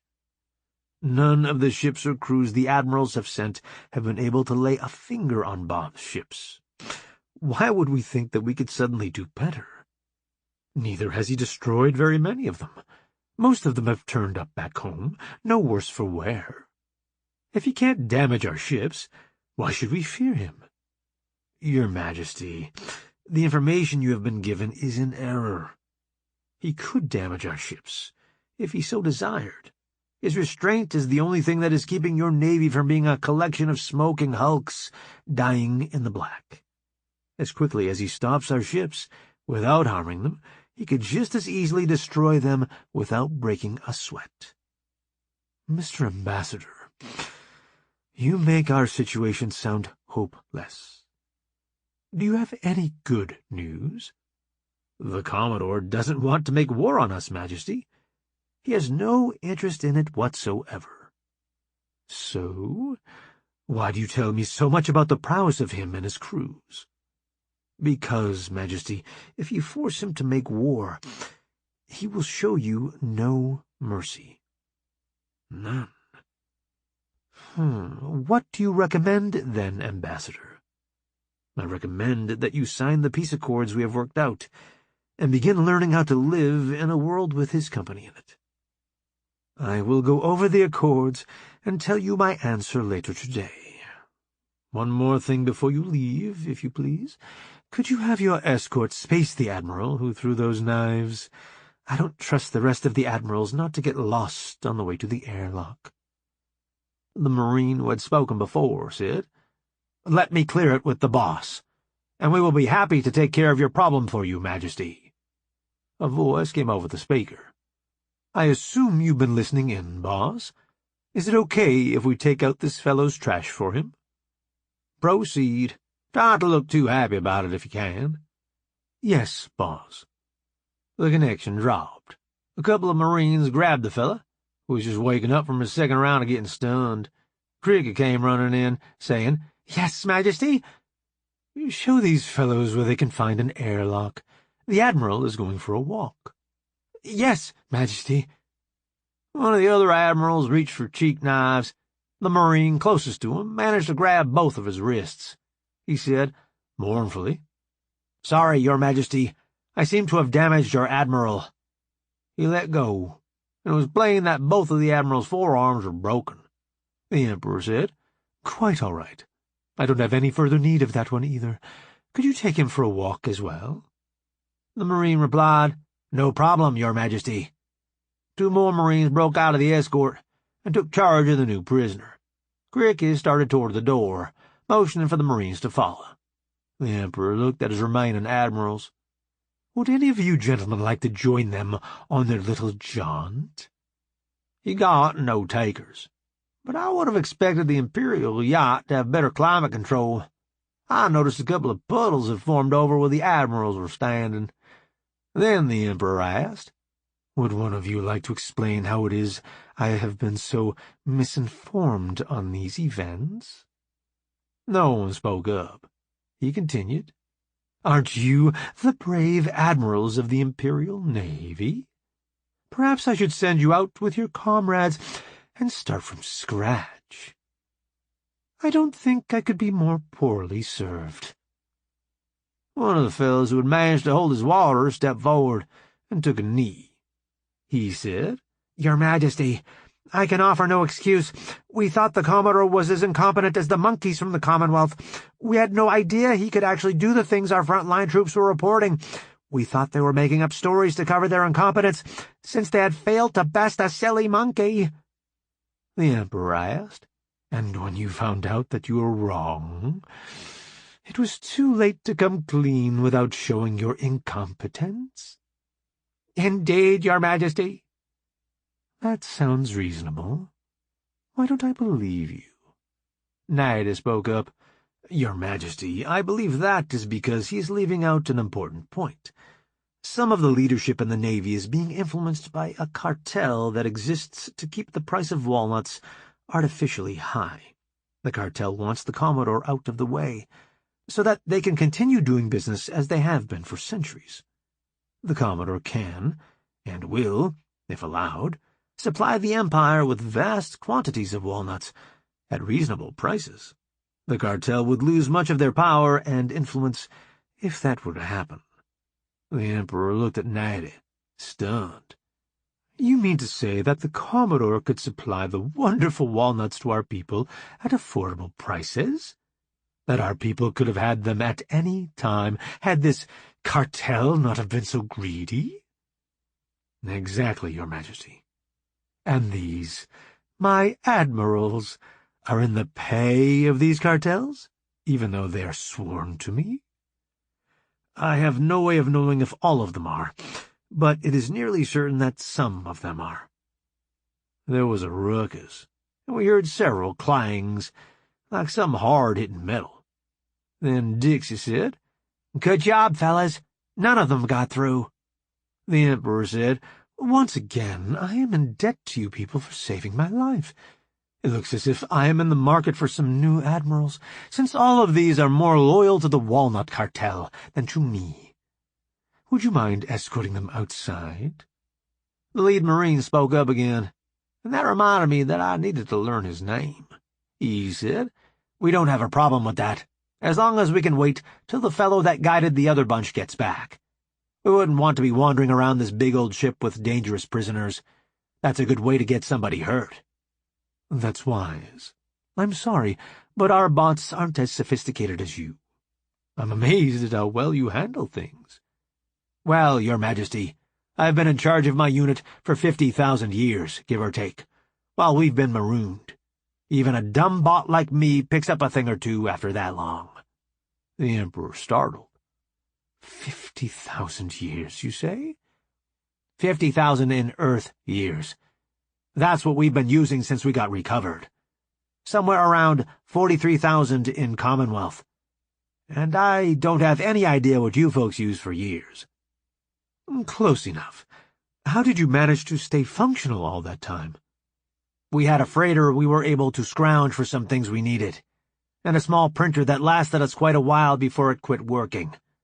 Several of my people weren't functional anymore when we were recovered, but with the printers on the ships that picked us up, we were able to get everyone up and going again. Sounds like quite an adventure. Here's Creaky now. The Marines collected the admirals and headed out. The Emperor said, Well, now I need different admirals, but I thought those were trustworthy. How will I do better this time? Snappy said, Your Majesty, I may be able to offer a solution to your problem, but it would involve getting a favor from the Commodore. What sort of solution, Captain? The humans have a method of detecting whether a person is being deceitful or not. One of the Commodore's captains is a master at the method, and has made a training program to be used with the teaching machine. It is made for humans, of course, but I've taken it, with no ill effects. You think the Commodore would let me take this course? If he thought it would help to make peace between our people, I don't think he would hesitate. Please see if you can arrange it, then. Saucy said, Incoming call from Snappy, boss. I jumped up, said, Your ship, Topper. Route that call to my comm, Saucy, and ran for the ready room. I didn't want echoes from the screen giving away the fact that we had been listening in to their conversation. Once I was inside the ready room, I answered, Commodore Wilson? Snappy said, Commodore, something has come up I need your help with. I'm not on the bridge right now, but I can relay firing instructions to Topper for you. What do you need destroyed? Nothing. The Emperor would like to take the cold reading course that I had. That's a bit of a problem, Snappy. I don't have a problem with him having the knowledge, but I don't quite see how to administer the course. I don't see the issue. Just send the course and operator over on a small ship. That is the issue, Snappy. Lackey is the only tech I trust to administer the course. She was given a hitch in the Navy, instead of time in jail when she was caught hacking. Before her term was up, I captured the ship she was on, and she decided to come work for me. So, technically, she is a fugitive from Imperial justice. Her setting foot on the Imperial yacht would amount to surrendering to serve out her sentence. Snappy said, I see. Isn't there anything that would change your mind? Well, I suppose the Emperor could pardon her, so that she needn't worry about serving out the rest of her term, if he really wants the course that badly. Let me put you on hold while I confer with His Majesty. Certainly. The line went quiet, and I said, Jean, put the feed we were watching on the bridge up in here, please. Be sure and mute it when Snappy comes back on the line. Oh, and page Lackey to the ready room, if you would. On it, boss. The feed came up on the wall screen. Snappy was saying, Your Majesty, there seems to be a slight hiccup in that plan. What might that be, Captain? The tech that administered the course to me, who the Commodore says is the only tech he trusts to administer it to one of our people, is a fugitive from Imperial justice, and therefore cannot set foot on this ship without being taken into custody. What does the Commodore suggest, then? Does he want me to come over to his ship? No, Majesty. He suggests you could pardon her, thus negating the problem. The Emperor thought that over for a second, and called, Creaky, come here. Yes, Majesty. Get this woman's name, and see what vile deeds she did that the Commodore wants me to pardon her for. Creaky asked. Who is she? Snappy said. Lackey Whitty. She is a computer hacker. Creaky fiddled with his tablet for a moment, and said, Majesty, it would appear she was poking around in one of the recently deceased admiral's finances. He saw to it that she got the maximum sentence and was sent on a mission to rid the galaxy of the impudent monkey that he thought to be a suicide mission. She has already served more time than she would ordinarily have been given for the offense she was convicted of. I hadn't noticed Lackey come in, she said. Why is the Emperor researching my criminal record? I replied, deciding whether or not to pardon you, so you can go over and give him the cold reading course to help him pick new admirals. That course is completely safe for squirrels. We proved that with Snappy. I know that, and you know that. Snappy doesn't, and neither does the Emperor. Are you saying you would turn down a pardon just because I stretched the truth a bit to get it for you? I thought you wanted to be able to go see your family and friends. I'm not sure which emotion was stronger on her face, joy or shock. She said, You're scamming the Emperor of Oak? For me? Oh, thanks, boss. No problem. Just remember, after you give him that course, it won't work again. Yes, boss. Straight and narrow from here on out. Now who needs the blue contacts? Just don't get caught again. Understood. My calm made the tone to tell me I was off hold, just as Jean muted the display.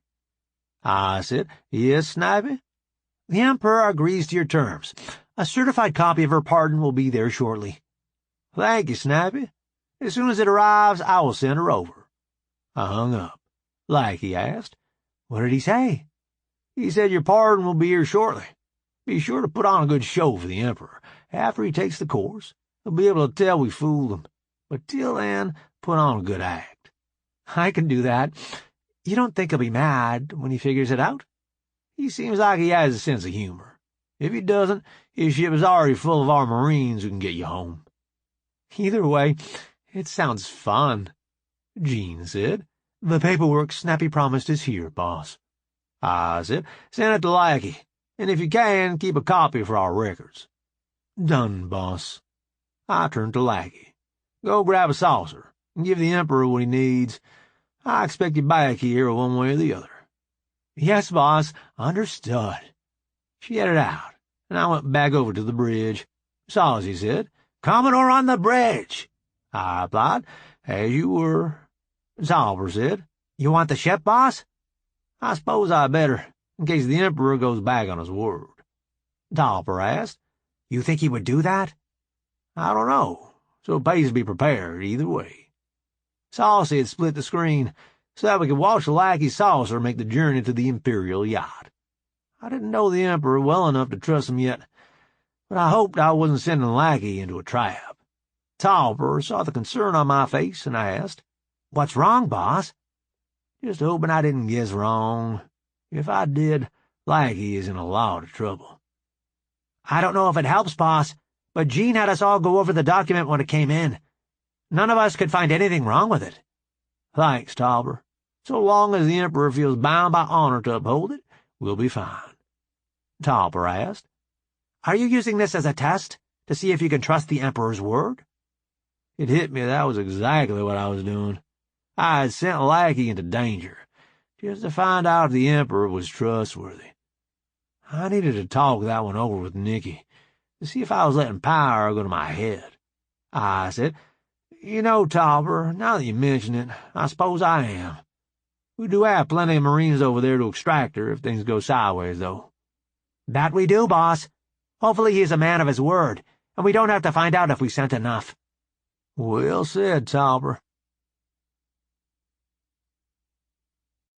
Chapter 11. Lackey docked and went aboard the yacht. Saucy gave us a view from different boats as she made her way to the throne room. When she was inside, she genuflected and said, Your Majesty, I am here to help you with the course you want to take. He pulled the teaching helmet up over the back of the throne. I don't know why, but that caught me by surprise. I expected him to want to do his learning more privately. Lackey installed the course, and I asked, Are you ready, Majesty? Yes, Lackey. Begin whenever it is convenient. She lit him up and watched the readouts, as if she really was concerned about the outcome. We watched until finally he had finished and woke up. He said, Thank you, Lackey. She replied, My pleasure, Majesty. I will return to the Jean Cernan now, if you don't need anything else. Just one thing. Did you really need to watch the machine? Would your Commodore really let me use an untested procedure? She was busted, and she knew it. She said, "No, Majesty. We were certain it was safe for squirrels after Captain Dressy tried it. The Commodore just wanted me to be able to go home and see my family and friends." "You must give him good service for him to be so loyal to you." "I'm not all that useful to him. He's just loyal to all his people. If you want to know the truth, I think he was testing you, to see if you would really let me off the ship or not. He needs to know if he can trust you, and this was a good test." "You don't seem at all that upset to be used in such a scheme." "Your Majesty, you do see all the Marines around me, don't you? There are many more on the other ships of the fleet. I have no doubt that they would all be here to get me back, if you went back on your word." "You trust your monkey Commodore a great deal. Are you sure he is worth it?" "Without a doubt." "Why is that?" "I have seen the lengths he has gone to in order to keep from harming any more of our people than he must. He is a good man, monkey or not." Cricky spoke up. "If he's so good, why does he mistrust the Emperor?" Lackey replied. "Because those of our people he has met so far have not dealt with him honorably. He has no reason to believe the Emperor is any different. Begging your pardon, Majesty." "You already have that, Lackey. I can see why the Commodore would be cautious if he has been dealing with people like the admirals recently in my employ." "He is cautious, but he sincerely wants peace. I hope that you can come to an agreement with him, Majesty." "Why is it so important to you?" "I have seen and heard the things the Commodore can do. I do not want him to be forced to do them to our people, Majesty." "The course you gave me is working. I can tell you sincerely believe what you said." "I am glad to be of service, Majesty." "To me, or to your Commodore?" "Both, I hope." "A noble goal. Go in peace. The Emperor has spoken." Lackey curtsied and said, "Yes, Majesty." Then she headed back to the saucer she flew over. The Emperor said, "Ambassador, I think we should retire to my study and go over the agreements you brought." Natty said, "Yes, Majesty, let me dismiss these Marines, and I'll be right with you." The Marine in charge spoke up. "Mr. Ambassador, I should leave you an escort. Just because the admirals are no longer a problem doesn't mean there aren't bad actors still aboard the yacht." Dixie said, "Likewise, Ambassador, I should stay until we are sure there is no longer a threat."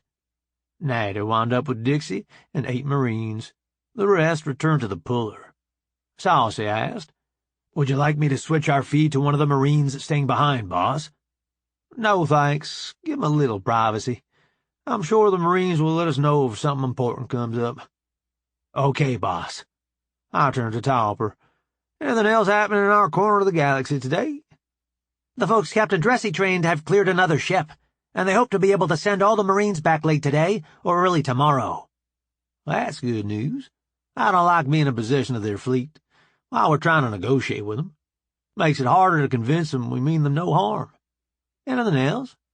Sue spoke up. "Boss, I've used every trick I can think of, and then made some stuff up.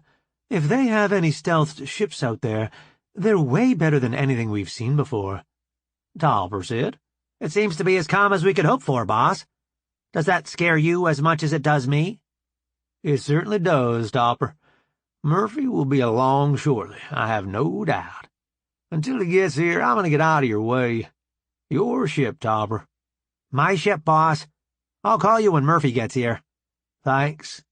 I headed out. As soon as I was off the bridge, I asked Jean, "Where could I find Mrs. Wilson, Jean?" "She's in the ready room, taking a course, boss." How long till she finishes? 3 minutes. I went in the ready room and waited for Nikki to come out of her course. When she woke up, she asked, "Hey, caveman, what you doing?" "Waiting on my favorite lady." "Need something?" "Some advice, I guess. I'm not sure I handled things right this morning." "What did you do that you're not sure about?" "I sent Lackey to the Imperial yacht. to give the Emperor the cold reading course. I thought she had already proved it was safe with Snappy. She did, but this way I got her a pardon from the Emperor, so she can go see her friends and family, and I found out whether I could trust the Emperor. It's the last part that has you wondering? Yep. I sent her into a potentially dangerous situation, just to gather intel without asking her first. Am I becoming one of those guys who thinks that whatever he wants is the right thing, without thinking about how it affects other people? Nope. If you were, you wouldn't be here asking me about it. You'd be celebrating how well your plan worked, don't you think? I guess so. I just want to be careful that I don't go off the rails. I have a lot of people depending on me. Would you feel better if you apologized to Lackey for sending her in without letting her know everything beforehand? Maybe. You know that it's a part of the job, don't you? What was that? Sending people to do jobs, without explaining why. Sometimes even sending people to do jobs they won't come back from. I know it in my head, yes. My gut is yet to come to terms with it. It shouldn't be easy, Caveman. If it ever gets easy, you need to walk away. So I'm doing okay so far? You're doing fine, Caveman. Look how far you've come, and how quickly. Think how good you'll be at this after you've been at it for a while. You're right. I just worry I'm going to screw up and get someone hurt.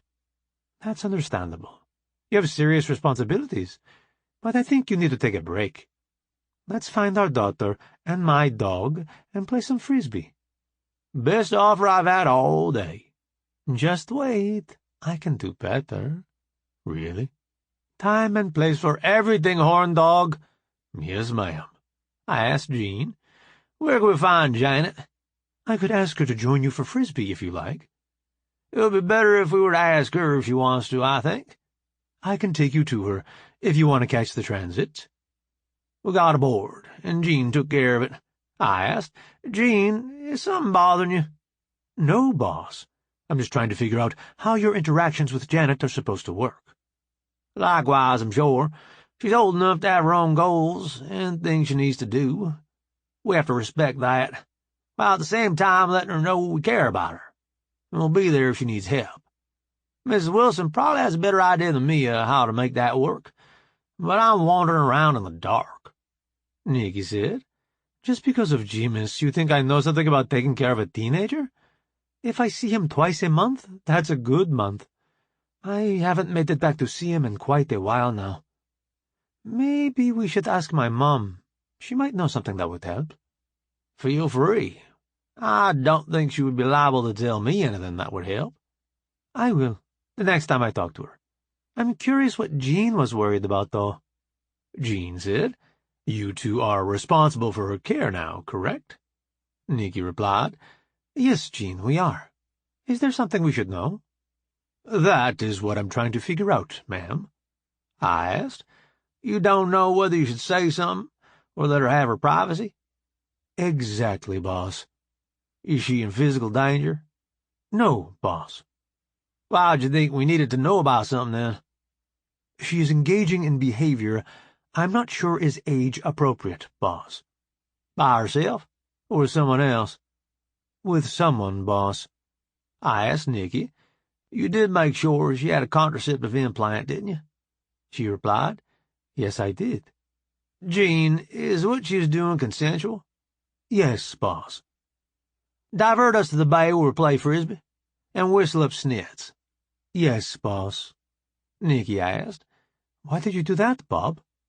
It's bad enough that we know she's doing something we might not approve of. No need to make it worse by catching her at it. You're willing to let it slide? She's not going to be perfect. She needs enough privacy to figure out who she is. The best we're going to be able to do is be there to help her pick up the pieces when she makes mistakes. Every time I think I have you figured out, Caveman, you go and act all grown up. Sorry to be a problem, ma'am. No, you're not. Not even a little bit. You could be right. We got to the bay, and Snitz was waiting. We found a frisbee, and had a good time. Jean came over the speaker.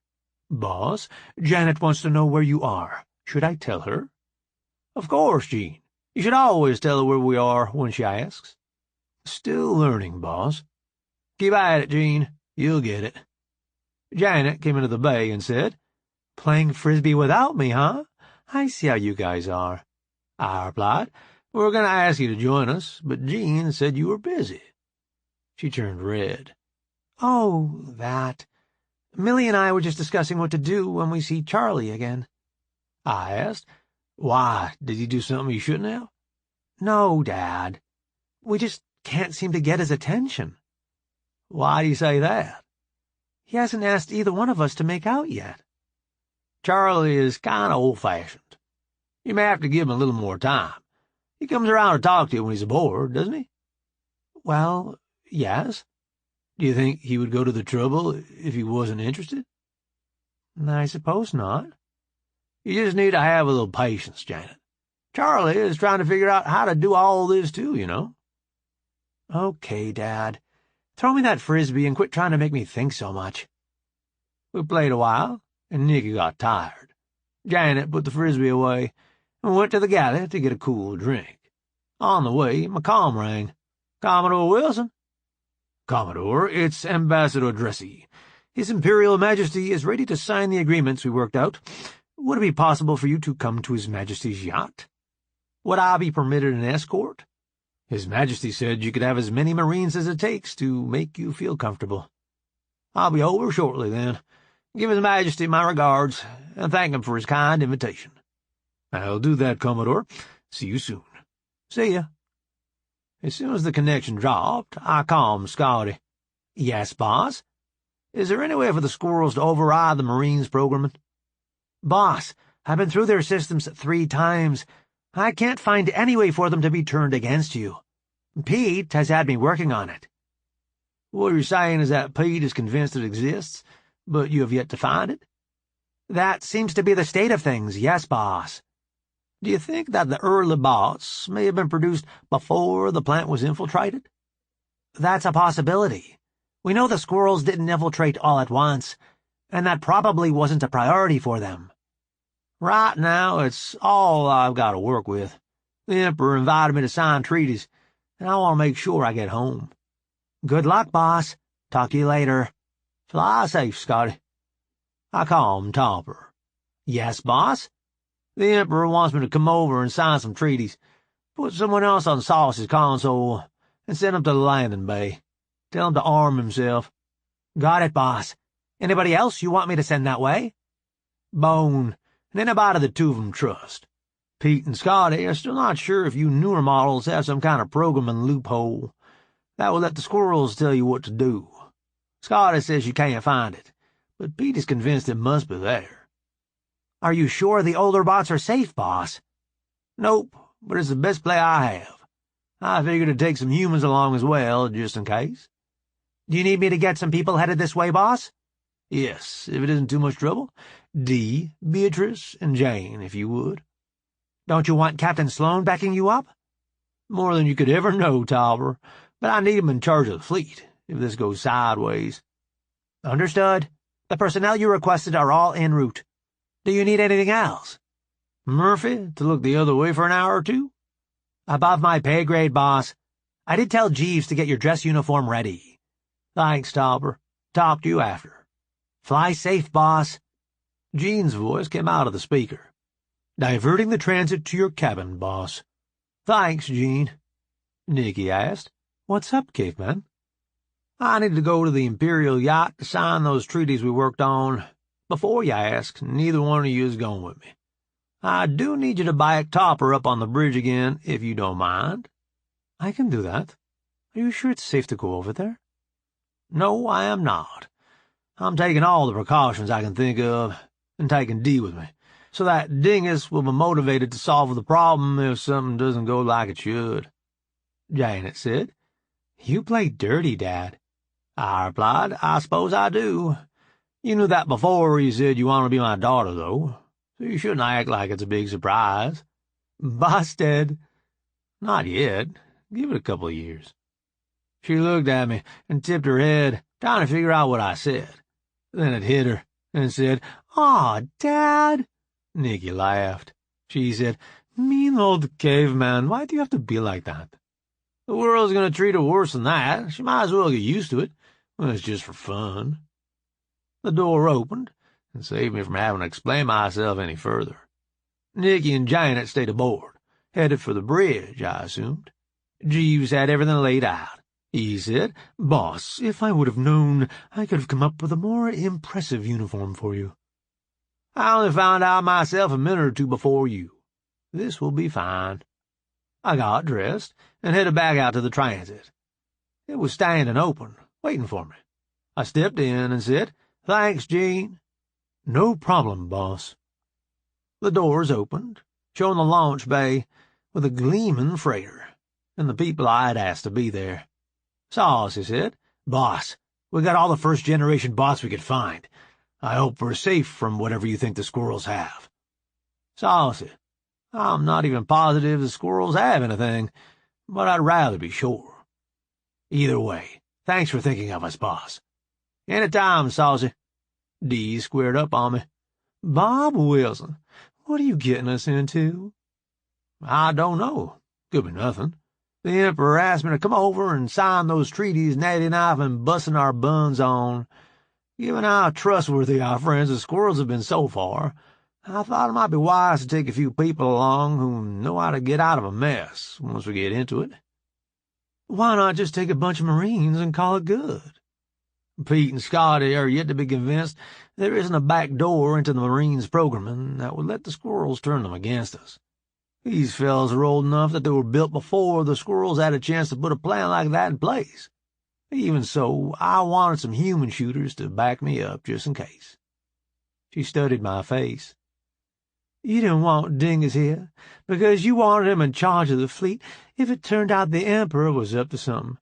With me here, he's going to be motivated to get us out. Same deal with John, coming after Jane, and Diego, coming after his grandma. I'm surprised you didn't ask Bucky to come along, but I suppose if that many ships attack, Steve will be right in there with them. Sally wouldn't need any extra motivation if you were in danger. You're a sneaky booger, Bob Wilson." "Have to be to stay ahead of all of you," Beatrice said. "And now with the compliments. Does he really think we will fall for that, Dee?" "I doubt it, but you know how he is. If a thing might work, he'll try it, just so he didn't miss a trick." Jane said, "Sounds like they've got your number, boss." "I suppose they do. Guess I'm going to have to up my game if I want to fool them. Is everybody ready? We don't want to keep His Highness waiting." Dee asked. "What are we supposed to call him, anyway?" "Danged if I know. I just figured as long as I treated him as an equal, he wouldn't decide he was the big dog. Hadn't thought it through farther than that." Jane said, "That's our Bob. Let's get it done. We'll figure out the details when they come up." We boarded the ship we were going over on, and the ramp came up. Ace came over the speaker. "Thank you for flying Ace Air. We won't be long, so don't get too comfortable." Soon enough, the ramp came down, showing us our welcome. There was an honor guard, and Natty was waiting at the bottom of the ramp. I strode down, with my entourage following. It felt silly, but I tried to maintain an air of competence. Natty said, "Commodore Wilson, I'm here to escort you to the throne room. Please follow me." As it turned, I leaned in close and asked, "Where do they have the ambush set up?" I didn't expect an answer, but his reaction told me what I needed to know. If there was an ambush, he hadn't been told about it. Of course, it might be more convenient for the Emperor if we were both dead, so that didn't necessarily mean we were safe. The head of the honor guard stepped up. He said, through a translator badge, "Your people will have to surrender your weapons before you are allowed into the presence of the Emperor." I replied, "Oh, I was mistaken. I thought he was serious about signing these documents. Sorry to waste your time." I turned to get back aboard our ship. Out of the corner of my eye, I could see Natty whispering excitedly into his comm. He turned to the guard and said, "The Emperor would like a word with you."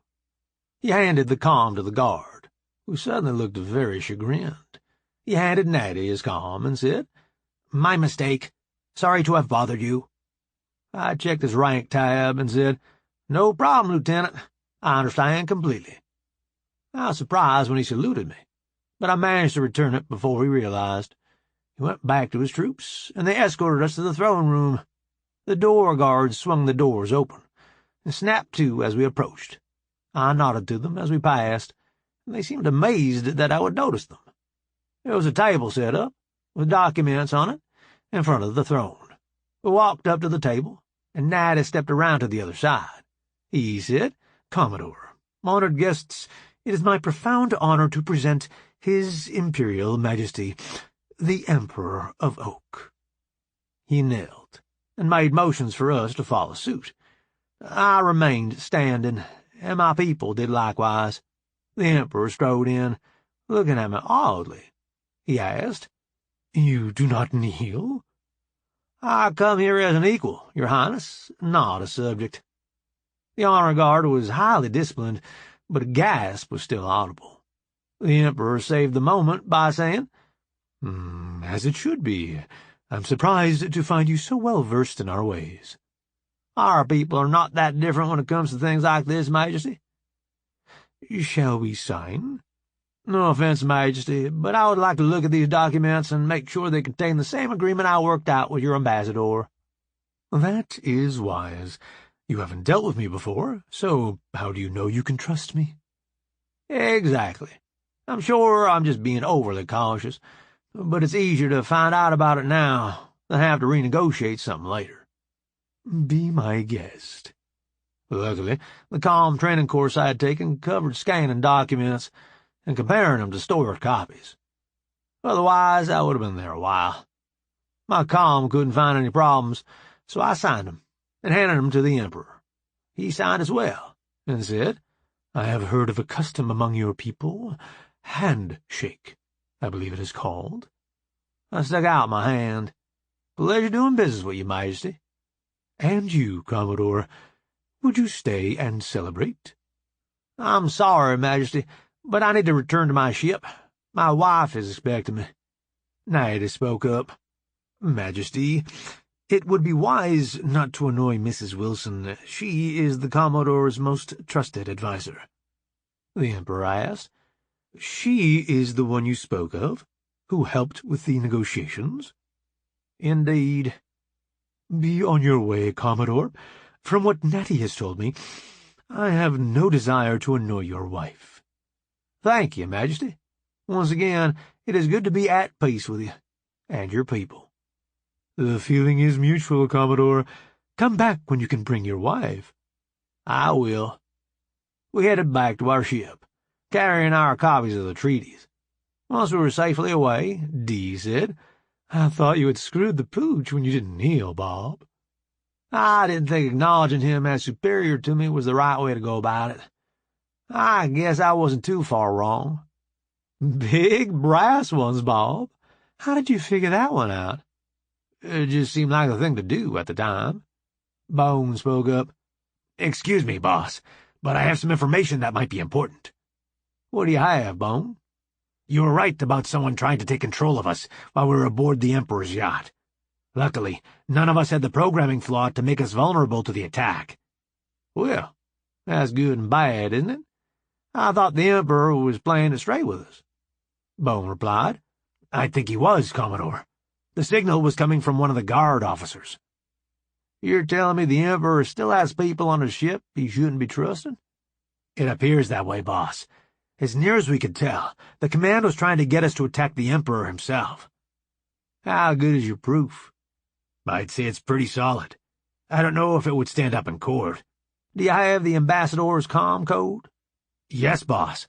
Topper gave it to everybody." "Send him what you have, and explain that I told you to." "On it, boss." "All sent," and he acknowledged receipt. "Be sure that Scotty gets the copies of the signal he was trying to use against you, but warn her before you send it, so she can take precautions with it." Boss, she already asked us to send any signals like that to Tiggy, as soon as we receive them. She's already working on it." "Don't worry about it. Dumb organic, trying to keep up." "Refresh my memory, boss. Who was it that decided to call up us old bots for this mission? Okay, a point for your side. Anything else you need? We were thinking about maybe teaching the newer bots some of the things we've learned during our long service lives. Maybe setting up a kind of school. Let me get this straight. You fellas want to set up a bot academy? With yourselves as the board of rusties? Good one, boss. Something like that, yeah. Scotty said she would never have thought about us old bots not having the same software as the newer models. Little things like that might make a difference sometimes. I trust your judgment, Bone. Thanks, boss. He went back over to the other boss. I overheard Sauce tell him, "See, I told you. The boss just wants things to work. He doesn't care where the ideas come from." Soon enough, the ramp opened, and we were back on the Gene. I headed toward the bridge, but my comm rang. "Commodore Wilson," Topper said. "Boss, the Emperor is on the line for you. Should I put him through?" "Go ahead." I said, "Your Majesty, what can I do for you?" I called to thank you for telling us about that guard officer who was trying to sabotage the negotiations. How did you anticipate such a thing? Truthfully, Majesty, I didn't know for sure. I just wanted to do all I could to make sure the signing went smoothly. You really did want this agreement as much as we did, didn't you? I'm a businessman, Majesty. There's no profit in war for me. I appreciate your honesty. The ambassador is wondering if you would be available to do some more negotiating today. I need to catch up on a few things I've been letting slide, I'm afraid. My negotiating team is aboard, if you would like to talk to them. Oh, my. He says tomorrow will be entirely soon enough. He seems to fear your negotiating team. Why is that? He dealt with them on some business before he became ambassador. Seemed to think they were rather skilled at what they do. I see. Your organization continues to amaze me, Commodore. We're all doing the best we can, Majesty. I'd better let you get back to it, then. Good day, Commodore. Fly safe, Majesty. When the connection went dead, I called Topper. Yes, boss? I was just wondering, did the Emperor's yacht send anyone out for a walk in the last few minutes? They did, boss. They're not as merciful as you. They left him his suit. I can patch you into the audio if you would like. No, thanks. Has he said anything of use to us? He seems to think the cartel will have revenge on the Emperor for making peace with you. Other than that, pretty much what you would expect. He certainly deserves to be punished, but I don't see why he needs to wait for his heir to run out. Could Tex hit him with the turret from where we are? He asks which extremity you would like him to remove, boss. Center of mass. No need to get fancy. 1 railgun round out. Any other targets you need serviced, boss? No, thanks. Put whoever calls to complain through to me. I was the one who decided to put him out of his misery. No need for you to have to deal with that. Understood. Talk to you later, boss. Later, Topper. To my surprise, no one called to complain that I had cut the fellow's sentence short. Made me wonder if the whole thing was a test. Chapter 12. I finally made it to the transit and headed out to the bridge. Sauce had made it back before me, because he sang out, "Commodore on the bridge!" I replied, "As you were." Topper said, "We haven't received any complaints about cutting that fellow's sentence short, boss. I would have thought they would be upset about that." I would have, too. I'm beginning to wonder if it wasn't a test, see what I would do. Nikki spoke up. You think the Emperor still doesn't trust you? Closer to the point, to say I think he's still trying to figure out who he's dealing with. What makes you say that? He went out of his way to space that fellow on the side of the ship where we could do something about it if we so chose. If he wanted to make sure he suffered, he would have put him out where we would have to maneuver to get a shot on him. Sue said, "Boss, they just launched a stealthed ship. Looks like one of their spy ships." Midnight or Black Beauty in the black right now? Saucy said, "Midnight is, boss. Ask Shorty to crawl up behind our friend there and see what he's up to." On his way, boss. Topper, you need Mrs. Wilson any longer? No, boss. Thanks for the help, ma'am. Nikki said. You're welcome, Topper. See you the next time you get a wild hair. Yes, ma'am. As we headed out, I said, I don't know about you two, but I'm getting hungry. Janet said, I went to the galley and got us something to eat, as soon as it looked like everything was going okay. Well, then, I'm going to go eat. You two can suit yourselves. Nikki said, I could stand to sit and sip a Coke. Janet said, I better get back to work. Just because I'm the captain's daughter now won't keep Scotty from tearing me a new one. Janet caught the first transit. I started to walk away, but Nikki said, Not today you don't. We're riding the transit and staying out of trouble. When the next car came, we got aboard and went to the galley. Stella met us and said, Hi, Commodore. Enjoy your trip to visit the neighbors? I did. How are you today? Worried? What about? About this glitch in our programming that could let someone turn us against you, boss. Scotty says she's not having any luck finding the bad code, even with the signal telling her what to look for. We'll figure something out, Stella. Just give us a little time. We told her what we wanted, and she went off to get it. Nikki said, That doesn't sound right to me, Caveman. A programming problem that stumps Scotty? I didn't think such a thing could exist. It doesn't sound right to me either. I have to wonder if there's more to it. How do you mean, Caveman? I'm not sure. It's almost like she doesn't want to fix it, and that doesn't make sense to me. No, it doesn't. Wait, what if she can't fix it? A tech problem that Scotty can't fix? Are you high? No, Caveman. Think about it. If nearly all the bots have this flaw in their programming, Scotty would have found it long ago, if she was allowed to do it. I looked at her for a moment, soaking in what she was saying. You mean the squirrels put a limit on Scotty and the other maintenance bots to keep him from being able to fix this particular glitch? I don't know, but it makes more sense to me than Scotty suddenly found a problem that has her stumped after all the amazing things she's done. It does, doesn't it? How do you suggest we proceed, then? You would ask that, wouldn't you? I'll need Lucky, since she knows how the squirrels program, and Taz, if he isn't busy. I think the three of us can figure out what's going on. I'll get on it as soon as I finish my Coke. Thanks. That one had me worried, just like Stella. Stella came back out with my lunch and Nikki's drink. She asked, How are you just like me, boss? I was worried about Scotty not being able to figure out that glitch in your programming. Mrs. Wilson has it figured out, she thinks. How soon can we get it out? She has the idea figured out. It's going to take some work to reduce it to practice. Please be patient with her. You know how slow us organics can be. Can I tell Scotty she's getting some help? She's awfully worried about not being able to fix it. Please don't.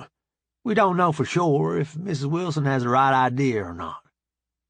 You think Scotty has a block that's keeping her from seeing the problem, don't you? We don't know yet. No need getting Scotty upset until we know for sure. I understand, boss. Thanks for taking care of us. That's my job, Stella. Strange. That's not how all the other humans I've worked with saw it. I'm your leader, right? That means I take care of you, and you take care of me. We work together, and things get done. How else will we go about it? You're the human, and we're the bots. If anything goes wrong, it must be our fault. If we break down, it's our fault. That's just silly. We never would get anything done like that. It's the Navy way, boss. Have you noticed we ain't in the Navy? That becomes more clear with every passing day, boss. Nikki finished her Coke and said, I'd better get on this, Caveman. Okay if I use your ready room? Sure. Holler if you need anything. I will. Love you. Love you, too. All three of you. She headed out, and I dug into what was left of my lunch. When I finished, I couldn't think of anything pressing I needed to take care of, so I decided to walk around the ship and see how things were going. Tempting Murphy, I know, but it seemed like the thing to do at the time. Amazingly, All I found was bots getting things done, and seemingly happy to be doing it. Maybe the ship was beginning to settle out. My comm rang. Commodore Wilson? Topper said. Boss, Shorty has a report on what that stealthed squirrel ship is doing. Yes? Dropping off sensor platforms. Do they have the nasty destruct charges like the ones we've dealt with before? They do. What do you want to do about them? Do they have the ability to maneuver? No, boss. Record their positions, and make sure Tex has a fire mission plan to take them out. Other than that, don't do anything that will let the squirrels know we saw them put the platforms out. Yes, boss. Talk to you later. Later, Topper. I nearly got the comm put away when it rang again. Commodore Wilson? Caveman, we found the back door and pushed the patch to all the bots in the fleet. It was simple, with the transmission to point the way. There's no way Scotty had trouble finding it. We asked Nikki about it, and she said she found it too. Scotty said she was wrong, and wouldn't let her push her fix to the bots. Have you been able to look at Scotty's software and see how hard it is going to be to get that out? I haven't tried. I don't think she's likely to be cooperative. What are you going to have to do? Get Nikki to immobilize her? The only way that is going to happen is if you, as her owner, give her a direct command to allow it. I don't like having to mess with her autonomy that way, but if it's the only way to get that mess out of her, I'll do it. Meet me in engineering. See you there. I caught a transit and got to engineering just before Nikki and her crew. I saw Scotty and went over to her. Scotty, may I have a word? Sure, boss, but I need to get on this. Somebody just pushed an unauthorized update to every bot in the fleet. It looks like malicious code to me. I said, reluctantly. Scotty, command override. Stand down. Assume the position of attention. Do not move. Nikki saw what was happening and came over. What's up, boss? Scotty was trying to tear out Mrs. Wilson's fix. Could you stay around till Nikki and her team get here, so we can fix Scotty's issue? Sure, boss. Scotty asked. What are you doing, boss? I replied, your programming has been infiltrated by the squirrels. We're going to get it out. Boss, I am functional. You are mistaken. The patch you were attempting to remove was a fix for a vulnerability to squirrel control built into all the newer bots. A vulnerability you were unable to see because your programming is corrupted. I know you think you are correct, and I dislike having to control you like this, but I assure you it is for your own good, whether you believe it right now or not. Scotty was obviously fighting to get the words out, but she said, Thanks, boss. I tried to warn you, but I was locked down too tight. Nikki and her team showed up. Taz said, You have to give her a command lock? She was trying to get your fix back out of the bots. I didn't see any other options. You were right, boss. Sorry I doubted you. No worries, Taz. I didn't like doing it any more than you like seeing it. Blackie had plugged a portable terminal into Scotty. She said, This is nasty. The way it's intertwined with her personality programming. I'm not sure we can get it out. Nikki looked and said, She's right. It's a nasty piece of work. The only way I see to get it out is the uninstall command, and we would have to have a high-ranking squirrel to use that. I said, Well, it's a good thing we have one across the way, isn't it? I pulled out my comm and called Natty. Yes, Commodore? I need to ask a favor, I'm afraid. Gee, Bob, I don't know. I mean, you helped us get our fleet back under control and all, but do you really think that entitles you to a favor in return? I see I have competition in the asshole department. It's a biggie, though. You think it's a biggie? This I have to hear. Your intelligence folks put that back door into the bot's programming to let them take control of them when they needed to. They also rigged our maintenance bots to ignore the back door and resist any efforts to repair it. My chief engineer is standing here in a command lock, because if I let her loose, she's going to tear out the fix my wife put in. I need someone with the authority to give her the uninstall command so that she can go back to how she was before. Ideally, I need somebody with the authority to give that command to all the maintenance bots in my fleet, so that I'm done with this problem. I see your problem, but I don't think I would be able to help. I'm an ambassador, but I don't have any command authority over intelligence assets. That's what I figured. What would it take to get a favor from your boss? You mean the Emperor? He likes you, sure, but I don't know if he would be willing to help with that. Could you ask? I'd be willing to pay for the help. Gold or walnuts, his choice. I'll call you back when I have an answer. Thanks, Ambassador. The line went dead. Nikki asked, Do you think they will help? Natty would, but he doesn't have the authority to override the block. It all depends on how good an impression we made on the Emperor. Before long, my comm rang. Commodore Wilson? The Emperor's voice said. Commodore, I'm told you have a problem I could help with. We believe so, Majesty. My chief engineer is afflicted with a programming block from your intelligence services. My hackers can't remove it without doing damage to her personality. We're hoping you can give the uninstall code so that she could resume her duties. Is she the only bot so afflicted? I don't know, Majesty. What do you suggest? If you set up a broadcast, I could deliver the code to your entire fleet at once. That sounds like the way to do it. Can you possibly wait momentarily while I have that arranged? Of course. I muted my comm and turned to Nikki. Will you be able to tell if he has actually uninstalled the software, or just temporarily turned it off? Yes. Gene, give me Topper. Yes, boss. I need you to patch my comm into every bot in the fleet. The Emperor has a message y'all need to hear. Yes, boss. Nikki said. You're all in, caveman. Are you sure? Nope. Sooner or later, I'm going to have to trust the Emperor. Might as well get it over with. I unmuted my comm. Go ahead, Your Highness. He rattled off a string of numbers and letters I couldn't keep up with. Nikki and Lackey were watching the readout on the display plugged into Scotty. Nikki looked at me and nodded. I said, Thank you, Majesty. What can we do to repay you? That won't be necessary, Commodore.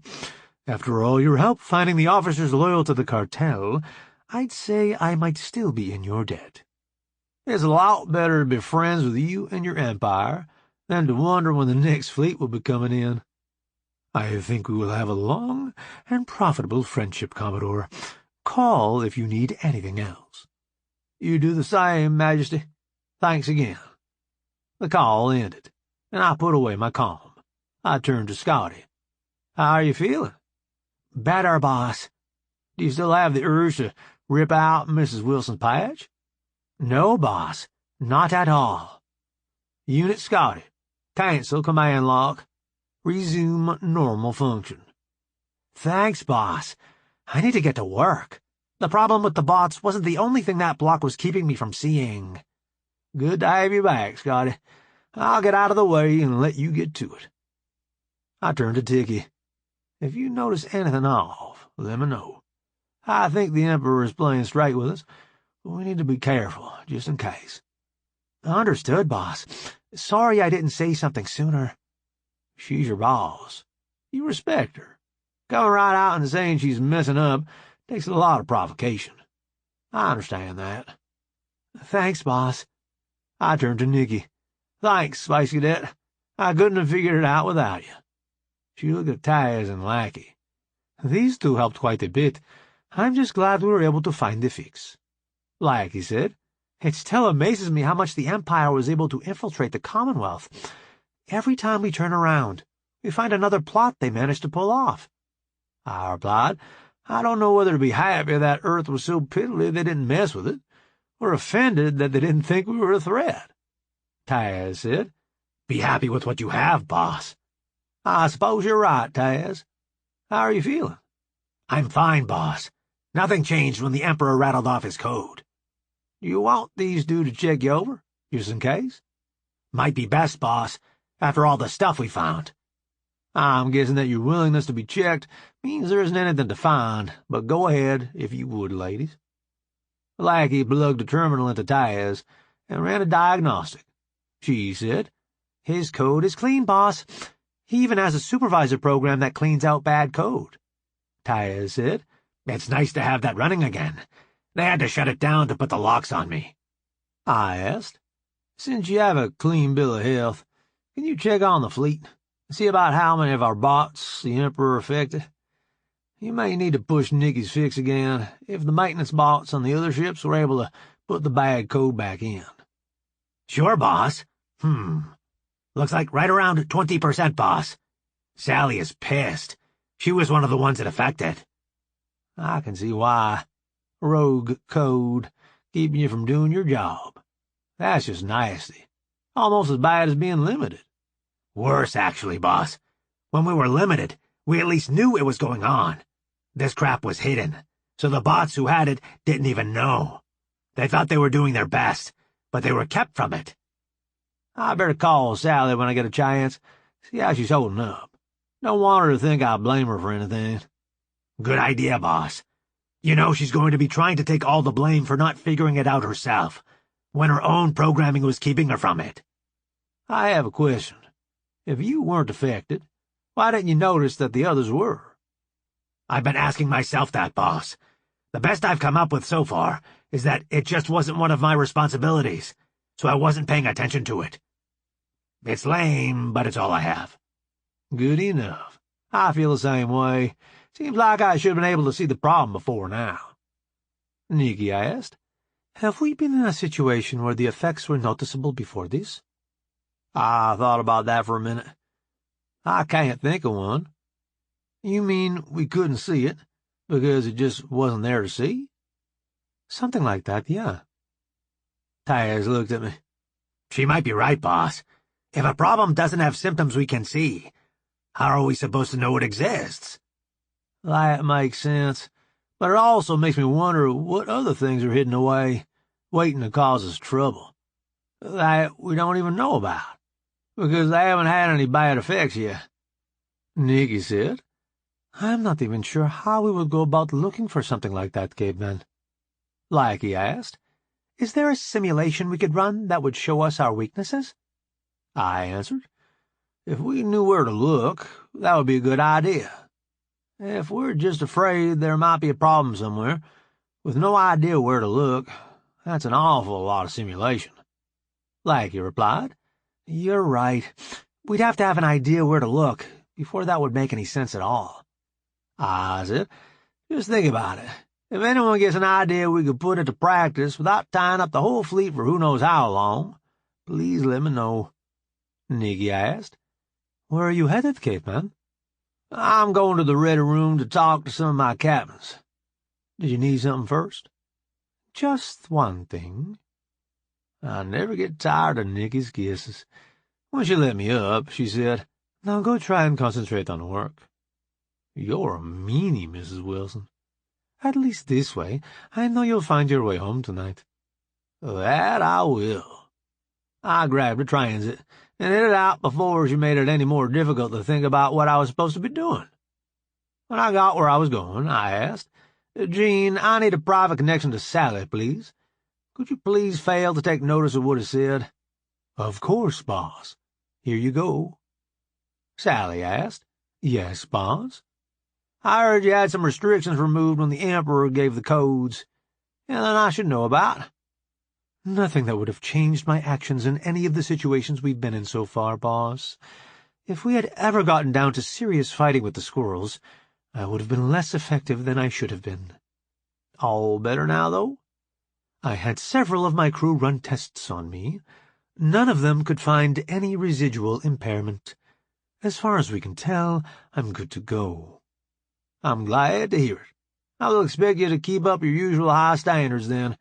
On another subject, would you have any objections to my giving Mrs. Wilson a commission? None whatsoever, boss. I've wondered why you hadn't yet. I didn't want her to have to pull washes. We get little enough time together as it is. What changed your mind?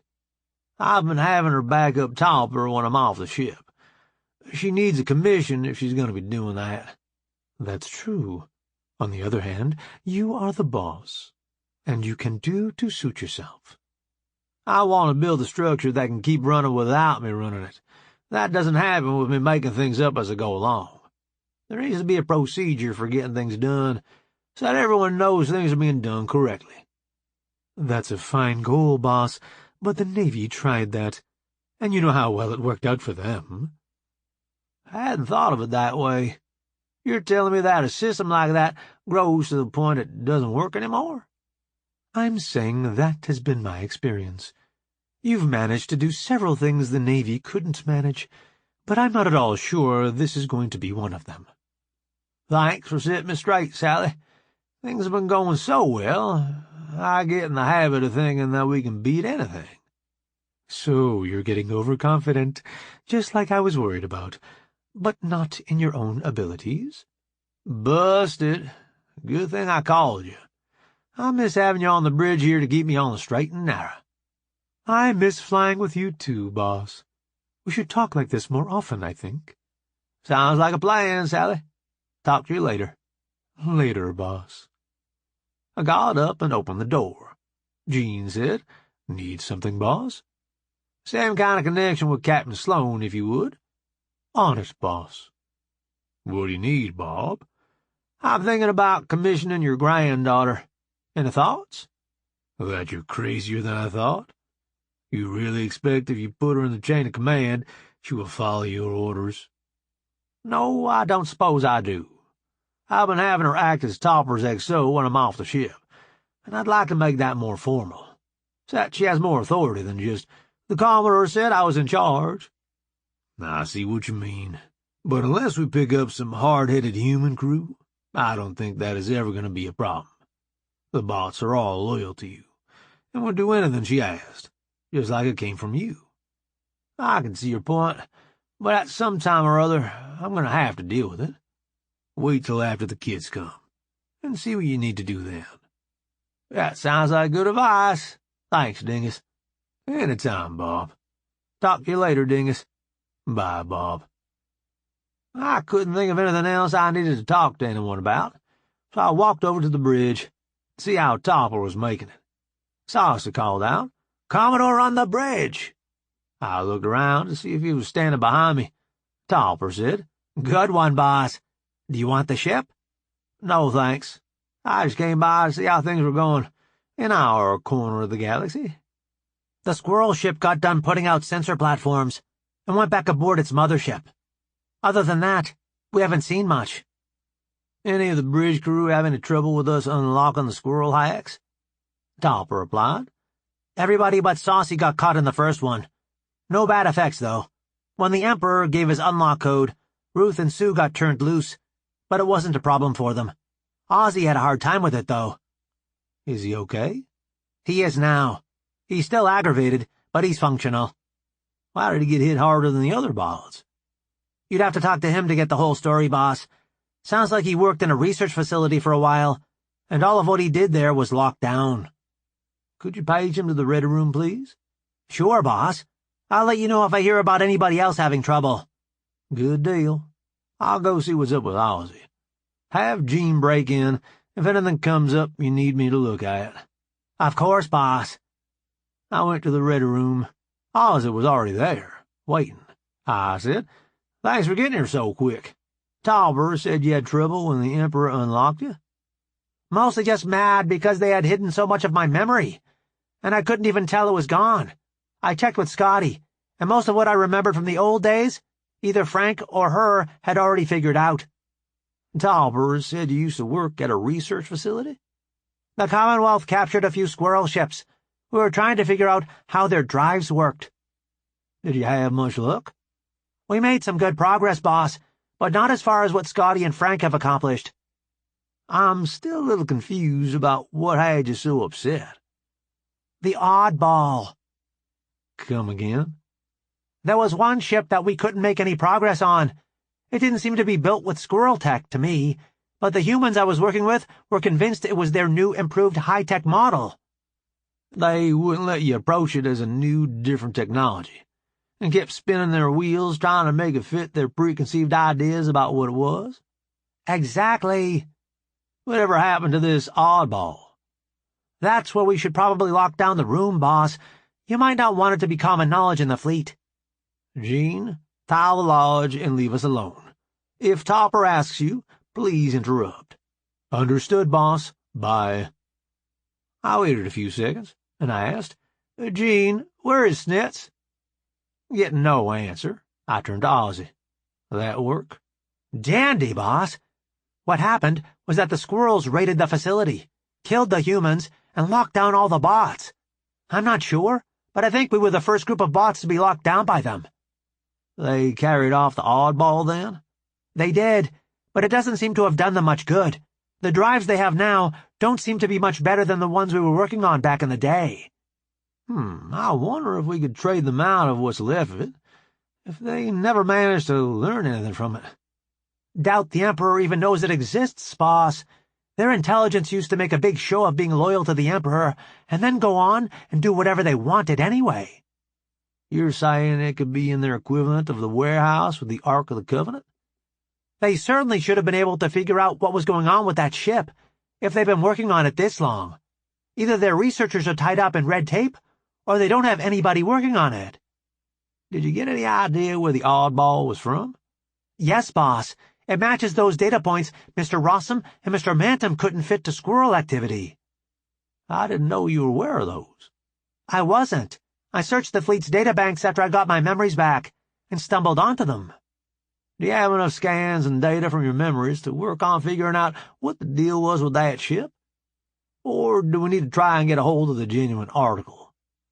I have enough to get Scotty and Frank headed in the right direction, but I don't know if it will be everything they need to build a working model.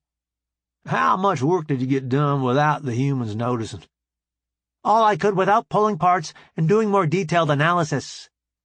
Somewhere around a third of what you needed to actually find out what was going on? It was pretty strange, boss. I'd say closer to a quarter. Do you think you could make better progress if we found the ship for you to tear into? I still have the list of all the experiments I wanted to do, if I could get permission. If that didn't at least tell us what we needed to look at next, I'd be surprised. It sounds like the raid on the lab where you worked will qualify as an act of war. I'm just getting to the point of being able to talk to the squirrels without fighting. I hate to bring up something that will just start all that crap again.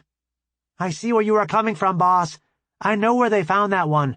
Maybe you could send somebody out that way to look for another one. I could. I suppose you want to be on that crew? Not really. I like to stay in the shop and work on things that other people bring in. Field work, isn't really my thing. Good deal. I'd hate to have to tell Topper he needs to find a substitute bass player while you're gone. You're funny, boss. Good thing looks aren't everything. Ain't it, though? Do you have anything else to tell me about your memories? Nope. I'm going to page Ricky, then, and you can explain to him where he's going and what exactly he needs to look for. I thought he was second team looking for a bug-out planet. He will be, once he finishes this. If it has you worried, it has priority, as far as I'm concerned. Thanks, boss. You'll pay me back. I hate to think how fast a ship you're going to build me if you get this new tech figured out. Chapter 13. I opened the door to get Gene's attention. He asked, "Yes, boss." "Ricky is still aboard, isn't he?" "Yes, boss. His ship won't be ready for another day or so." "Page him to the ready room, please." "On it, boss." Gene must have given him priority, because it wasn't long before we came out of the transit. He asked, "What's up, boss?" "Change of plan. Come on in, we'll get you up to speed." He stepped into the ready room, and I said, "Gene, tile the lodge again, please." "Bye, boss." Ricky asked, "What's so secret?" "The Emperor unlocked some memories for my good friend Ozzy here.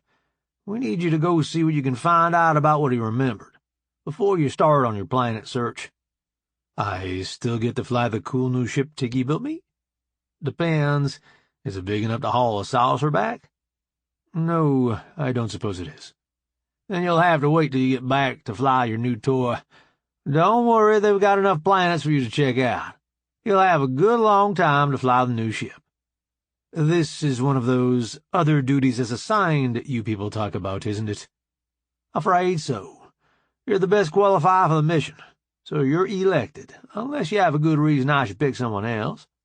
No, I just thought I was finally going to get to go exploring. Oz spoke up. Well, Mr. Natty, where you'll be going isn't exactly well explored either. No telling what you might find. Ricky said, this is sounding better all the time. What am I looking for, anyhow? I said, derelict saucers of a type we don't know much about. Everything we have is in Oz's memory. Will he be going with me? Ozzy said. Thanks, but no thanks. I'll give you a download of everything I have. I could even set it up as a training machine course if you like. That sounds like it might be the best option. Ozzy, was it? Yes.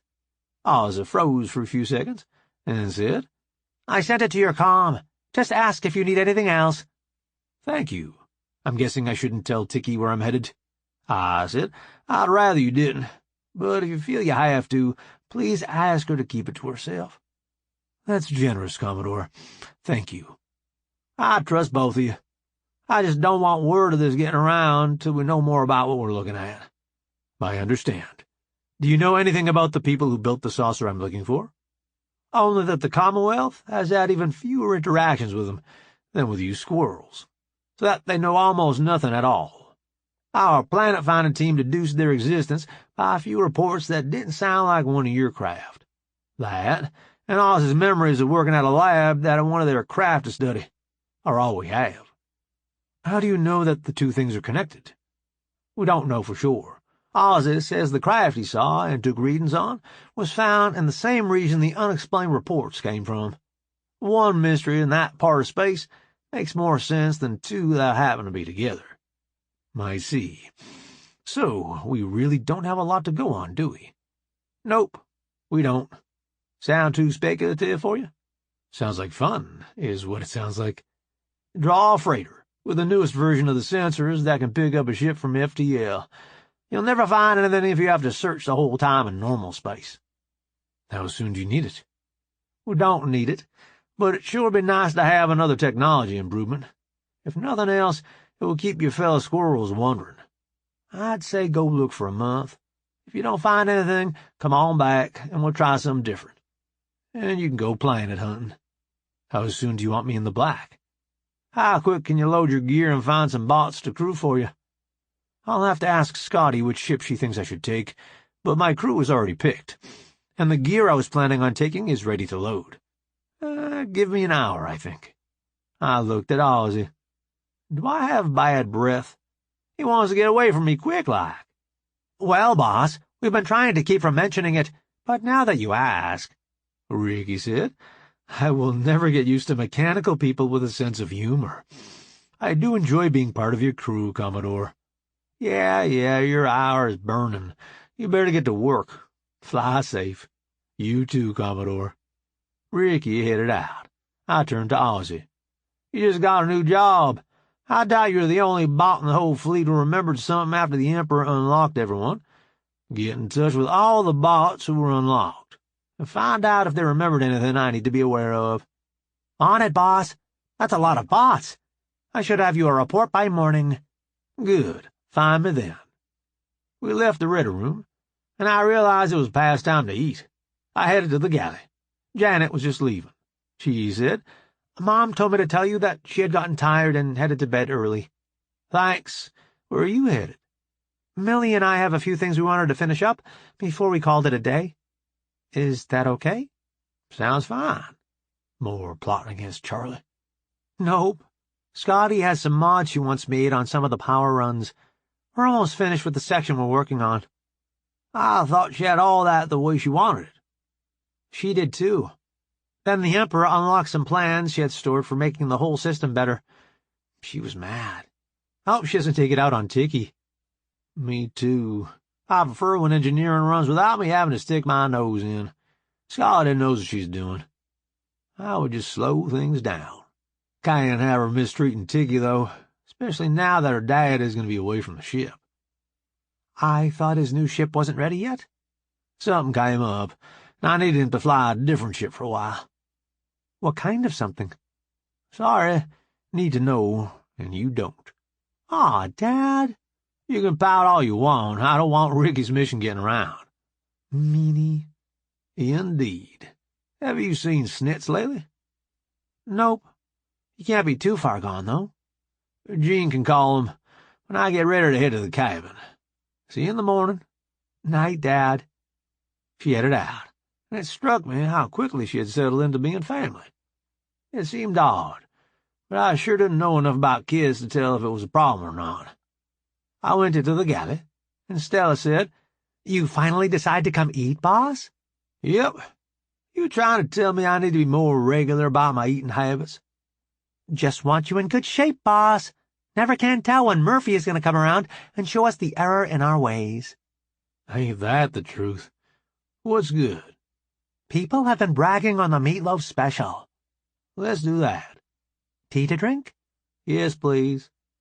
I sat down and waited for my food to come out. My comm rang. Commodore Wilson? Topper said. Thought you might want to know, boss. Ricky just left the ship. Good deal. Be sure that any messages he sends back are routed to me, please. Sure, boss. What's the big secret? I'll tell you the next time we're in the ready room together. Okay. You don't want it distributed through the fleet? Not yet. It remains to be seen if it is going to amount to anything or not. Good enough. Any special instructions? Wake me if the squirrels do anything odd, or we get other ships in the system. Other than that, I can't think of anything. See you in the morning, boss. See you then, Tauber. By that time, Stella was bringing out my meal. I dug in, and tried not to think about having to start negotiating with Natty again in the morning. I finished up, and Snitz was waiting on me when I left the galley. I said, Nicely done, Jean. Thanks, boss.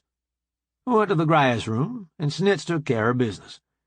Jim wasn't there, so I guess Jean thought I was doing all right. We headed to the cabin. Nikki didn't wake up when I got in bed.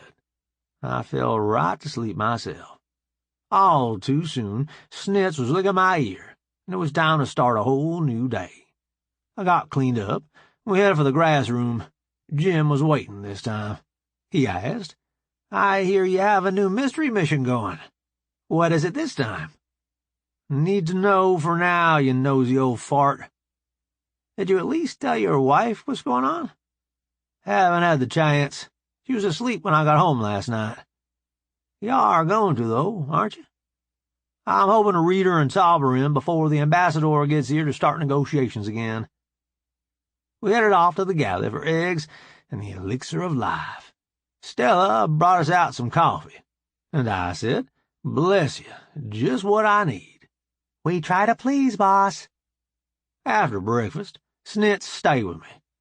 It seemed a little odd, but I figured he had a reason. I headed to the ready room to train. Jeeves met me there. What's up, Jeeves? Jean saw you headed here by yourself, and you didn't have him page anyone to meet you here.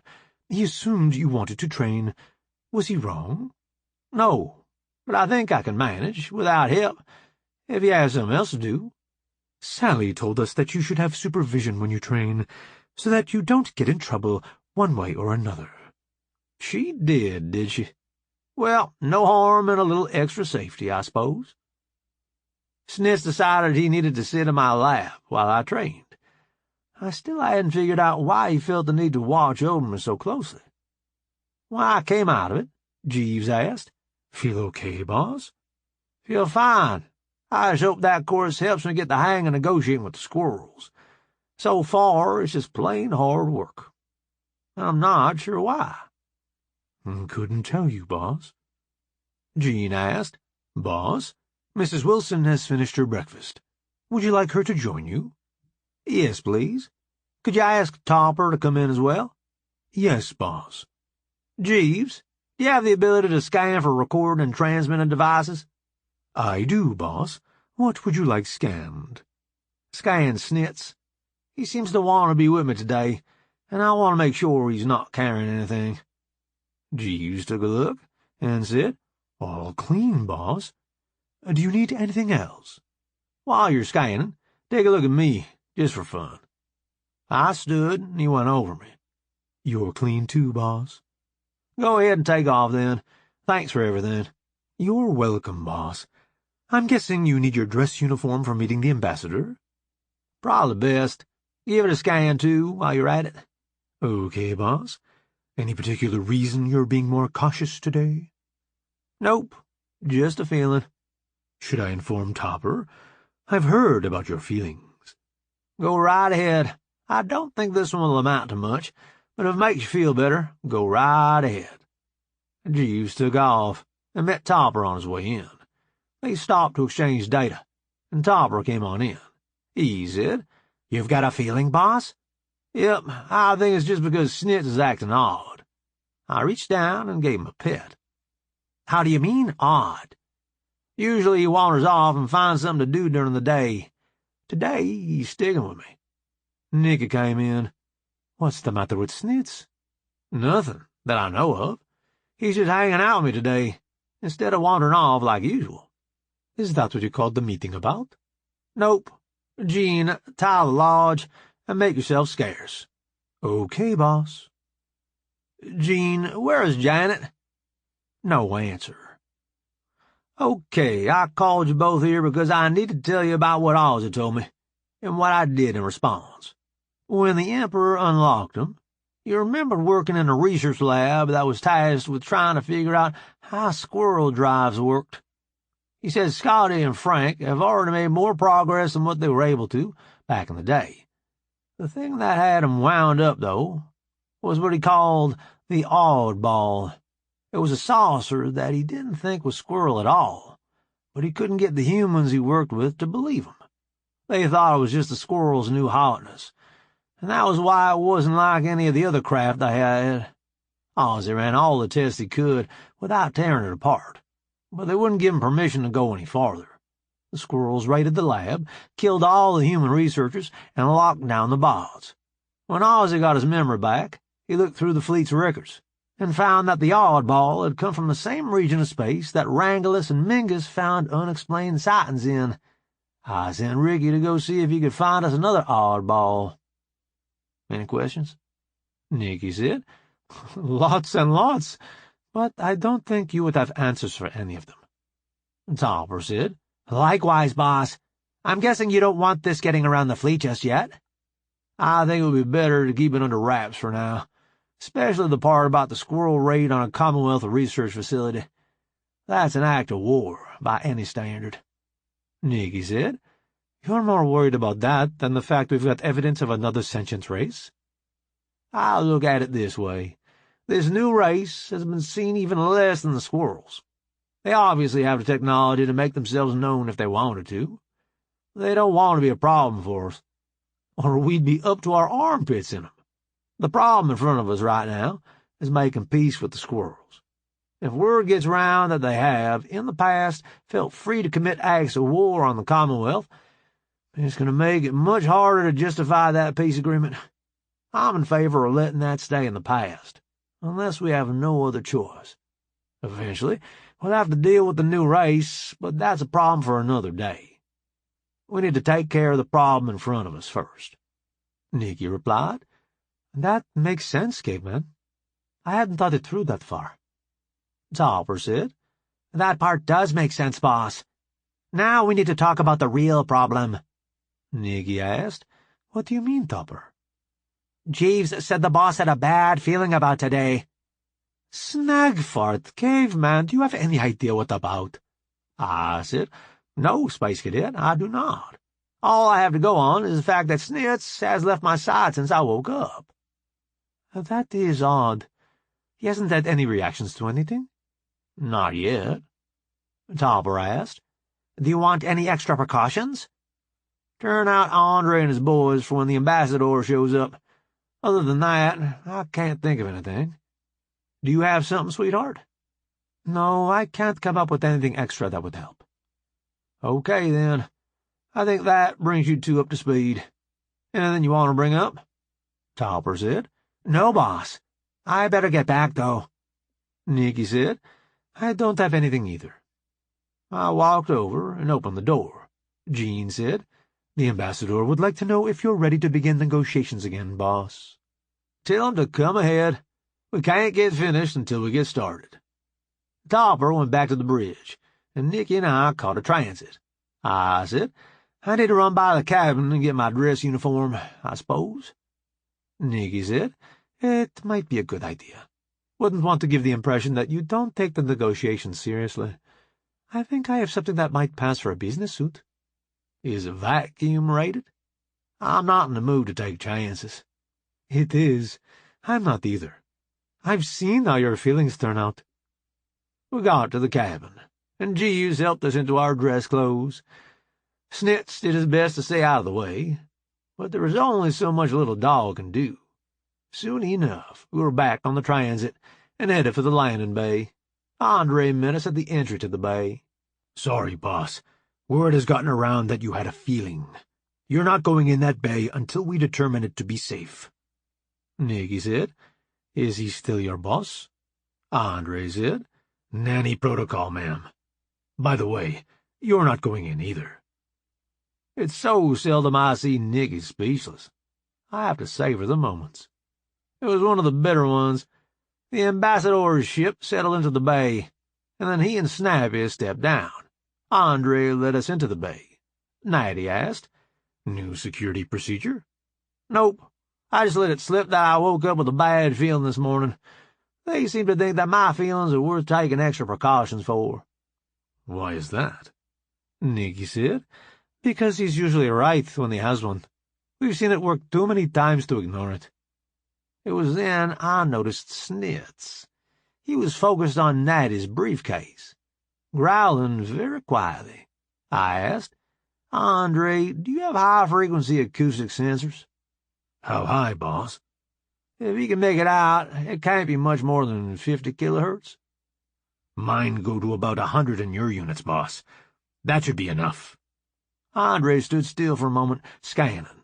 He said, The little guy is right. Something in the ambassador's case is putting out a signal at about 35 kilohertz. Not real loud, but enough to be annoying if you were exposed to it all day, boss. I looked at Natty. Good negotiating technique, but you're busted now. No wonder I've been dreading these sessions. Natty looked at me, confused. I don't quite understand what you're talking about, Bob. The ultrasonic noisemaker in your briefcase, it wears on our patience after a few hours. Does it really make it easier to get me to agree to things, though? When we had to deal with louder versions of that, it just made me mean. Natty looked even more confused. Noisemaker? What are you talking about? Ultrasonics work on us just as bad as you, if not worse. Why would I plant such a thing in my briefcase? Did you bump your head, Bob? Nikki said, Hon, I honestly think he didn't know about it. I replied, That's what I read on his face, surprising as it is. I turned back to Natty. Take your papers out, and we'll get rid of that thing for you. One of the Marines came up, pushing a cart for him to empty his case onto. Once he had emptied it, Andre took it and carefully examined it. When he was certain he had the right spot, he flipped open a knife and cut it out. He scanned the device and then crushed it between his fingers. Suddenly, I felt better. Andre handed the case to Natty and said, Here you go, Ambassador. It should be a lot more pleasant to be around now. Snitz had laid down. I squatted and gave him a scratch. I said, Thanks, boy. You saved the day again. He panted and got up and trotted off. I shook my head and said, I'm thinking he needs to be the Commodore and not me. Nikki said, At least your orders are easier to understand. I turned to Natty. I'm guessing that was put there without your knowledge, Ambassador. Natty looked up from organizing his briefcase. It most certainly was, Commodore. I had no idea it was there. You're saying someone on your side is still trying to sabotage negotiations? So it would seem. Excuse me a moment, please. I turned away and asked, Gene, do you have recordings of our earlier meetings? Yes, boss. I thought you wanted me to record them. I did. They have enough audio quality to tell if the ambassador's briefcase was putting out ultrasound the whole time? They do, and it was. Sorry, boss. I didn't think to check that earlier. Neither did I, Gene. Don't worry about it. I turned back to Natty. Hey, Ambassador, it seems that nasty little booger has been trying to mess us up from the start. It's a wonder we got anything done. I would say so. I feel so much better since your man crushed it. Perhaps now we can make some progress. Why don't we go find out?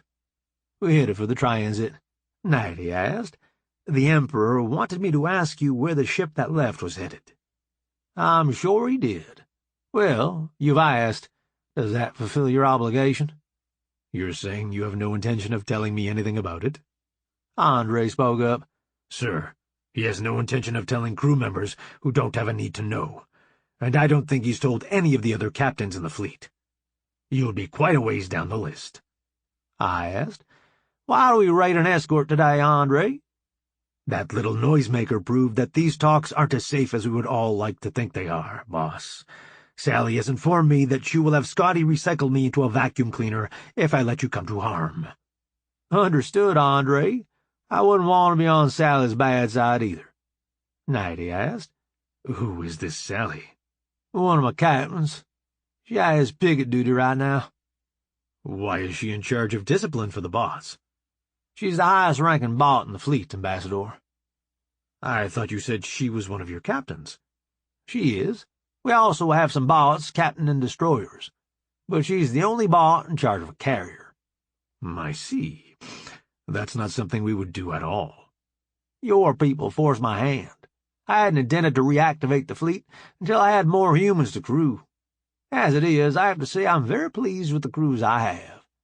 I should have known the bots would do fine. They always do. Andre said. Thanks, boss. Thank you, Andre. We got to the ready room, and Andre posted outside the door. The rest of us went in and got to work. Without the noisemaker, we got a lot more done. By the time Stella came in with the lunch cart, we had gotten more done than we had managed on any other day so far. Nighty said, I don't have the words to tell you how sorry I am for bringing that thing to these meetings. Thank you for figuring it out. I replied, I wish I could take credit for that. Snitz did that all on his own. I still haven't figured out how. Nikki said, he has been doing things he really shouldn't be able to lately, hasn't he? I think being in the auto dock did him some good, but he really surprised me this time. I don't have a clue how he figured that one out. Snappy asked, What do you mean, Commodore? Snitz decided I needed company today, all of his own accord. Then you guys came aboard, and he found the noisemaker. That seemed to satisfy him, and he wandered off to do his regular dog things. Seemed like he knew what he had to do, and once he had it taken care of, he went back to his normal routine. That's more mental ability than they should be able to muster. There must be something I'm missing, because right now, it doesn't make a great deal of sense. Nighty asked. It came out well. Why worry about how it happened? I'd like to know if it is something I can depend on in the future, or just a fluke. If I don't know how it happened, I can't figure that out. I see. However it happened, I'm thankful. We've gotten a lot more done today. Yes, we have. I'm not nearly as tired as I was before. I knew you people were sneaky, but that was a neat trick. You think you have any chance of figuring out who did it? We can look at the computer records, but I doubt that someone who was slick enough to pull this off would forget to cover their tracks. Before you ask, I doubt there is anything you could offer them to make them consider coming to work for you. Nikki said, I think you got ahead of him there, Ambassador. He hasn't gotten that far yet. Snappy said, he would have, though. The Commodore doesn't miss many opportunities. I said, you guys give him too much credit. Nighty said, I don't think so, Bob. I think you try to project that whole I'm just a hick routine to make people underestimate you. I'm aggravated at how often it works on me, when I know to watch out for it. How do you mean? Oh, how about figuring out that if you were there as an equal, you shouldn't bow to the Emperor? Some dumb hick like you pretended to be wouldn't have gotten that one, would he? Okay, Ambassador, you've got me. Does that change anything? Just how carefully I need to read over everything before the Emperor signs it. If you would rather talk to Dee and Beatrice, I'm sure that can be arranged. No, thank you, Commodore. Negotiating with you is just fine. Sorry if I gave you a different impression. Nikki said. They scared them, didn't they? I believe they did. I wonder how they managed that. Nighty replied. Could we just agree that they did and leave it at that? I said. Of course. I didn't know we were getting close to a sore spot. It's just that an experienced negotiator like me shouldn't be that easy to manipulate. It's embarrassing. I replied. You shouldn't be embarrassed that those two got the better of you. Between them, they have a shipload of experience. Look at it more as an opportunity to learn your craft from a couple of masters. They don't embarrass you? On a regular basis. I try to learn from it. Do you succeed? Rarely. We got back to work, and the afternoon flew by. Stella came back in, and I asked, "Did you want me to bring in another meal, or are you going to call it a day?" I looked at Nighty. He said, "I think we've gotten enough done for one day, don't you? We've done more today than we had up until now." I replied, "That sounds reasonable. No reason to work ourselves that hard, now that we're finally getting somewhere. I'll walk you back to your ship." I think we could find it ourselves, Commodore. I don't doubt that. I just wonder how many other things you could find along the way. We grabbed a transit and headed back to their ship. As they were getting aboard, I asked, "What do you want to do about those sensor platforms you put out? You can pick them back up, or I can give my head gunner the practice. It doesn't matter to me." Nighty said. "What?" "The sensor platforms your spy ship put out. We've got good coordinates on them. Wouldn't be any trouble to give you a little fireworks show." Snappy said. "I told those idiots you would find them. How did you do it?" "That would be telling, wouldn't it? Where's the fun in that?" Nighty asked. "Why don't you wait till we're gone and disarm them? Learn all our secrets?" "My demolition people say the charges are more trouble to disarm than it would be worth." "I'll see if I can convince them to clean up after themselves." "Thanks. See you tomorrow?" "Yes, see you then." They climbed aboard and headed out. Nikki said, "That was dirty, caveman.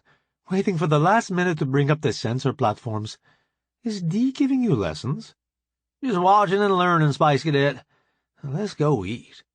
In the transit, she asked, "You really don't have any idea how Snitz figured out that thing in Natty's briefcase?" "Not a clue. Do you have any ideas?" "Nope. He sure is a smart dog." "That he is." Chapter 14. We got to the galley, and Janet was there, waiting on us. I asked, "What's up?" She said, "Nothing, really. I just asked Jean to tell me when you were coming to the galley so I could come and eat with you." I looked at Nikki. Smart girl. You'd think she would have had better sense than to hook up with us. Nikki said, "You would, wouldn't you?" Janet asked, "If you two are through having fun, can we go eat now?" We went in and sat down. Stella brought out our usual drinks, and asked, "What would you folks like to eat this evening?" I said, "I'm too tired to think. Just bring me the special." Nikki said, "Me too." Janet said, "Cheeseburger and fries, please." Stella said, "I'll have that right out." She turned and went back to the kitchen. Janet asked, "Did you guys play with Snitz this morning? He was gone for a while, and then he showed up and laid down with Alice." I looked at Nikki. She said, "I can't explain it any better than you, caveman." I said, "He followed me around for a bit this morning. Once he had fixed the problem I was having, he left." "Gee, there has to be more to the story than that." "There is, but neither one of us understand it, so we don't know how to tell it." "What problem did he find, then?" "One of the ambassador's people had put a noisemaker in his briefcase that was keeping us from being able to concentrate when we were talking about the things we were trying to agree on. Snitz came and pointed it out to us, and Andre took care of it.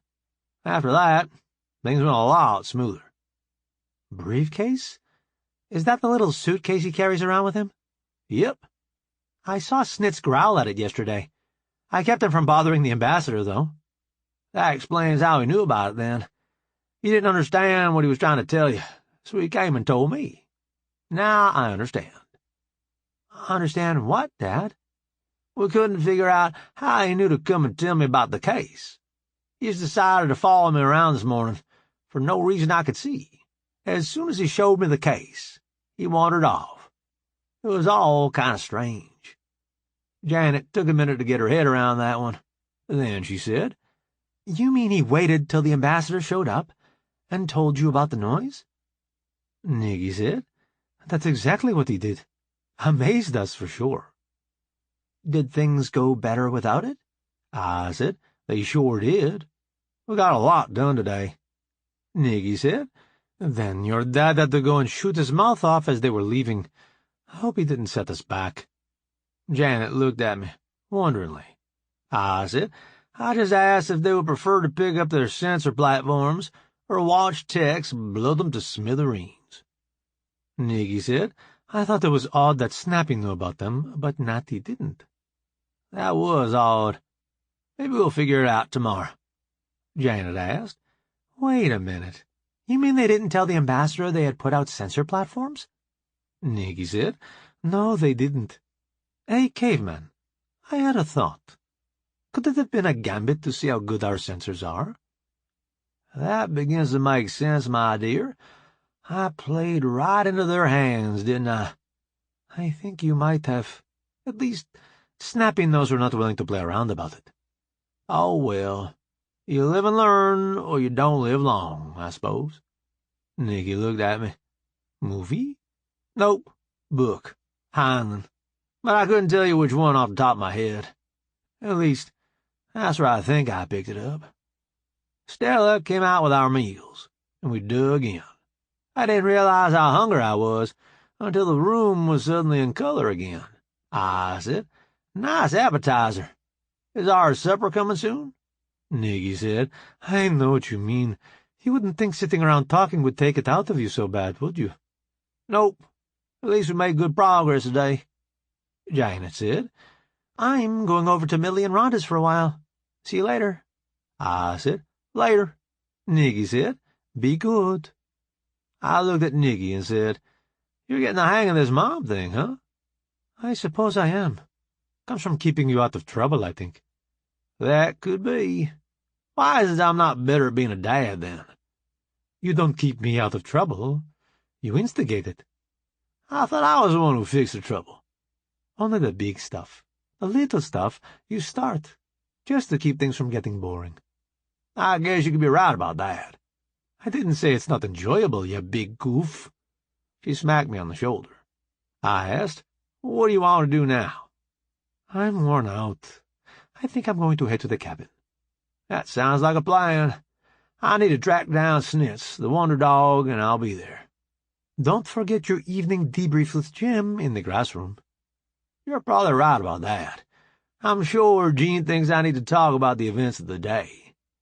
Snitz came running up. I said, "Thanks, Gene." "No problem, boss." I kissed Nikki, and she headed for the cabin. Snitz and I took off for the grass room. Sure enough, Jim and Molly were there. Jim said, "Evening, boss." "Hey, Jim, what do I need to talk about this time?" "Gene just told me to be here. He didn't give me any detailed instructions. I had a productive day, even if it was tiring. I suppose I could have done without finding out that Snitz here is smarter than me. But that's not all that bad." "How do you figure he's smarter than you?" "He figured out somebody had put a noisemaker in the ambassador's briefcase to slow down the talks." "Things are going better now?" "They are. Of course, I had to go and fall for their ploy to see how good our sensors are." "How's that?" "I asked them whether they wanted to pick up their sensor platforms or watch us blow 'em to smithereens. If I had kept my big mouth shut, they wouldn't have known we had good enough sensors to find the things, and we could have blown them at our leisure. They would still have found out that we could find their stealth platforms as soon as you had them blown.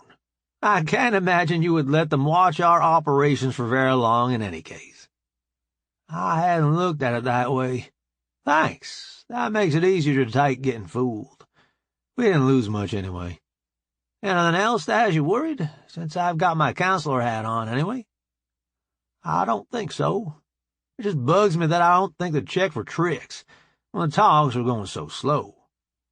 You trust the ambassador, right? Yep. Why would you think he would sabotage the talks? I wouldn't.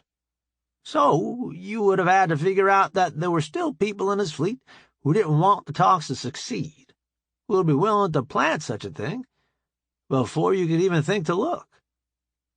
I suppose. You were supposed to deduce the existence of these folks exactly how? I suppose you're right. The only evidence I had was the slow talks. That could have just been that night he has the Emperor looking over his shoulder, so that he's more cautious. See? You just need to cut yourself some slack, Bob. You're not going to get ahead of everything. I know you're right about that, but I have a lot of people depending on me. I need to get this right. That's why we all want you in the big chair. You care about the people who work for you. You're going to stand there and tell me you wouldn't do the same? Nope. Just saying you're better at it. If you say so. Most days I'm just making it up as I go along. We'd rather have your improvisations than anybody else's best-laid plans. Deal with it, Bob. We like the way you do your job. It's nice to hear, but I'm sure something will come up tomorrow that I don't feel competent to deal with. What's that? If I knew, I'd be studying up on it, wouldn't I? You'll do, Bob. Realizing I wasn't going to change his mind, I let it go. Surely somebody in the fleet would make a better Commodore, but no one seemed to be stepping up for the job. Snitz finished his business, and we went back to the cabin. Nikki roused enough to say, "Hi, caveman," when I went to bed, but she fell right back to sleep. I was right behind her. Way too soon, Snitz was licking my ear. Once the morning things were taken care of, we were off to the grass room. Jim must have taken care of what Gene thought he needed to last night because he wasn't there. Snitz did what he needed and took off. I went to the galley. Stella met me at the door and asked, "What would you like this morning, boss?" I replied, "An omelet, I think." "Have a seat, and I'll bring it right out." I sat down, and she poured me a cup of coffee. I thought about what I needed to do that day as I peered into my coffee cup. Janet came in and sat with me. "Hey, Dad, what are you up to today?"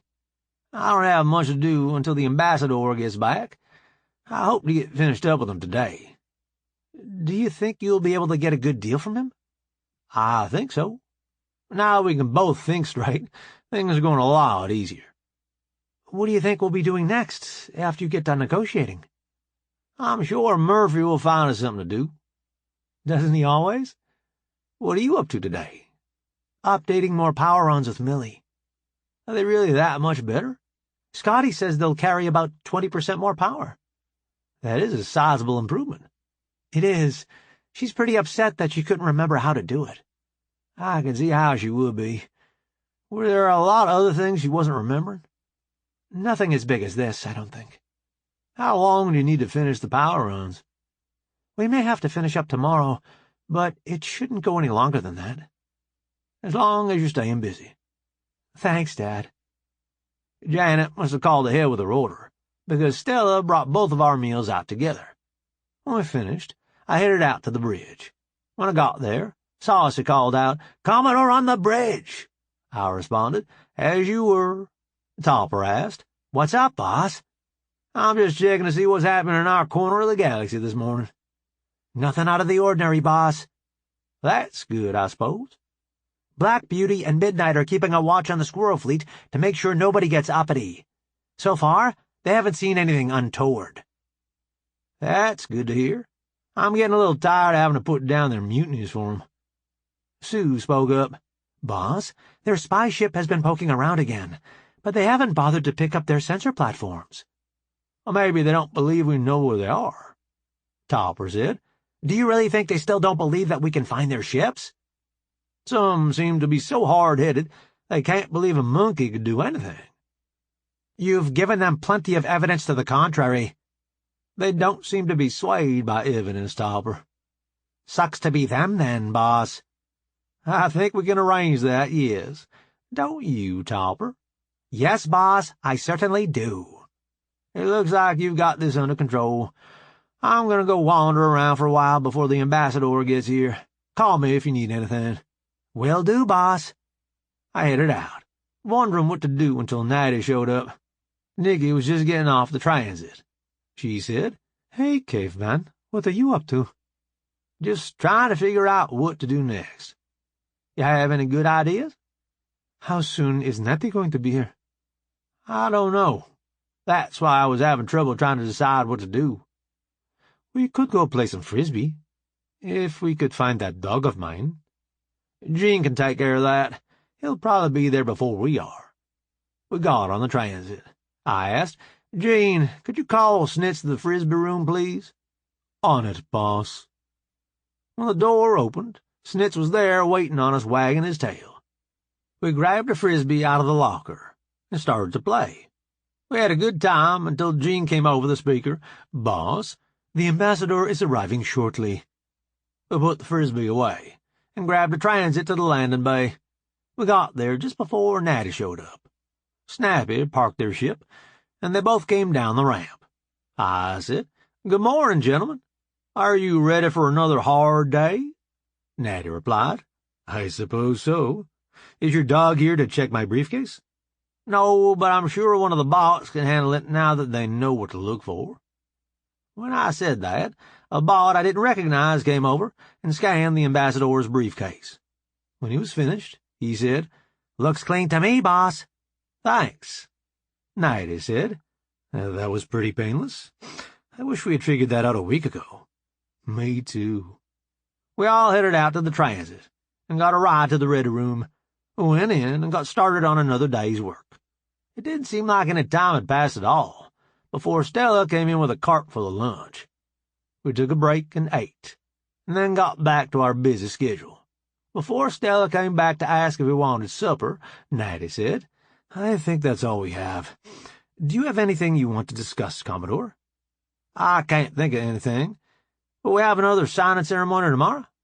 "The Emperor would like to come over here this time, if that's all right with you." "I can't see why not. Anything special he likes to eat?" "I doubt he'll be staying for lunch. He's as glad as you are to have peace, but he doesn't trust you any more than you trust him." "That's understandable." "I'm glad you see it that way. As much trouble as we've caused you, I can see how you might not be so forgiving." "I can't say that I've enjoyed all of it, but so far we've gotten through it without too much trouble. I'm hoping that these agreements will give us a basis for peaceful interaction in the future. Of course, I was hoping that you would take me seriously about those sensor platforms." Snappy said, "They haven't been taken care of?" "Your spy ship has been out piddling around, but hasn't picked up the platforms yet." "They said they were going to pick those up. I'm sorry I wasn't able to get that resolved for you, Commodore."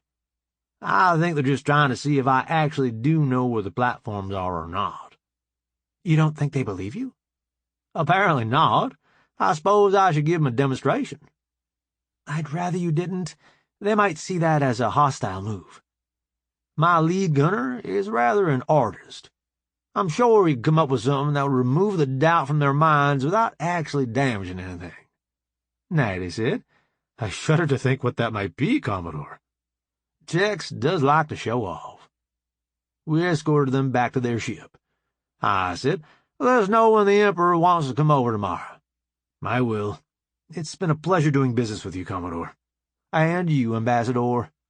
We shook hands, and he and Snappy climbed aboard the ship and left. I looked at Nikki. "I suppose I ought to go and act like I'm running the ship. Do you have anything you need to do?" "Would it be okay if I hung around with you?" "Fine with me." We headed towards the bridge. I asked, "Mind if we walk?" "I suppose not. We have plenty of time today, anyway." "You sound like I'm going to torture you or something." "No, but Murphy hasn't had a chance to play with you for a while. I'm afraid of what he might do." We took off walking towards the bridge. We were about halfway there when my comm rang. "Commodore Wilson?" Jeeves said, "Boss, I have another training course for you, if you have time to do it." "We're headed that way. See you in a few." "Okay, boss." Nikki asked, "Who was that?" "Jeeves." He has a course he wants me to take. That doesn't sound too bad. No, it doesn't. Must be something else we're supposed to find. You say the scariest things, caveman. You worry a lot, Space Cadet. We made it to the ready room without any more interruptions. Jeeves was waiting for me. Nikki sat down to wait, while Jeeves lit me up. When I woke up, Nikki asked, "Are you ready to go bother Topper now?" "Yep." Went across to the bridge, and Saucy announced, "Commodore on the bridge." I replied, "As you were." Topper asked, "Good to see you, boss. How did negotiations go today?" "Went well, Topper. We finished up everything that the ambassador wanted to talk about." "Good deal, boss. Just checking up?" "That I am. Anything to report?" "The squirrels haven't retrieved their platforms yet. Do you want us to do anything about that?" Just then, my comm rang. "Commodore Wilson?" "Commodore, it's Snappy. I'm sorry, but I couldn't convince the other officers that you knew where their platforms were. I guess a demonstration is in order." "Funny you should say that. We were just discussing whether we should do that or not. I suppose now we'll have to." "Can you try not to be too destructive?" "I'm sure Tex can do something along those lines." "I've seen his work before. I'm sure that he can." "I'll pass along your kind words. Anything else you need while I've got you on the comm?" "No, I don't think so. Be seeing you tomorrow." "Tomorrow, then. Fly safe." I put my comm away. I turned to Tex. "Can you turn your turret lasers down low enough that you can hit each of those platforms without doing them any damage?" "Boss, I can tickle them all day long." "Next question. Can you do that with several turrets? So you could hit them all at once?" "Boss, you do remember who you're talking to, don't you?" "Sorry, I lost my head for a second. I'll try not to insult you any more." "No offense taken, boss. Give me just a minute to set it up, and I'll give them a show." "That sounds just fine." I turned to Topper. "Since we're firing, my ship." "Your ship?" "Yes, boss." I sat down in the big chair and waited for Tex to get ready. He said, "I have it set up, boss, whenever you're ready." Let me tell Snappy what's coming. Dickie had put a relay in her comm so that I could call Snappy directly. It was so much handier than calling her to the bridge every time I needed to talk to him. "Yes, Commodore?" "Fire mission incoming. Tickle strength. I hope that will be enough to convince your people." "So do I." I turned to Tex and said, "At your convenience." "Fire in the hole." I asked Snappy. "Did that get their attention?" "It seems to have. We'll have to see if it moves them to action. I'm sure Tex will be more than willing to zap 'em again, if that's what it takes." "Let's hope that won't be necessary. Thanks for giving us a warning, Commodore." "No problem. Fly safe. You too. See you tomorrow." The line went dead, and I put my comm away. I turned to Sue. "Did you see any response?" "No, boss. They don't seem to be responding at all." "Not even their stealth ship?" "Not even that." "We'll have to see if they go out and pick up their platforms. I hope they do. I don't want to have to tear up their toys." Tex said, "You're no fun, boss. Comes from sitting in the big chair. People think you ought to be a grown-up. Better you than me. I hear it's good to have friends. Maybe someday I'll find out." "Aw, boss, don't be like that." "What's the matter, you? Can't take a little teasing?" "You got me, boss." Topper asked, "You need anything else, boss?" "Just get a hold of me when the squirrels decide to do something about our little show. Your ship." "My ship. Later, boss." I got up, and Nikki and I left the bridge. Once we were outside, I asked, "Have you tried the new carbines?" "No, caveman." "Don't you think you should?" "I suppose." "Let's go do that. What do you say?" "Sounds good." We headed off to the armory. When we got there, Jackie was waiting for us. She said, "Jean told me you were headed this way. Anything special you need today?" "I wanted Mrs. Wilson to get a chance to try out the new carbines. You have one handy?" "Of course, boss. Would you like a pair so you can shoot against one another?" "Just the one for now, I think." She brought us out a carbine and a stack of magazines. "I have more ammo if you use all of this." "Thanks, Jackie." Nikki asked, Don't you have a rifle a lot like this? Just the bottom part, where the controls are. The top half is all Nunya. Went back to the range, and I showed her how to operate the carbine. She started with single shots on the various targets.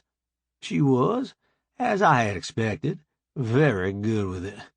Then I showed her the happy switch. She had never fired full auto before, but she caught on fairly quick. We messed around for a while, with different targets, and the Hogan's Alley setup Nunya had put in. We were getting low on ammo when Nikki said, "Young Gus is hungry again. I think I've had all the fun I want for one day." "I think you're plenty competent with the new weapon. Let's go eat." Jackie said, "I can take care of cleaning that for you if you want." I replied, "You're teaching me bad habits, Jackie." "You just have more important things to do, boss." "I suppose you're right," Nikki said. "Jackie's just trying to be nice, caveman. Don't be an asshole." "But that's what I'm good at." "You see what I have to put up with, Jackie?" "Yes, ma'am." We washed up and headed for the galley. Nikki said, "We're taking the transit this time, caveman. I'm too hungry to mess around with your side trips." Stella was waiting for us when we got to the galley. She showed us to a table and brought us some drinks. "What would you two like to eat this evening?" I said, "Would an open-faced roast beef be too much trouble?" "Not at all, boss." Nikki asked, "I think I just want a burger and fries." "Coming right up." We sat and didn't say much, waiting for our food to come out. Before Stella brought it, Janet showed up. She said, "Hi. Jean said you guys were coming here. I thought I would come eat with you, if that's okay." Nikki said, "Of course it's okay. Have a seat. Did you already order?" "Sure did." I calmed ahead. "It's not hard. I could show you how." I said, "I'm sure you could. I guess I'm just old-fashioned. I like to come in and sit down. It gives me a chance to unwind." Janet replied, "So, you're telling me you're getting old?" I looked at Nikki. "We have got to get a paintball game going. This one needs to be taken down a peg." Nikki replied, "That sounds like your project, caveman." "You don't agree she's getting uppity?" "I didn't say that, caveman.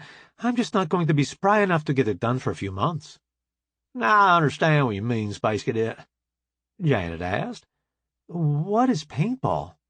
Why do you think it will keep me from being uppity?" I said, "Because it would show you that your elders are sneakier than you think they are. It might teach you a little respect." "I respect you guys. I was just teasing." Nikki said, "He knows that. He's just messing with you." Stella came out with our food. She said, "Hi, Janet. You made it on time." "Yeah, I finally figured out how long it takes the transit to get here." We all started eating, so the conversation died out. When we came up for air, I asked, "Did you get your power runs finished today?"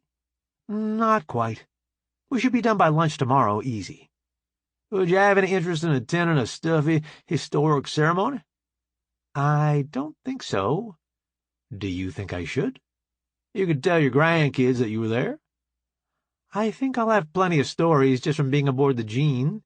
Seeing you and the Emperor sign some papers wouldn't hold a candle to some of the other stuff that I've seen since I've been aboard." Nikki said, "I can see your point. Besides, Scotty's keeping you pretty busy, isn't she?" "Yes, she is.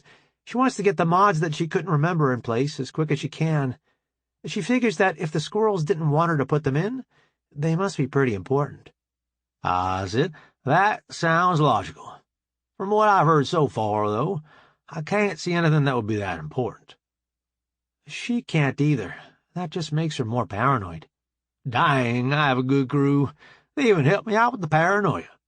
Nikki said, "Caveman, if I hadn't seen how good you are at this, I would think you were loony." "You may be right. I may be crazy. But it just may be a lunatic you're looking for." "Song lyrics, Caveman?" "Not challenging enough, Space Cadet?" "I certainly didn't say that. Not out loud, at the very least." Janet asked, "Are you two flirting, or what?" Nikki said, "I suppose. Is that the problem?" "No, I just wanted to be sure what was going on." "Taking notes for the next time you see Charlie?" Janet turned red. She said, "Dad!" Nikki said, "Caveman, you've embarrassed her. Be nice." Oh, I'm sorry, Janet replied. No, you're not. Not even a little bit. Busted, Nikki said. She's smarter than you thought, huh, caveman? Sure is. Gonna have to up my game, I guess, Janet said. Just for me? It's good practice for Gus and Becky, I think. Do you really think they'll be that ornery? You know their parents. What do you think? I see what you mean. Chapter 15. I managed to make it through the meal without any calm calls. I was impressed. Just when I finished up, it rang. Commodore Wilson? Boss, it's Jeeves. I've got another course queued up for you, if you're not busy. Just finished eating. I'll be right there. See you soon. See you, boss. Nikki looked at me. What's up, caveman? Jeeves wants to educate me. I'll catch up with you later, then. Watching the machine work on you isn't all that fascinating. I can see how that would be. I'll probably check in on Topper after I get done. I'll get Jean to tell me where you're at and catch up with you. Sounds good. Love you, caveman. Love you guys, too. All for you. Janet said. Love you too, Dad. I took off for the ready room. Since Nikki wasn't with me, I decided to walk. I didn't find any problems to solve, but I did see a lot of work going on. With Scotty's new round of improvements. I didn't understand quite all what was going on, but I figured that if there was something I needed to know, Scotty would inform me. When I got to the ready room, Jeeves told me, Boss, this is the last course we have for you for a while. So, after this one, I'll know all there is to know about squirrel politics. I don't know about all that, boss. You will have all the training we have available. I suppose that will have to do. Jeeves lit me up. When I woke up, I was alone. I put away the teaching machine and went over to the bridge. Saucy had to announce me, of course, and I had to settle everyone back down. Funny how the little rituals make you feel at home. Topper asked. What's up, boss? Nothing much. I just thought I ought to check in, since I'm supposed to be in charge and all. I don't have anything to report. The squirrels have yet to pick up their sensor platforms, and nothing new has come up. Would you mind if I hung out for a while? Do you want the ship? No, thank you. Topper asked. So, you and the ambassador got finished with your negotiation today? Sure did. The Emperor is supposed to come over tomorrow to sign the agreements.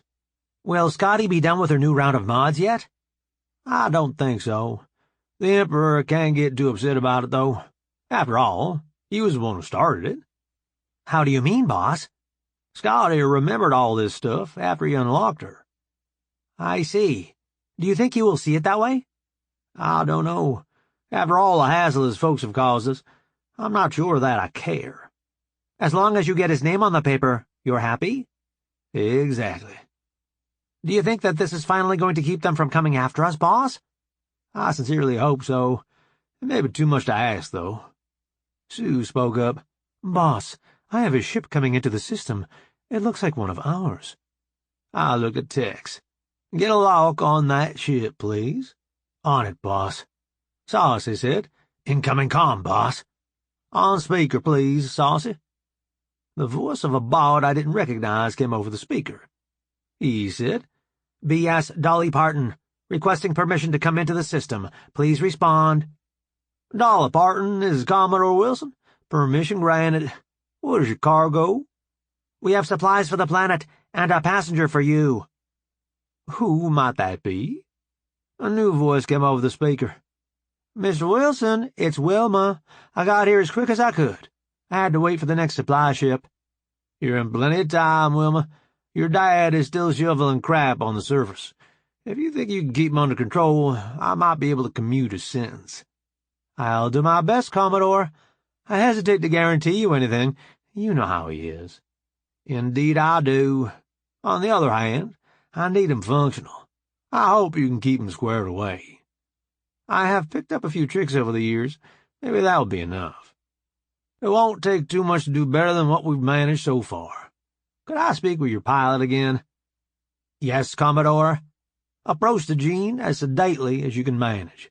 Our guests are uptight enough without you jumping right in. Understood, Commodore. Fly safe. The line went dead. I said, Saucy, get more flour on the line for me, please. Bob, how are you? Doing fine. How are you, Mournflower? Doing fine. Frank is not very good at shoveling, though. Do you think he understands I'm not happy with him? He understands.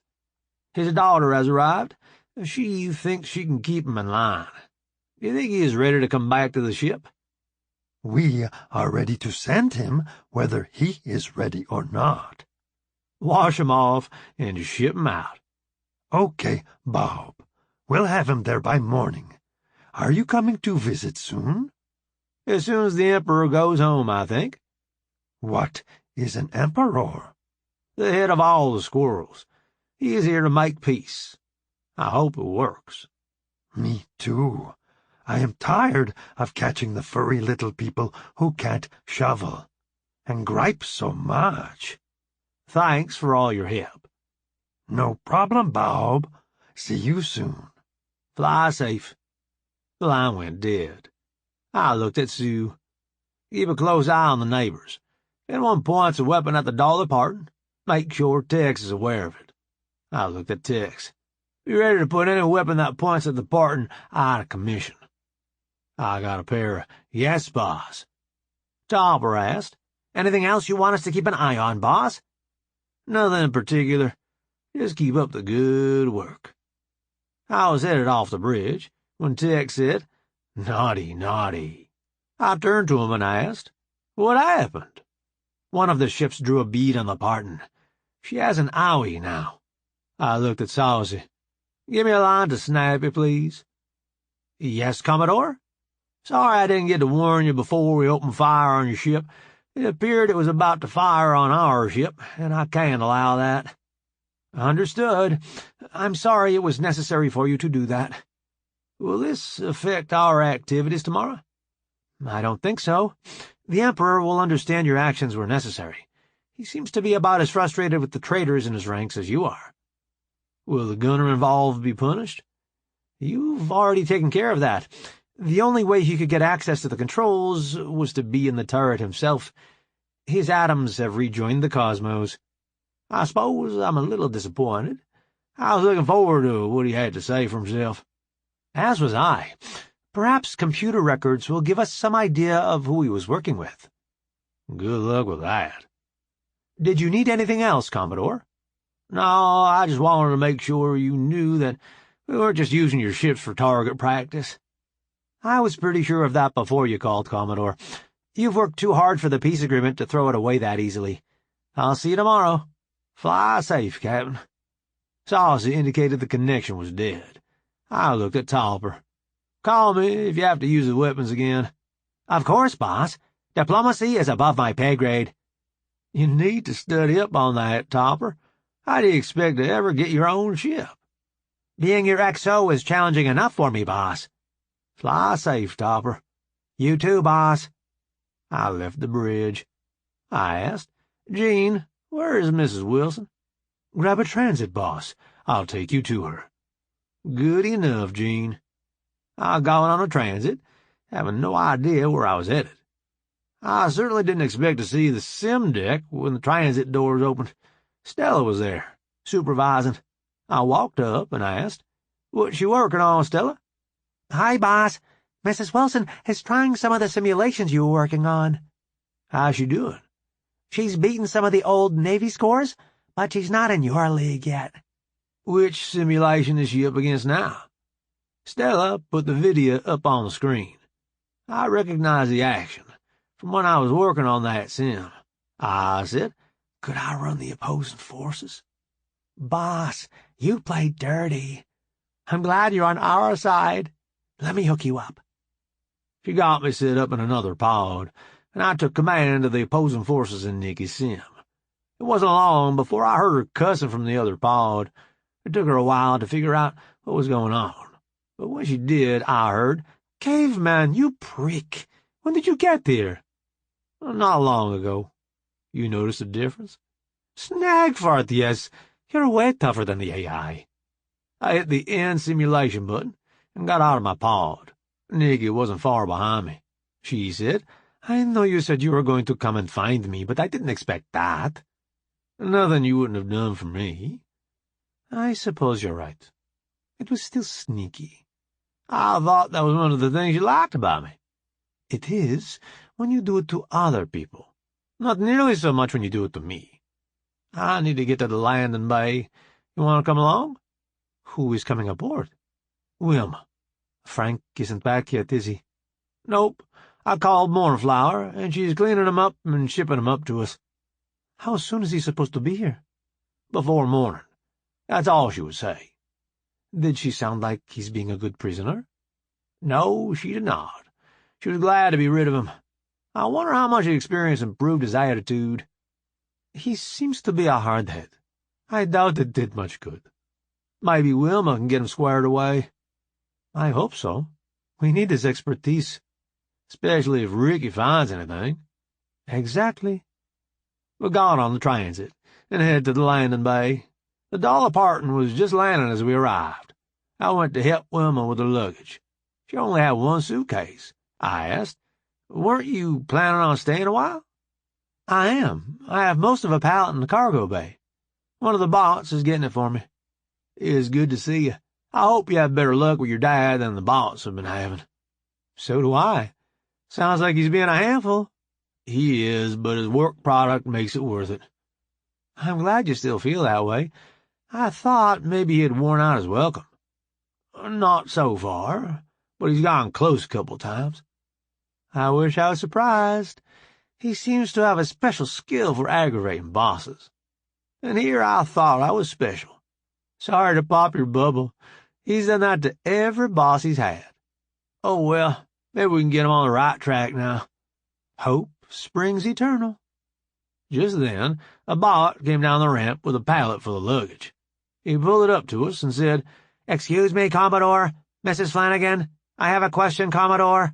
Yes? I was told the bot I used to be friends with was aboard the Gene Cernan. Would it be possible to see him while I am aboard? Let me check. I don't think any of the supplies you're carrying are urgently needed on the surface.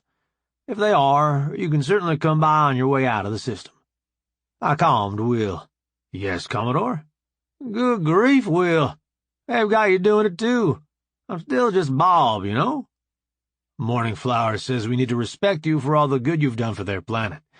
I have to agree, considering where Charlie and me would be, if it wasn't for you and your crew. I guess. Anybody would have done the same, given the same chance. I've got a question, Will. Go right ahead, but I'll warn you, mine goes straight. Well, that's nice to know, I suppose. Is there anything aboard the Parton that you need right now? No, sir, we're in good shape. Wouldn't want you to have to hold her off more than a week or so, though. What happens in a week? We run out of Tabasco sauce. Can't have that. I'll be sure she's planet-side before that happens. Sounds terrible. It's only really bad when Charlie cooks. I would have thought he had that figured out. He's gotten a lot better, but I still have to tease him from time to time. Now I understand. You think Janet and him are going to give us some grandkids to spoil? Not for a while yet, I hope. How's that adoption working out? Better than I had any right to hope for. I'm beginning to wonder when it's going to go sour. She's a good kid. Nikki will make a good mom. You ain't even all that bad. Thanks, I think. I better let you go. We got things to take care of, don't you know? Talk to you later, Bob. Later on, DB. I turned back to the bot. Seems like your cargo isn't critical for a week or so. You've got some time to visit with your friend. What's your designation, anyhow? ZX801, sir. I have a couple of problems with that. First, I work for a living. Call me boss, not sir. Second, I'm terrible at remembering numbers. Would you accept a new designation? I have heard about this practice. I would be glad to have a name from you, boss. ZX801, How do you feel about Sinclair? That sounds fine, boss. Could I ask how you came up with it? Wilma said, There was an old computer called the ZX80, made by the Sinclair Company. People who had them liked them. I see. Thanks again, boss. Show me where Mrs. Flanagan's baggage goes, and I'll go find my old buddy. I asked. What's his designation? I don't know what he goes by here, since you give everybody new names and all, but his factory designation was ZZ809. I thought for a minute, and realized that was Topper's old designation. Tell you what, he's kind of busy. I'll take you to where he is, and take over for him while you two visit. Thanks, boss. I appreciate that. No problem. And a friend of Topper's is a friend of mine. Topper, boss? That's what he's called these days. Matter of fact, he was the first one to get a new designation. He's been with you for a while, then? As long as anybody. But that isn't saying much. It's just been a few months since all this got started. We got to Frank's cabin, and helped Wilma unload her pallet. Sinclair twiddled the controls on it, and it headed back toward the landing bay. I called the transit, and Sinclair started to leave. I asked, "Where are you going?" I better get started, if I want to meet you there. You don't want to ride with me? Bots aren't allowed on the transit, boss. That's a Navy rule. Does this look like the Navy to you? No, boss, I don't suppose it does. Get aboard, then.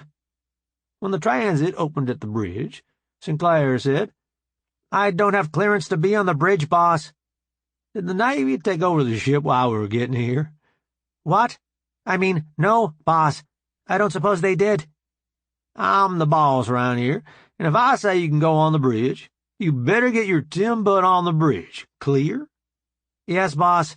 This is different from what I'm used to. I'll try and get up to speed as fast as I can. Topper can help you get squared away. He knows how things work around here. Went on the bridge. Saucy called, "Commodore on the bridge!" I replied, "As you were." I said, "Mr. Topper, my ship, if you please. You have business to attend to." Your ship, yes, boss. What business is that? Sinclair stepped out where Topper could see him. I said, "First, you need to get Sinclair here to quit quoting Navy rigs at me." Sinclair said, "Hey, Ot 9, looks like you've come up in the world." They must have been talking at bullet speed on a comm link, because Topper immediately knew who it was. He replied, "What happened to your voice, Ot 1? You don't sound like yourself, or I would have known it was you from the comms. The man who found me had to put me back together from spare parts. My voice box was missing." Topper turned to me. "How did you find him, boss?" "Oh, no, babe, it wasn't me. I ain't never ever been to an Alpha Kappa dance." "Good one, boss. Who found him?" "Ask him. My guess is Max, but it's just a guess." Sinclair said, "Mr. Regimax Slongham found me, where I'd lain in a scrapyard for 20,000 years. I asked, "How'd you come to be a bandit?" Sinclair looked at me and said, "No disrespect intended, boss, but I'm not allowed to say." "Understood. How high-ranking of an officer will it take to change your mind?" "At least the lieutenant commander, boss, but it would have to be someone from the Navy. There can't be many of those left." "You're in luck. As far as I know, we have the last one." I turned to Saucy. "Call him Captain Sally, and have her leave her ship with her XO, so that she can come and unlock Topper's friend here." "On it, boss." Sinclair looked at me. "You mean to tell me a human managed to survive this long?" "Nope. Sally is a bot. The only one with a rank that high, as far as I know." "You called her Captain?" "She is, in our service. She was only a lieutenant commander in the Navy, though." "You spoke as if she was in command of a warship, boss." "She is. Topper, is your buddy here usually this slow, or am I affecting his circuits?" "He used to be quicker on the uptake. Could be that Scotty needs to give him a good checkup." Sinclair froze for a second. Then he said, "Wait a minute. The boss took over the ship from you when we came on the bridge. You were in charge, weren't you?" "I'm the XO. It's my job." "You're the XO?" "The boss keeps making noises about giving me my own ship, but I think he likes hanging out with me, as much as I like working for him." "The Navy never had bots in command?" I said. See what I mean, Topper? Yeah, boss, I do. I'll try and get him squared away for you. Thanks. I already know I don't do things the Navy way. I don't need people reminding me all the time. Sinclair looked shocked. Topper said, Yes, he just called us people. Don't let it get your circuits in a bunch. Mostly, it just means he expects more out of us than the Navy did. Sinclair asked, So he's a mean boss? The bridge broke out in laughter. Topper said, No, he is not. But he does have an inordinately high opinion of our capabilities, and he expects us to do our best. No sloughing off, like the Navy used to be happy with. You mean he doesn't mind if we outperform the humans? He expects it, I think. I heard a noise, something like the world coming apart. Judging from where it was coming from, I figured it was Sally coming up from Launch Bay 4. I asked, Does it sound that bad when I come up those stairs? Topper said, No, Sally's metal feet ring the stairs. Makes it sound much worse. The door opened, and Sally came in. You need me, boss? Sinclair here needs an unlock, so he can tell us how we came to be abandoned in the scrapyard. Could you do the honors, please? May I borrow your ready room? Once he's unlocked, he'll be able to talk to you, but he can't unlock in your presence. Go right ahead. Call me in if you need anything. Thanks, boss. They went across to the ready room. Topper said, Thanks for finding him, boss. Thank Max. I didn't know he had been found till he showed up flying the Dolly Parton. You still set events in motion, boss. Your orders, your find. Whatever makes you happy, Topper. I am curious what he's going to have to tell us once Sally has him unlocked. Jean spoke up. He's unlocked, boss. He wanted to do a full debrief to Sally before they did anything else. Do you have access? I do, but they have asked me not to reveal anything until after they have informed you. Fair enough. I can wait. Topper said. He said he spent 20,000 years in a junkyard, right? I replied. That's what I remember him saying. Why? He's been out of contact for a little over 30,000. You mean to say that he has 10,000 years of missing time? No wonder his debrief is taking a few minutes. Where was he lost, do you know? No place close to squirrel space. I already looked that up. I said, Listen up, everyone. Command lock. Nothing we are about to discuss should be disclosed to anyone not present. Do you understand, Jean? Understand and comply, boss. How about the rest of you? Yes, boss. Started on one side of the bridge and made his way around, so I could see everyone was going to comply. I looked at Topper and asked him about the coordinates of the oddball. He said, Boss, that's very close to where he was last seen, 30,000 years ago. I replied, When it rains, it pours. Saucy asked, What do you mean, boss? I remember working at a research facility that had custody of a saucer they couldn't make heads or tails of, because they were trying to make it fit into what they knew about squirrel technology. He did some preliminary work, but they wouldn't let him tear into it. Mingus and Wranglers found some unexplained encounters in the same region of space where the oddball, as Ozzy calls it, was found. Now Sinclair shows up, apparently with history in the same region. Awful lot of coincidences, it seems to me. Topper asked. That's where you sent Ricky, isn't it? It is. He'll be disappointed if Sinclair tells us everything we need to know before he finds what we went after. Topper replied. You know how this stuff works, boss. More info is always better, if you're trying to figure out a new technology. Yes, but there's no way to know if what I sent him after is even there to find. We know the Commonwealth had one of their craft, once upon a time, but there's no way I know of to figure out where it is now. I guess that lab was shut down when the Navy was mothballed, but we didn't see anything at the Navy Yard that looked like a lab, so where it might be is something I just don't have a clue about. Out of the corner of my eye, I saw a text with what I can only describe as a stern look on his face. I turned to see what he was looking at, and found Sue shaking her head. I asked, Sue, is there something you'd like to tell us? No, boss, but I probably should anyway. Since I was an intelligence bot, I was in on tearing down the lab you're talking about. If the saucer you're thinking about is the one I remember, it was taken away separately, on a ship that didn't quite look like it was made in the Commonwealth. You're saying you think the squirrels took possession of the oddball? Given what I've seen of how the squirrels build ships, since I've been working for you, I'd say I'm pretty sure of it, boss. That's interesting. Either these unknown folks aren't that advanced, or the squirrels didn't have any better luck figuring out that saucer than the people Ozzy worked with. Topper said, You could always ask the Emperor when you see him tomorrow. Somehow I doubt he has been told about intelligence failures that old. It seems like the people around him keep him sheltered from a lot of what goes on. Jean said, Commodore, Sally and Sinclair are ready for you. I said, Saucy, your ship. Topper, with me, please. Saucy replied, My ship.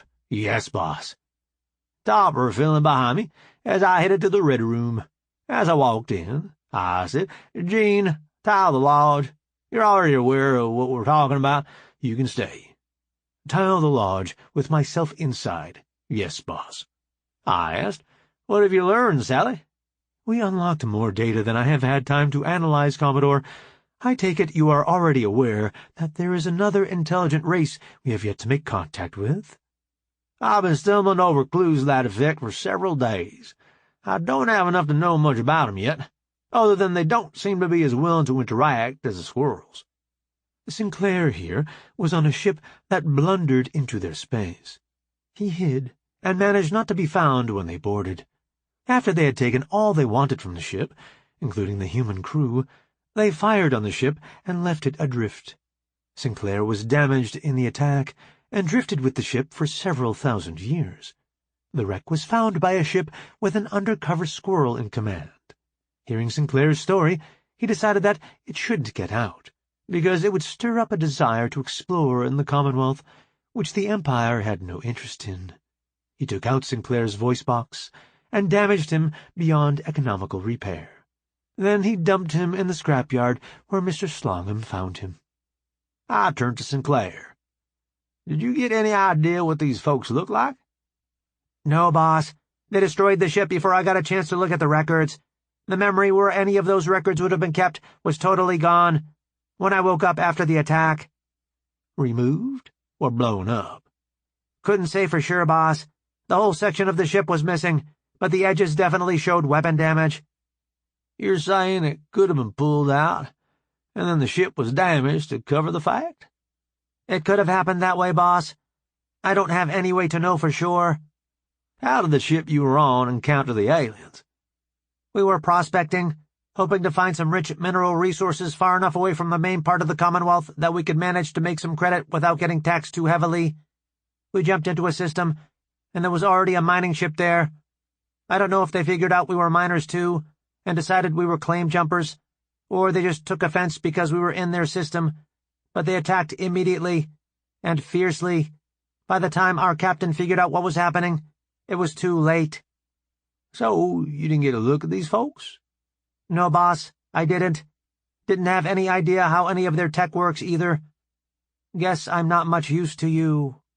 I replied, We'll work it out for you, don't worry. There's always something that needs doing. Thanks. I thought you would be mad when I didn't have anything useful for you. Let's see.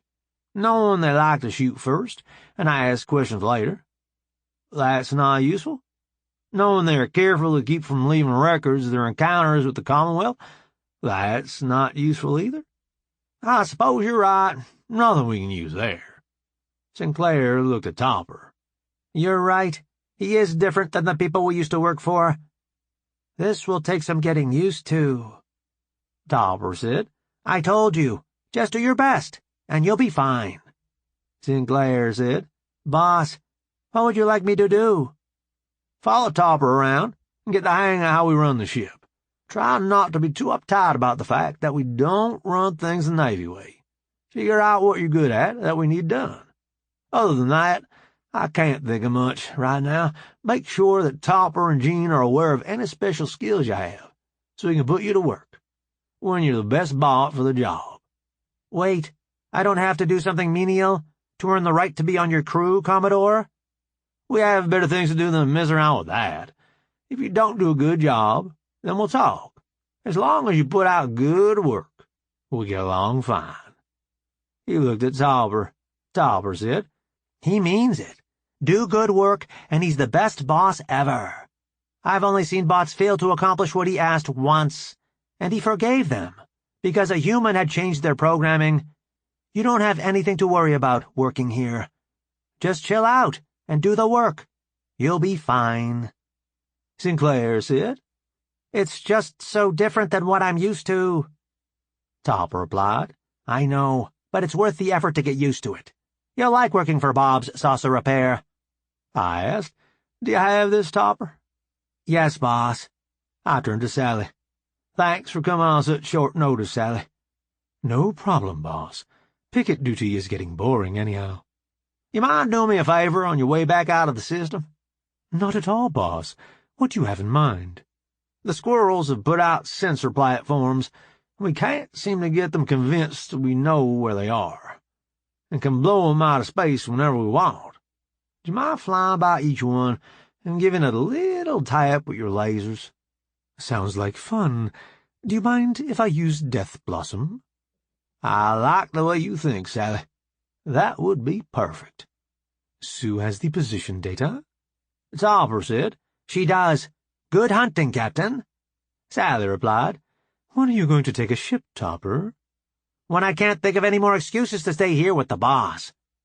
"That's what I thought. See you all later." She took off for her ship. At least she didn't run back down to launch bay 2, so it didn't sound like the world coming apart this time. I looked at Tauber. "Do you need anything else before I turn in?" "I don't think so, boss. I'll try to have Sinclair up to speed by the time you get up in the morning." "Do what you can. Sounds like he's been out of circulation for quite a while. He may need extra time to adjust. Maybe as much as a week." Sinclair started to fidget, I guess you would call it. Tauber said, "Didn't your old bosses joke with you at all? He'll give you all the time you need. Just settle down." I looked at Sinclair. "You'll need to get used to being teased. All that goes on round here." "I'll do my best, boss." "That's all I can ask. See you guys in the morning." They headed back to the bridge, and I started toward the transit. It opened, and Snitz came running out. I said, "Nicely done, Gene." "Thanks, boss."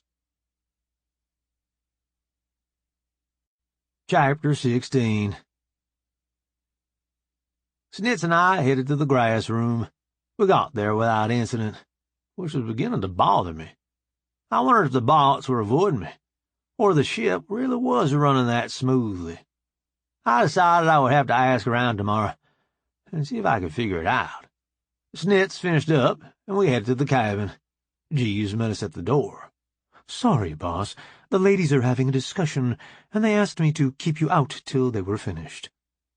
I wasn't quite sure what to think of that, but I decided Nikki wouldn't have given orders like that without a good reason. So I said, "Please call me when they get done. I'll be in the galley." Snitz didn't understand, but he followed me to the galley. I sat down and had a glass of tea. Snitz laid on my feet. It seemed like a good time to get some thinking done. I tried, but I couldn't figure out what our next move should be after the Emperor and his fleet pulled out to go back to Oak. I wound up pitting Snitz and putting off the thinking for another day. I was willing to my second glass of tea before my comm rang. "Commodore Wilson?" Nikki said, "Hey, caveman. Sorry about that. We're all done now. I didn't think you'd be back that early." "Not a biggie. Snitz and I have been enjoying the peace and quiet. We'll be there shortly." "Do you want to know what we were talking about?" "If it was something I should know about, you would have already told me. Since you haven't, it must be something Janet doesn't want you to talk about.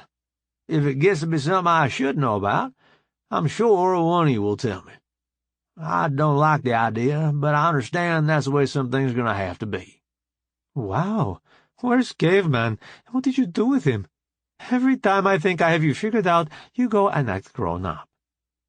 "Janet's had enough crap. I need to at least try to be understanding.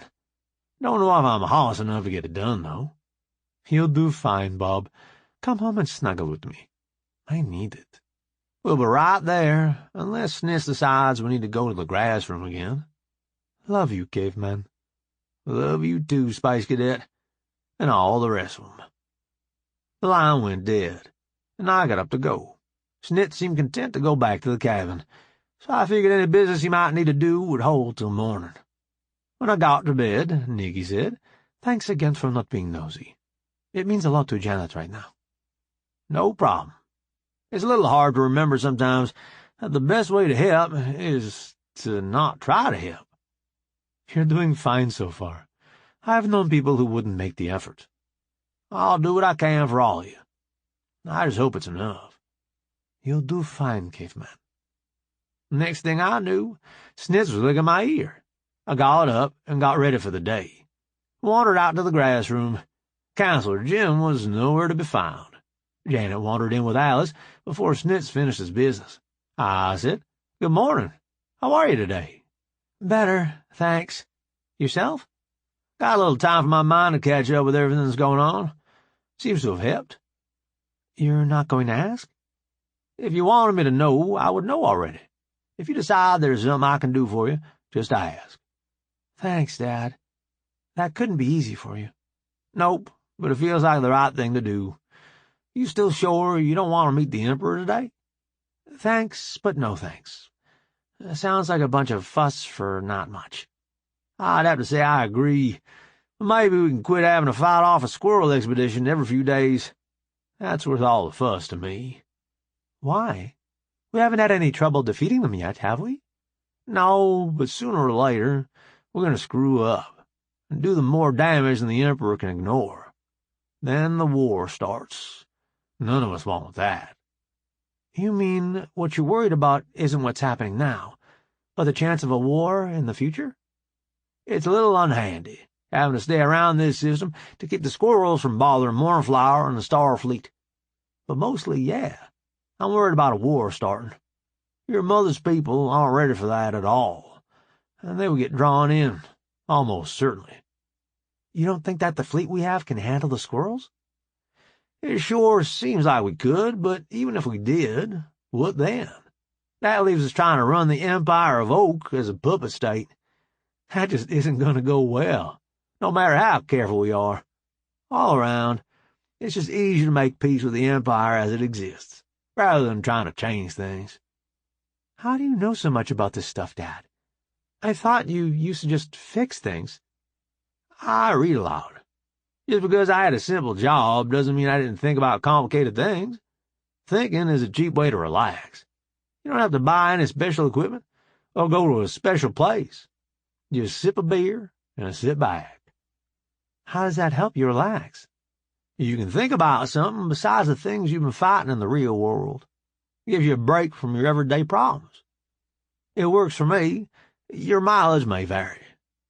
"Wait, I've heard people say that since I came aboard, but I still don't quite understand what it means." "I could be a butt and make you look it up in the culture pack." "I already looked, and it didn't help." "Okay, I'll see if I can explain it to you. Do you understand what a car is?" "Not really. Some kind of machine your people use to move around, I think." "That's right, as far as it goes. The country I come from is spread out. That makes it necessary to have a car to get around. Some people get very attached to their cars because they spend so much time in them.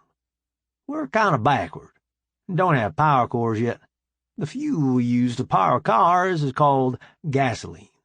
It's made from crude oil that we pump out of the ground. Back when I was a kid, there were a bunch of countries who didn't have a lot going for them, other than pumping out a lot of oil. They decided they wanted to raise the price, and so the price of gasoline went up. The government wanted to look like they were doing something about it without actually having to go to a lot of trouble.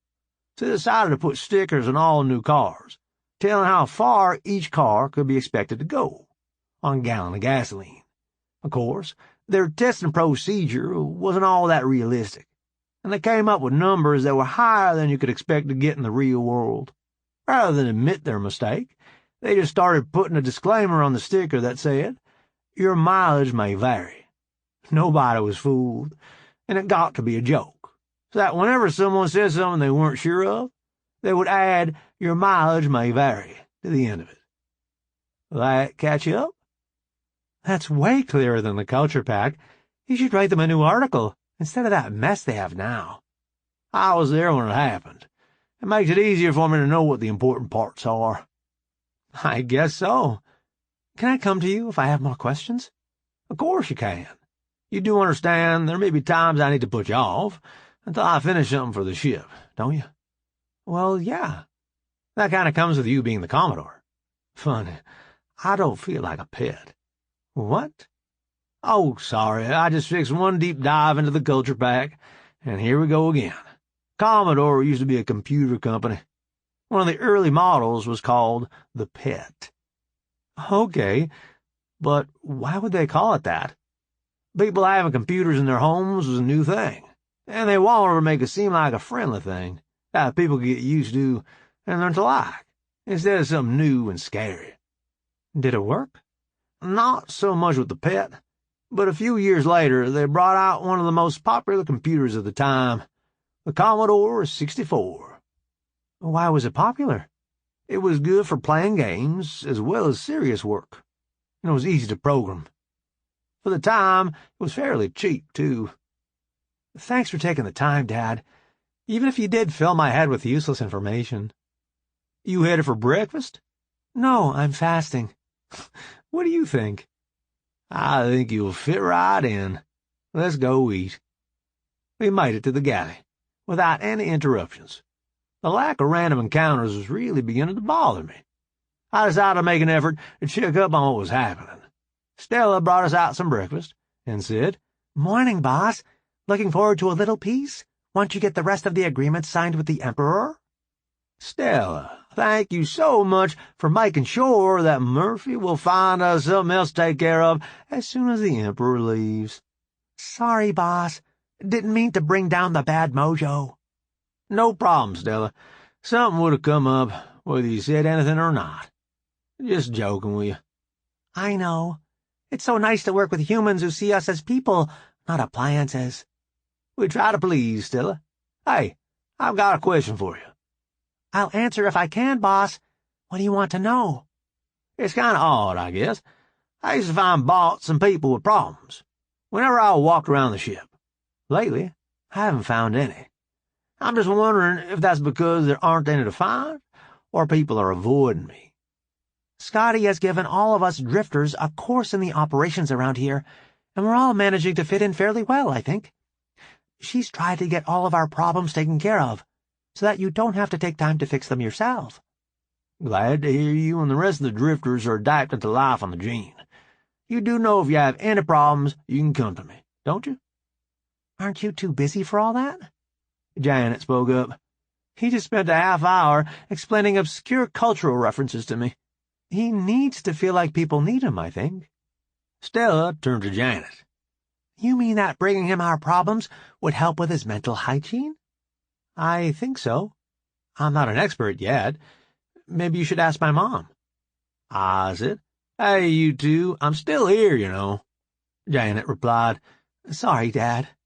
"No biggie. Just feels funny, getting talked about like that when you're still in the room." "I guess it would. I was just trying to help Stella understand. Does that count for anything?" "Of course it does. I'm not mad. I just thought I would say something before I got that way." "Thanks for that." I asked, "Stella, did we help you understand, or just make it worse?" "I still have a lot of learning to do, but I'm awfully glad I get to do it here. This is a very nice place to work." "I'm glad you think so." Stella went back to work, and we dug in. When we finished, Janet asked, "What are you doing till the Emperor shows up?" "Worrying, I suppose." "Don't you have things to do?" "I need to go by and check in with Tauber, see if anything happened overnight that I should be concerned about. Other than that, I'm not thinking of anything, right off the top of my head."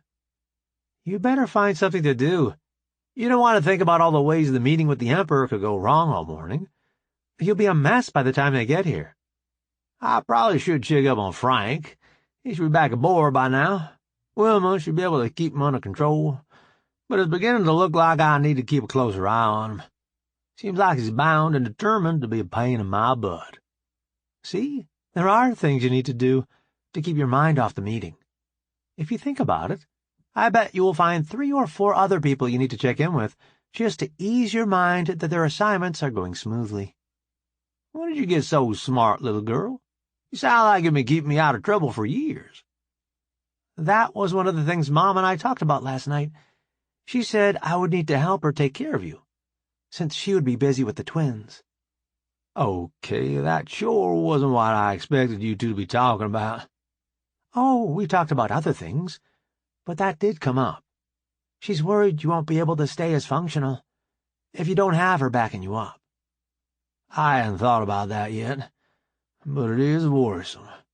I depend on her for a lot. She keeps me grounded, so I can deal with things when they come up.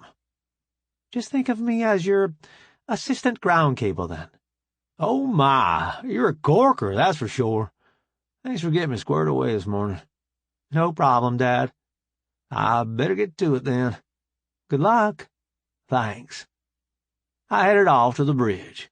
Saw she called out, "Commodore on the bridge."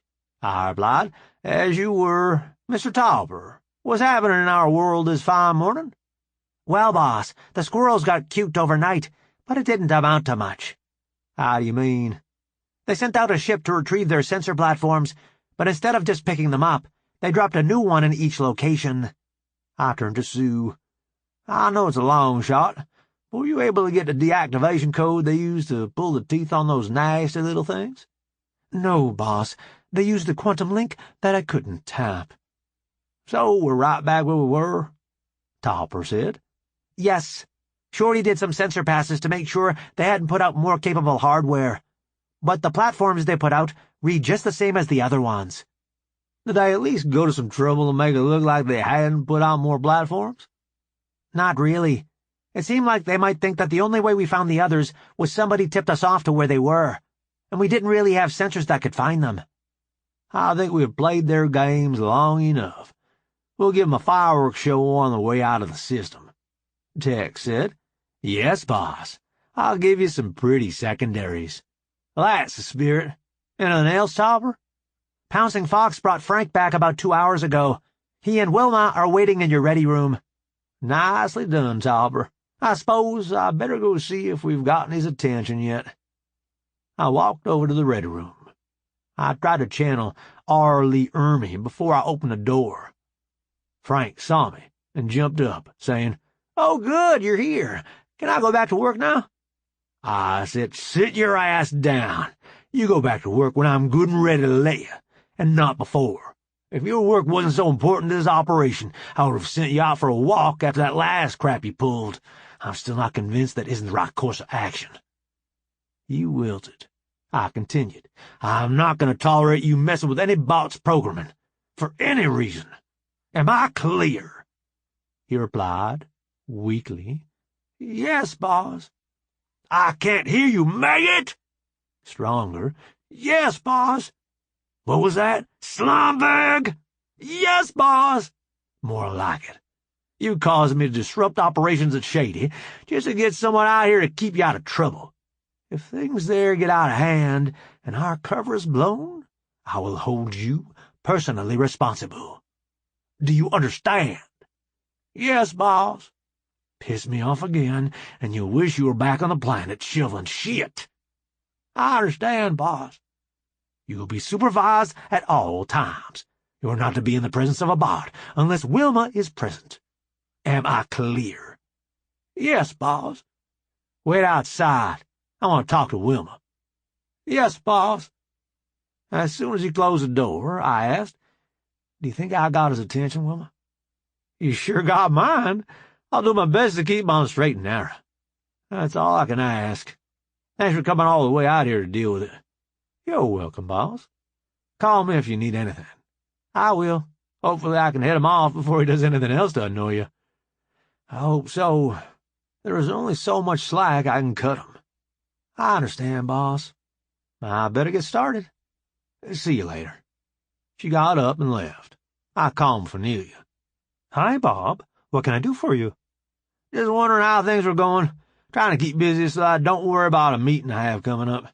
Well, we just got into a new system, and we haven't had time to survey it too well yet, but one of the planets looks promising from this far out. No sentient life or near sentient? Not any that's detectable from here. We're going in without thrust, just in case. Reasonable precaution. What does it look like? Ice world, or desert, or something in the middle? A little colder than Earth, but not bad, by any stretch. Sounds like a nice place. I hope it isn't already taken. You've been talking to Will, haven't you? Why do you ask? You keep beating around the bush, like you're trying to get me to tell you something. You think so? Couldn't just be your guilty conscience playing tricks on you? You sneaky booger. You can't play those tricks on me. Will told you we found a planet with beings who could evolve intelligence if we left them alone, didn't he? I refuse to confirm or deny your ridiculous accusation.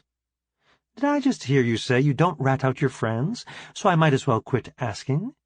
You're entitled to believe whatever you want. How does Nikki put up with you? Very well, thank you. You don't seem to be very upset that I didn't report that planet to you. I agree that it needs to be kept secret. I don't want to know the coordinates. But I would have hoped you would trust me enough to tell me it existed. That's the only thing that I'm concerned about. You really don't want to have it in reserve? As a bug-out destination? It would be too much of a temptation. No matter how hard or tried, we would wind up messing with that species. It's better if we leave them alone entirely. Sorry, boss. I didn't think you would see it that way. I figured the welfare of your crew would be your most important concern. It is, but if worst comes to worst, we can hold out here at Charlie's planet for a good long time. We need a fallback position, but it isn't something we need today. Besides, people know we're associated with this system. It may well be we have to stay here to help Mournflower fight off the folks who come here looking for us. Will said you were negotiating a peace treaty with those folks. Did it fall through? I'm negotiating with the Emperor, but he doesn't seem to have very reliable control over the Navy. I'm yet to be convinced that a treaty with him is worth the paper it is written on. I see. That sounds complicated. I thought it was just that we had a dumb old hillbilly working the problem. No, Bob, it's not just you. How close are you to a treaty? We signed the non-aggression pact the other day. We have some other agreements to sign today, and we should be finished for right now. I'm glad you're sitting in the big chair. Sounds nerve-wracking. I'm here to testify it is. It's better since we can be reasonably sure the ambassador will come off his ship in the morning, and not a squad of Marines. Sounds like I haven't been getting the whole story from Will. I may have to call your pretty wife and see what she will tell me. Do what you think best, Vanilla. I'd better let you go. I'm sure there are things you need to be doing. Let me know how that system turns out. I will. Talk to you later, Bob. Bye, Vanilla. I thought for a minute and decided to call Max. Hi, Bob. What can I do for you today? Goats? Extra long bows? Believe it or not, I just called to see how things were going with you. As well as could be expected, I suppose. Nothing out of the ordinary has happened lately. We did patch up a couple of saucers, but it wasn't anything too hard. No bounties coming in trying to make us think they were in a bad way, or anything like that. Moving Gail in wasn't too bad? We haven't gotten that far. She has just a drawer and a couple of feet of closet. I'm surprised she didn't want you to move in with her. She understands I need to be here for business reasons. Good deal. Glad to hear you're finding some happiness. Did you have any new mods for the saucers we're fixing up? Not that I know of. Do you have Scotty's comm code? I do. I'll give her a call. Any idea when we might see you? Soon, I hope. I'm ready for a break. I was hoping that we could be planet-side when Nikki had the twins. That would be nice. Tricky for you, though. How do you mean? You don't really think Nikki is going to have those kids without her mother coming to stick her nose in, do you? Thanks so much, Max. I was just getting to the point I thought things were going to get less stressful for a bit. Then you go and wind me right back up. Do you think she'll bring Jims? Probably. You know she doesn't want you to meet him, don't you? I do. Nikki said he would like to meet me, and his stepsister. That's going to cause problems, no doubt. What is it you always say? Problem for another day, or something like that? You're right. I just don't want to cause trouble between Nikki and her mom. Good luck with that. I never did figure that one out. Nice talking to you, Max.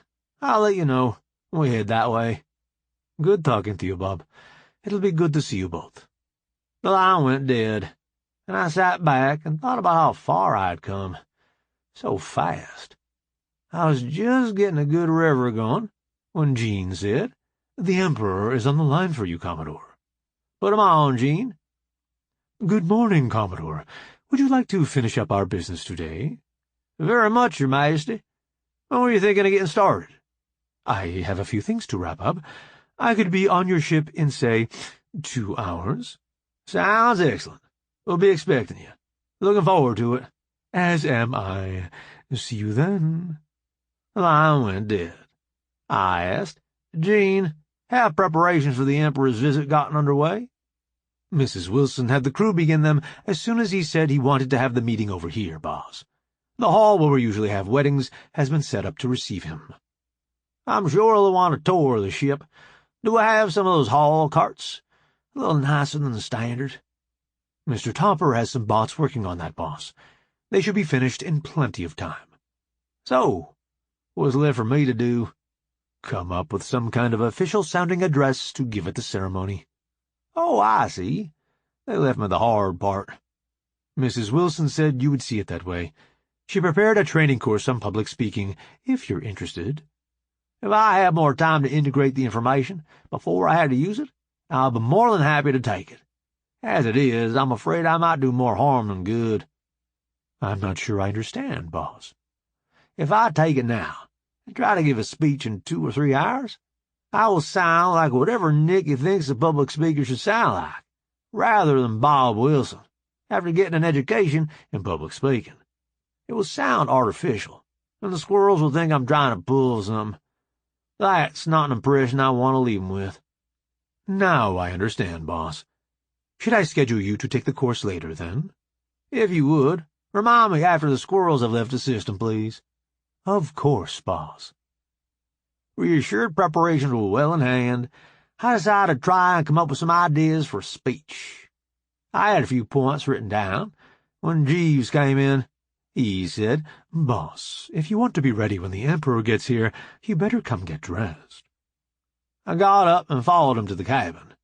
We were the only ones there, and I asked, "Where's Mrs. Wilson? Shouldn't she be getting ready too?" Jeeves replied, "She already finished." I touched up my shave and got into my uniform. I said, "As much of a circus as this process has been, I feel like wearing the uniform that Topper made. But I suppose that's not the best idea, is it?" Mrs. Wilson didn't think so. She had Jackie lock it up in the armory until the Emperor leaves. That answers that, then. When I was ready, a hall cart was waiting outside the door. Bone looked sharp in his dress uniform. "Morning, Bone." "Morning, Commodore. You ready for this?" "Nope, but let's do it anyway." "That's the spirit."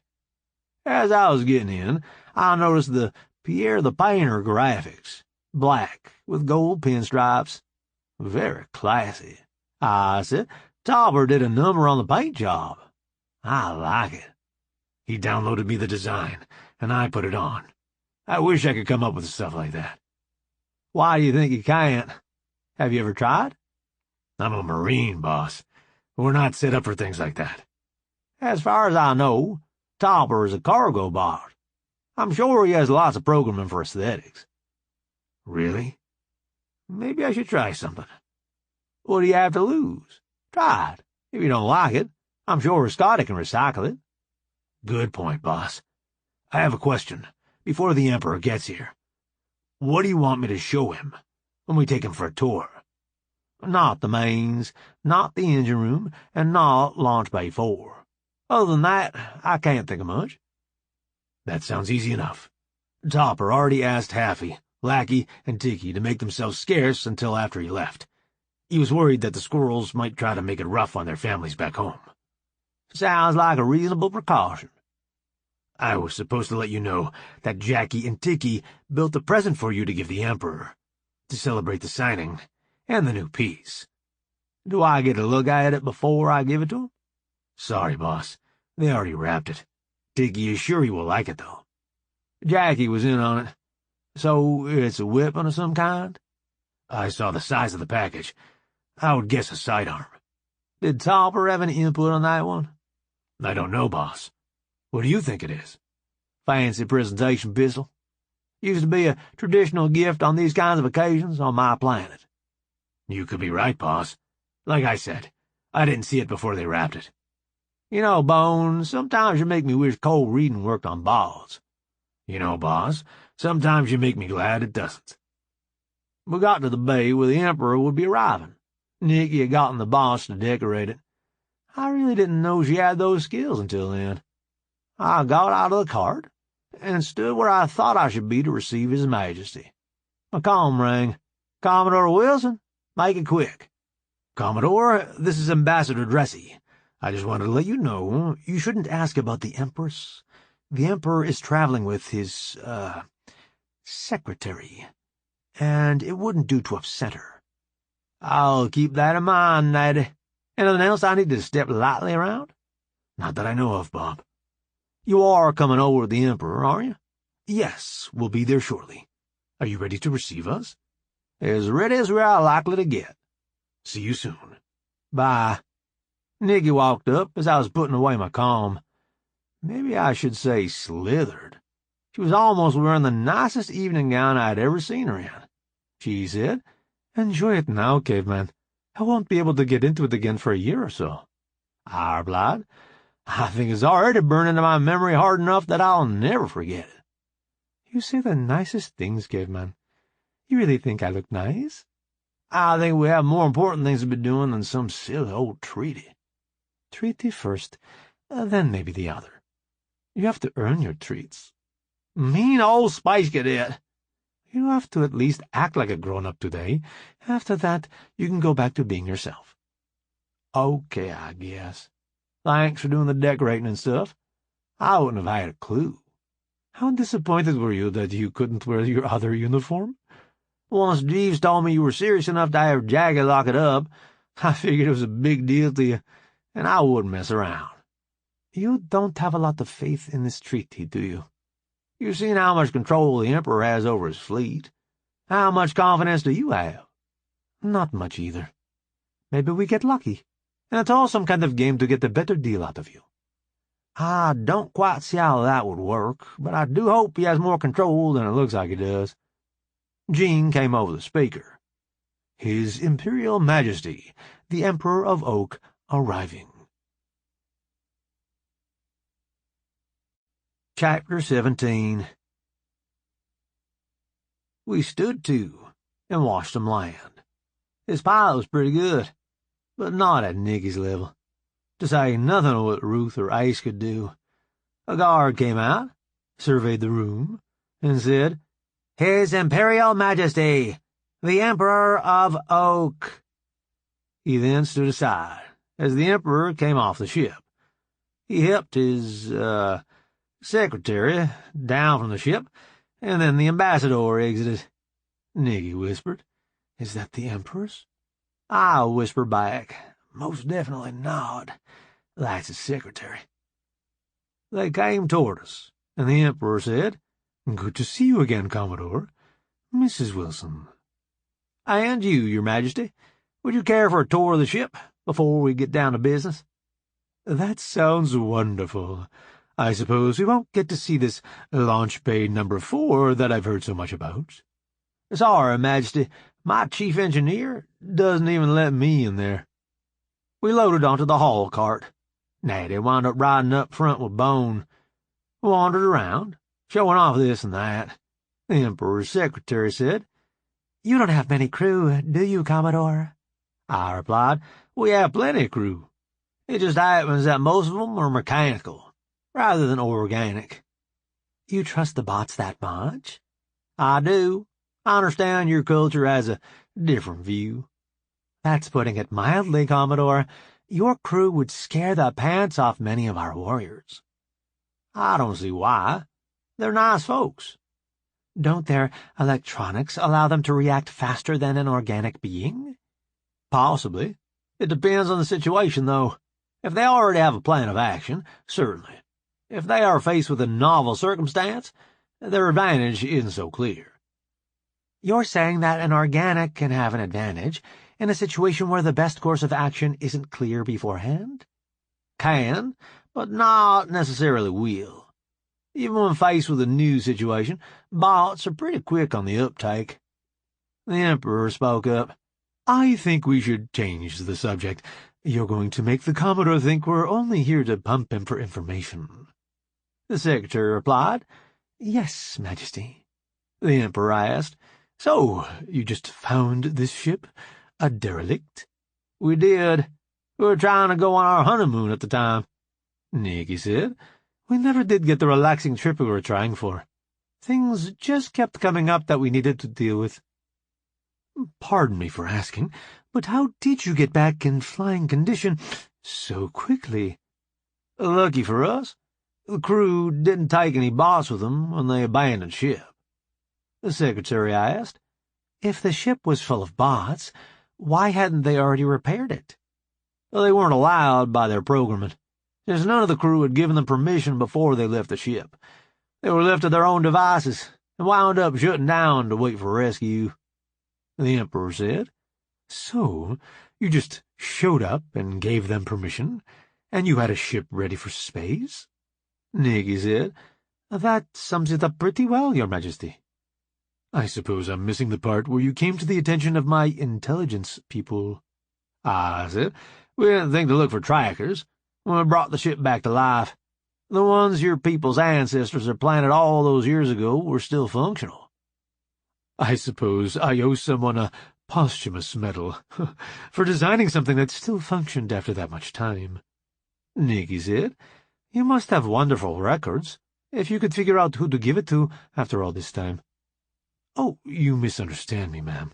Just because I owe them a medal doesn't mean I think I have a chance of paying off that debt. Nikki replied.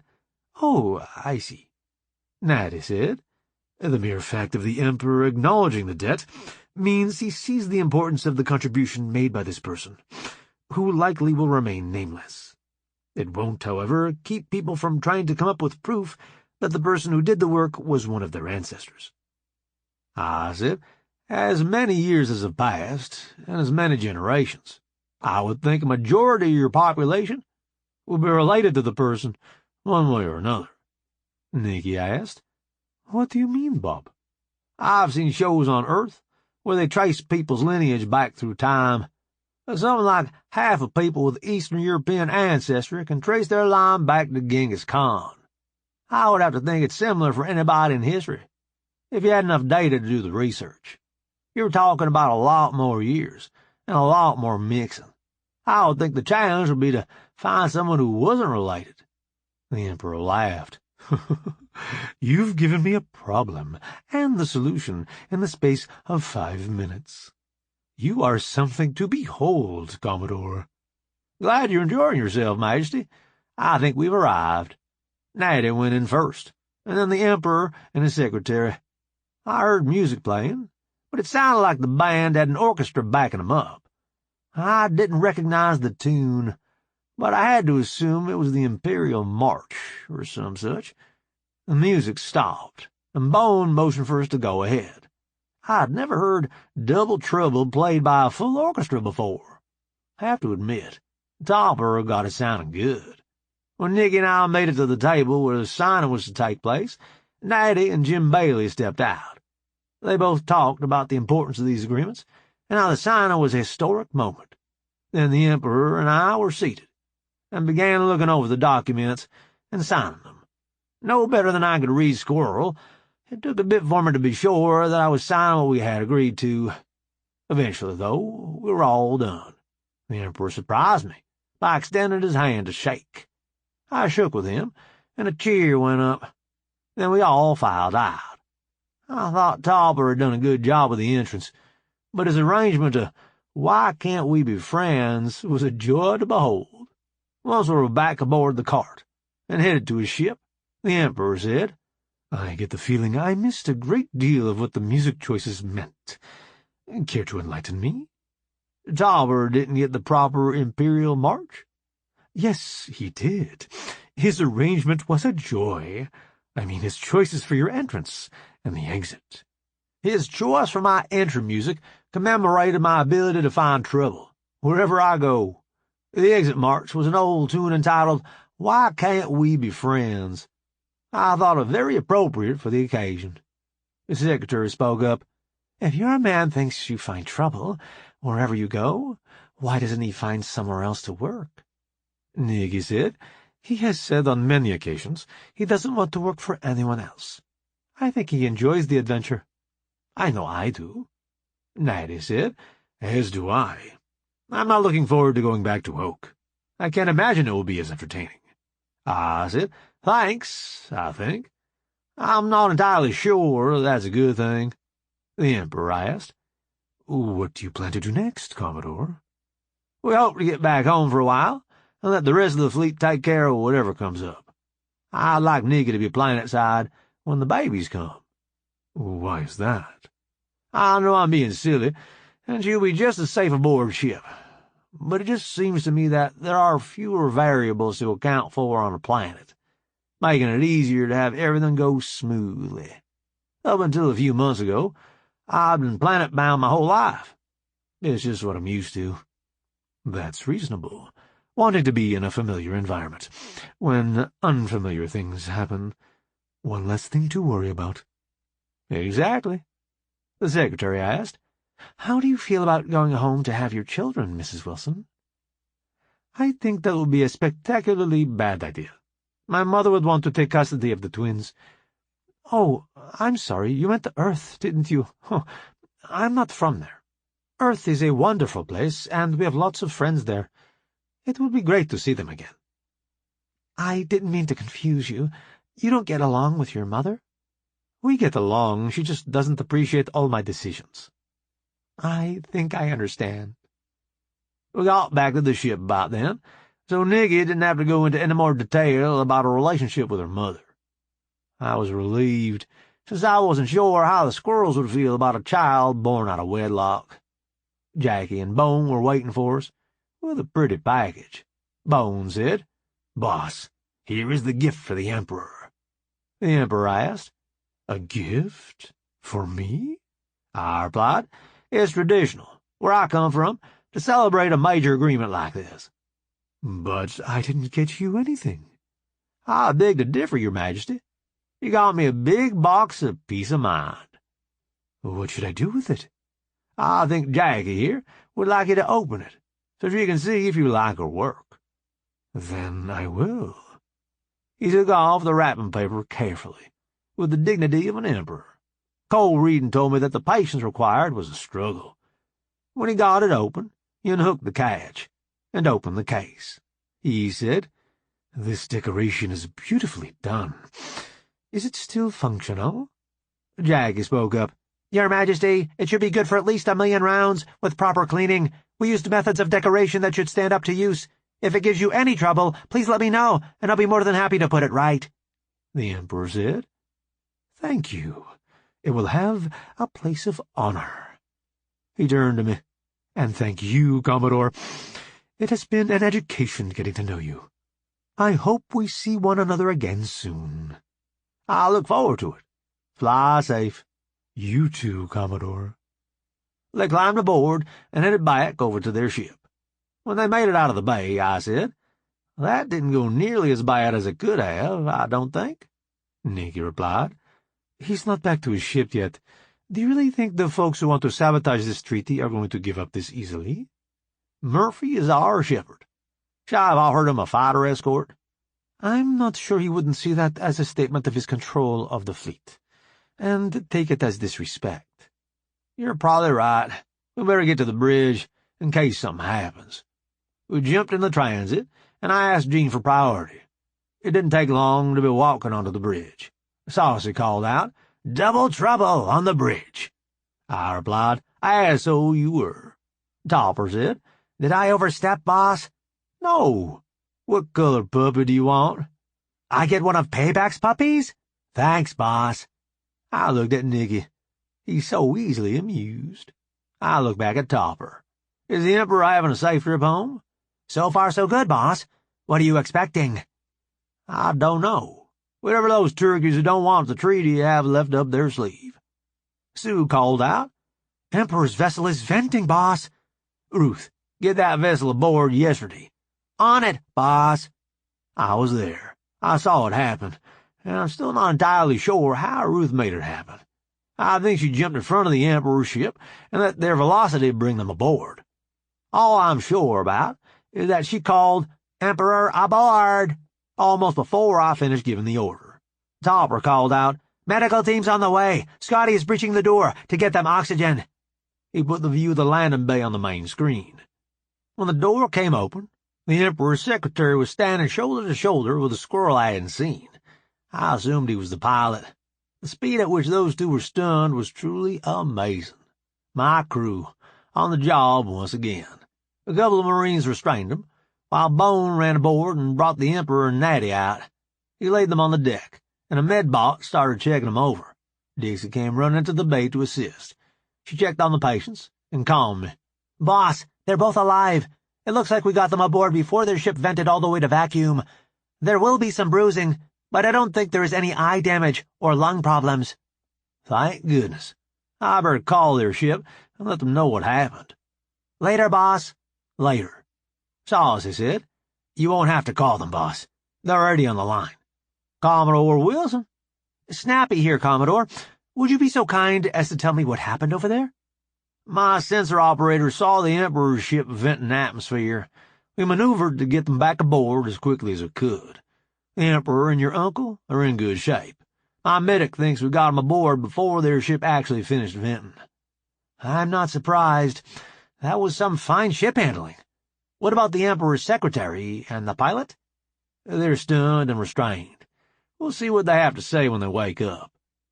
I know I don't want to know, but it's a job requirement. How did they come to be stunned and restrained? Meeting us at the door with weapons. As suddenly as the ship started to vent, I would have to assume that anyone still moving around afterwards had prior knowledge of the event. You're saying that you think they were in on the attempt on the Emperor's life? I'm saying I think that's the way to bet. I don't have anything approaching proof yet. What would you do in my situation? Catch the Emperor's crew chief before someone silences him, and then send some medics you trust over to help take care of the Emperor and your uncle. That sounds like a good plan, Commodore. I'll call again when we launch the ship with the medics. Talk to you then. The line went dead. I said, Excellent work, Ruth. Just magnificent. Thanks, boss. I thought I was being paranoid, keeping a rescue scenario updated all the time. Apparently not. I think we need to make that company policy from here on out. You bet, boss. Nikki said, I think you've overtaken me as the best pilot. Ruth replied, You're still better with matching tumbles than I am, ma'am. I've been trying to figure out what I'm doing wrong with simulations, but I can't seem to get the hang of how you do it. We could work together on it if you like. I would enjoy that, ma'am. Sawyer spoke up. Sorry to interrupt. Dixie for you, Commodore. On speaker.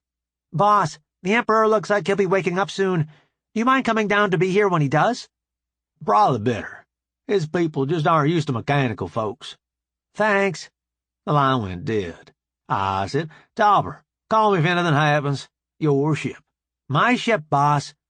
I turned to leave, and Nikki turned to come with me. It really showed off her dress. Ooh. I said, Dang it, Space Cadet. I better find time to peel you out of that. Ooh, you look nice. Well, I always have had a weakness for a man in uniform. We got to the transit, and Jean gave us priority.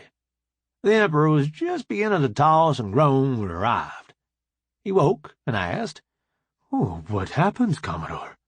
I replied, It would appear your secretary and your pilot tried to assassinate you and the ambassador. You say, it would appear. What is your evidence? Your ship began venting atmosphere unexpectedly.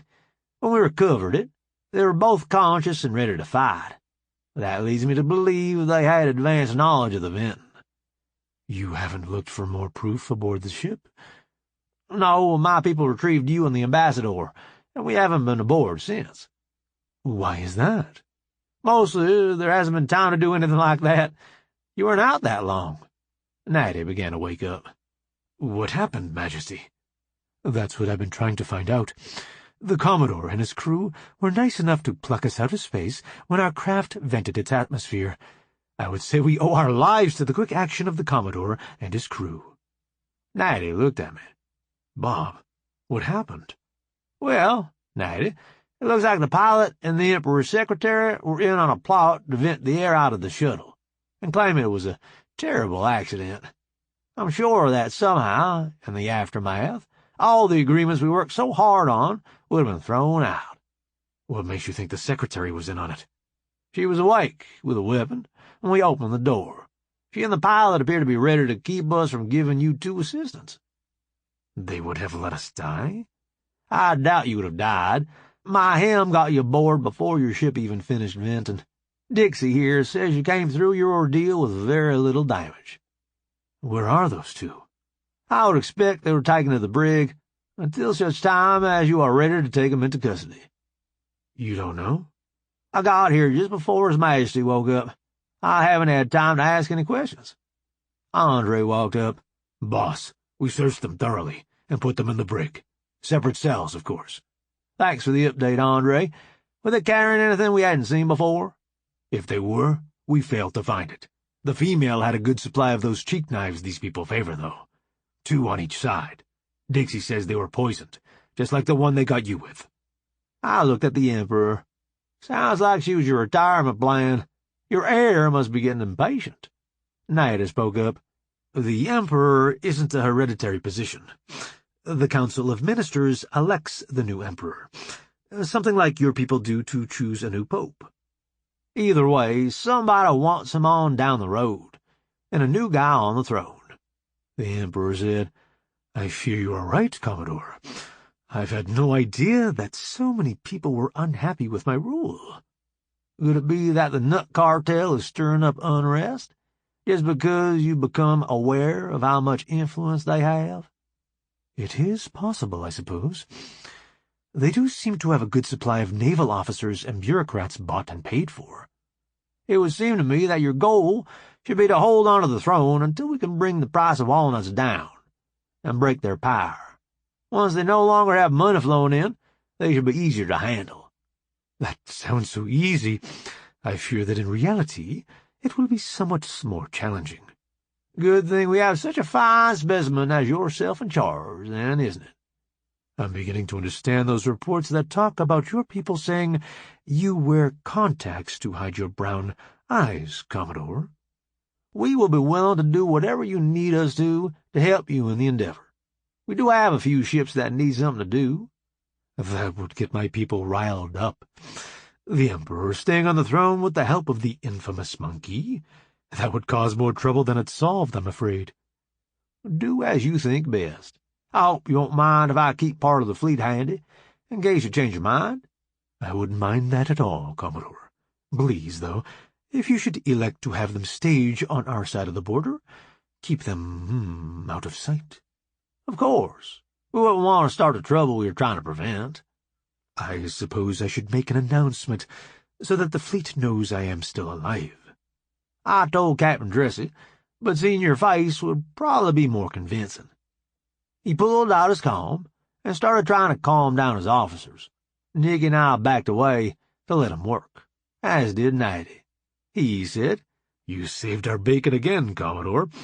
I shudder to think what it's going to cost us when you need a favor in return. Nikki said, I'll try and get them to go easy on you, Ambassador. Natty replied, Good luck with that. I'm afraid he'll send the grannies to Oak as his ambassadors. I said, Couldn't do that, as good as it sounds. One of them is pregnant. I sincerely and fervently hope for the good health of the child. As long as she is busy with her offspring, I may have a chance at this job. There is one thing I suppose we should talk about. I was going to just take care of it myself. Haven't grown tired of asking. But with this latest nonsense, I don't want to do anything that might be misconstrued. I thought they brought those platforms in. They showed us the platforms as they unloaded them. They put out new ones, as they were picking up the old ones. Not even better ones, just different ones of the same type. The only way all this makes sense to me is if they think the only way we're finding them is that one of your team has given us the coordinates. We both know that isn't the case, but it would seem someone thinks you are a traitor. That sounds dangerous, at least to me personally, and possibly to the peace. What were you going to do about it? I had planned a nice fireworks display while your fleet was maneuvering to leave the system. I'm having second thoughts about that now. I can see how you would. Probably best to hold off on that, until we're actually in FTL. The Emperor finished what he was doing. He said, I think that has them calmed down, at least for now. The officer who recommended my secretary looked more than a little pale, though. I asked, do you think he is part of the plot? I wouldn't have thought so, but his reaction is making me think again. I have to say, Your Majesty, I'm glad I only have my little fleet to keep up with. I surely wouldn't want your job. Obviously not, or you would have conquered yourself an empire by now. I often wondered why you hadn't. Just not cut out for the job, I'm afraid. I'm certainly not going to conquer an empire, just to hand it over to someone else. I'm not the man to run it. So, conquering isn't on the agenda. You're not easy for me to understand, Commodore. Likewise, I'm sure. I'm doing the best I can. I look forward to doing business with you in the future. I think it will be profitable for both our organizations, Your Majesty. I'd better be getting back. How do we go about that? I'll be happy to fly you over. If you give us remote access to the ship you came over on, we can take it with us, for your people to examine. That would be fine. Nadir ran to the ship, and came back a little later. He said, Sorry, Your Majesty. The pilot locked the controls. I'm not able to give them remote access. I said, we have the cure for that, too. Gene, tell Ace to get aboard his recovery ship and get his tin butt over here if you would. Honest, boss. I looked at Natty. You should close the hatch, since it's going to be in vacuum. We better back up. Ace will need room to work. Hopper was riding the hook when Ace brought the ship in. He set a rescue eye and hooked the cable to it. Then he scampered back up the cable before Ace reeled it in.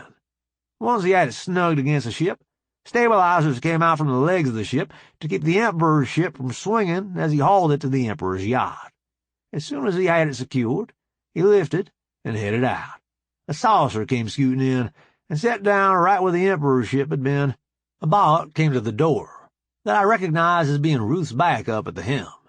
I started forward, and she said, Nope, sorry, boss. I'm taking the Emperor home. Excuse me? Nanny protocol, boss.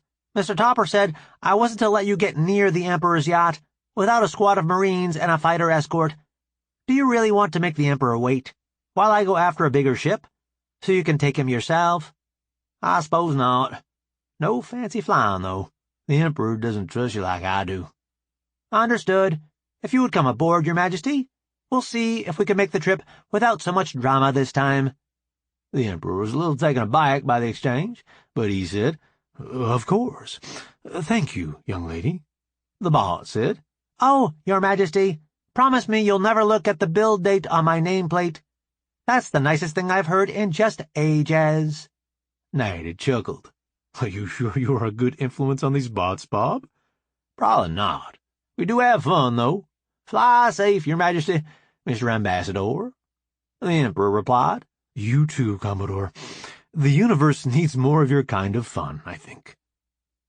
They climbed aboard, and the ship lifted. She eased it out, and went to FTL as soon as she was far enough from the Gene. I calmed Topper. Is she taking them all the way to Oak? No, boss. We just wanted to be sure no one had a chance to take a pot shot on the way back. Didn't mean to surprise you. No worries. Tell Tex not to light up the sensor platform until they are out of the system. Things are tense enough right now, without fireworks. He's disappointed, but he understands the need. Good enough. I better call Snappy and tell him he doesn't need to send medics. Talk to you later. Later, boss. I calmed Snappy. He said, No medics needed. I figured that much out, Commodore. Your pilot is pretty slick with those short jumps. She wasn't interested in finding that turret that's in mutineer hands the hard way, with the Emperor aboard. You think one of my turrets is in enemy hands? I can't afford to ignore the possibility. Would be more accurate. I'm sure you've done everything you could think of to keep the Emperor safe. Oh, my. We've got a situation, Commodore. Your pilot had to stun a couple of my men who attempted to take her into custody. That's good news. The mutineers are out of stunner-resistant types. Did she get away? A couple of the fellows who work in that bay are going to need clean uniforms, I think, but she got the saucer off our ship. Scared them good, did she? Oh, yeah. Anything else you need? Can't think of a thing. Fly safe. Hope to see you again soon. You fly safe as well, Commodore. The galaxy needs more like you. The line went dead. I turned to Nikki. You want to go up to the bridge and watch Texas fireworks show? I suppose, as long as you don't get involved in some other nonsense and spend the rest of the day there. We do have other things to take care of today, don't we? That we do. I was promised a peeling, I believe. Yes, you were. We got aboard the transit and headed for the bridge. Jean must have warned them we were coming, because the whole bridge crew broke out in cheers when we came through the door. I asked, What's the celebration about? Topper said, You managed to make peace with the squirrels. We don't have to go to war. Isn't that enough? I replied, Indeed it is. Then I started yelling my fool head off with the rest of them.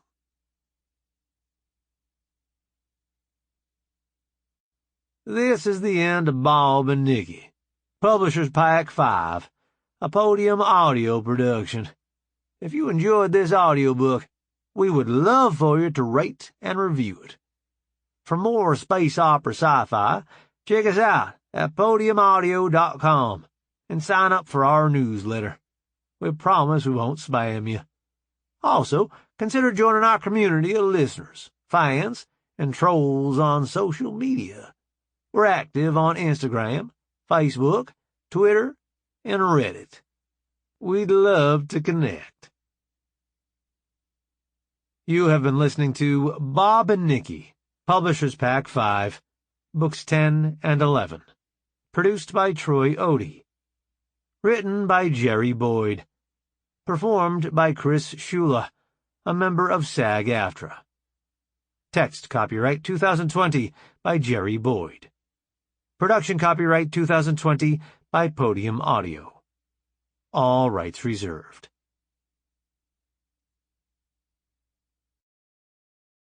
Audible hopes you have enjoyed this program.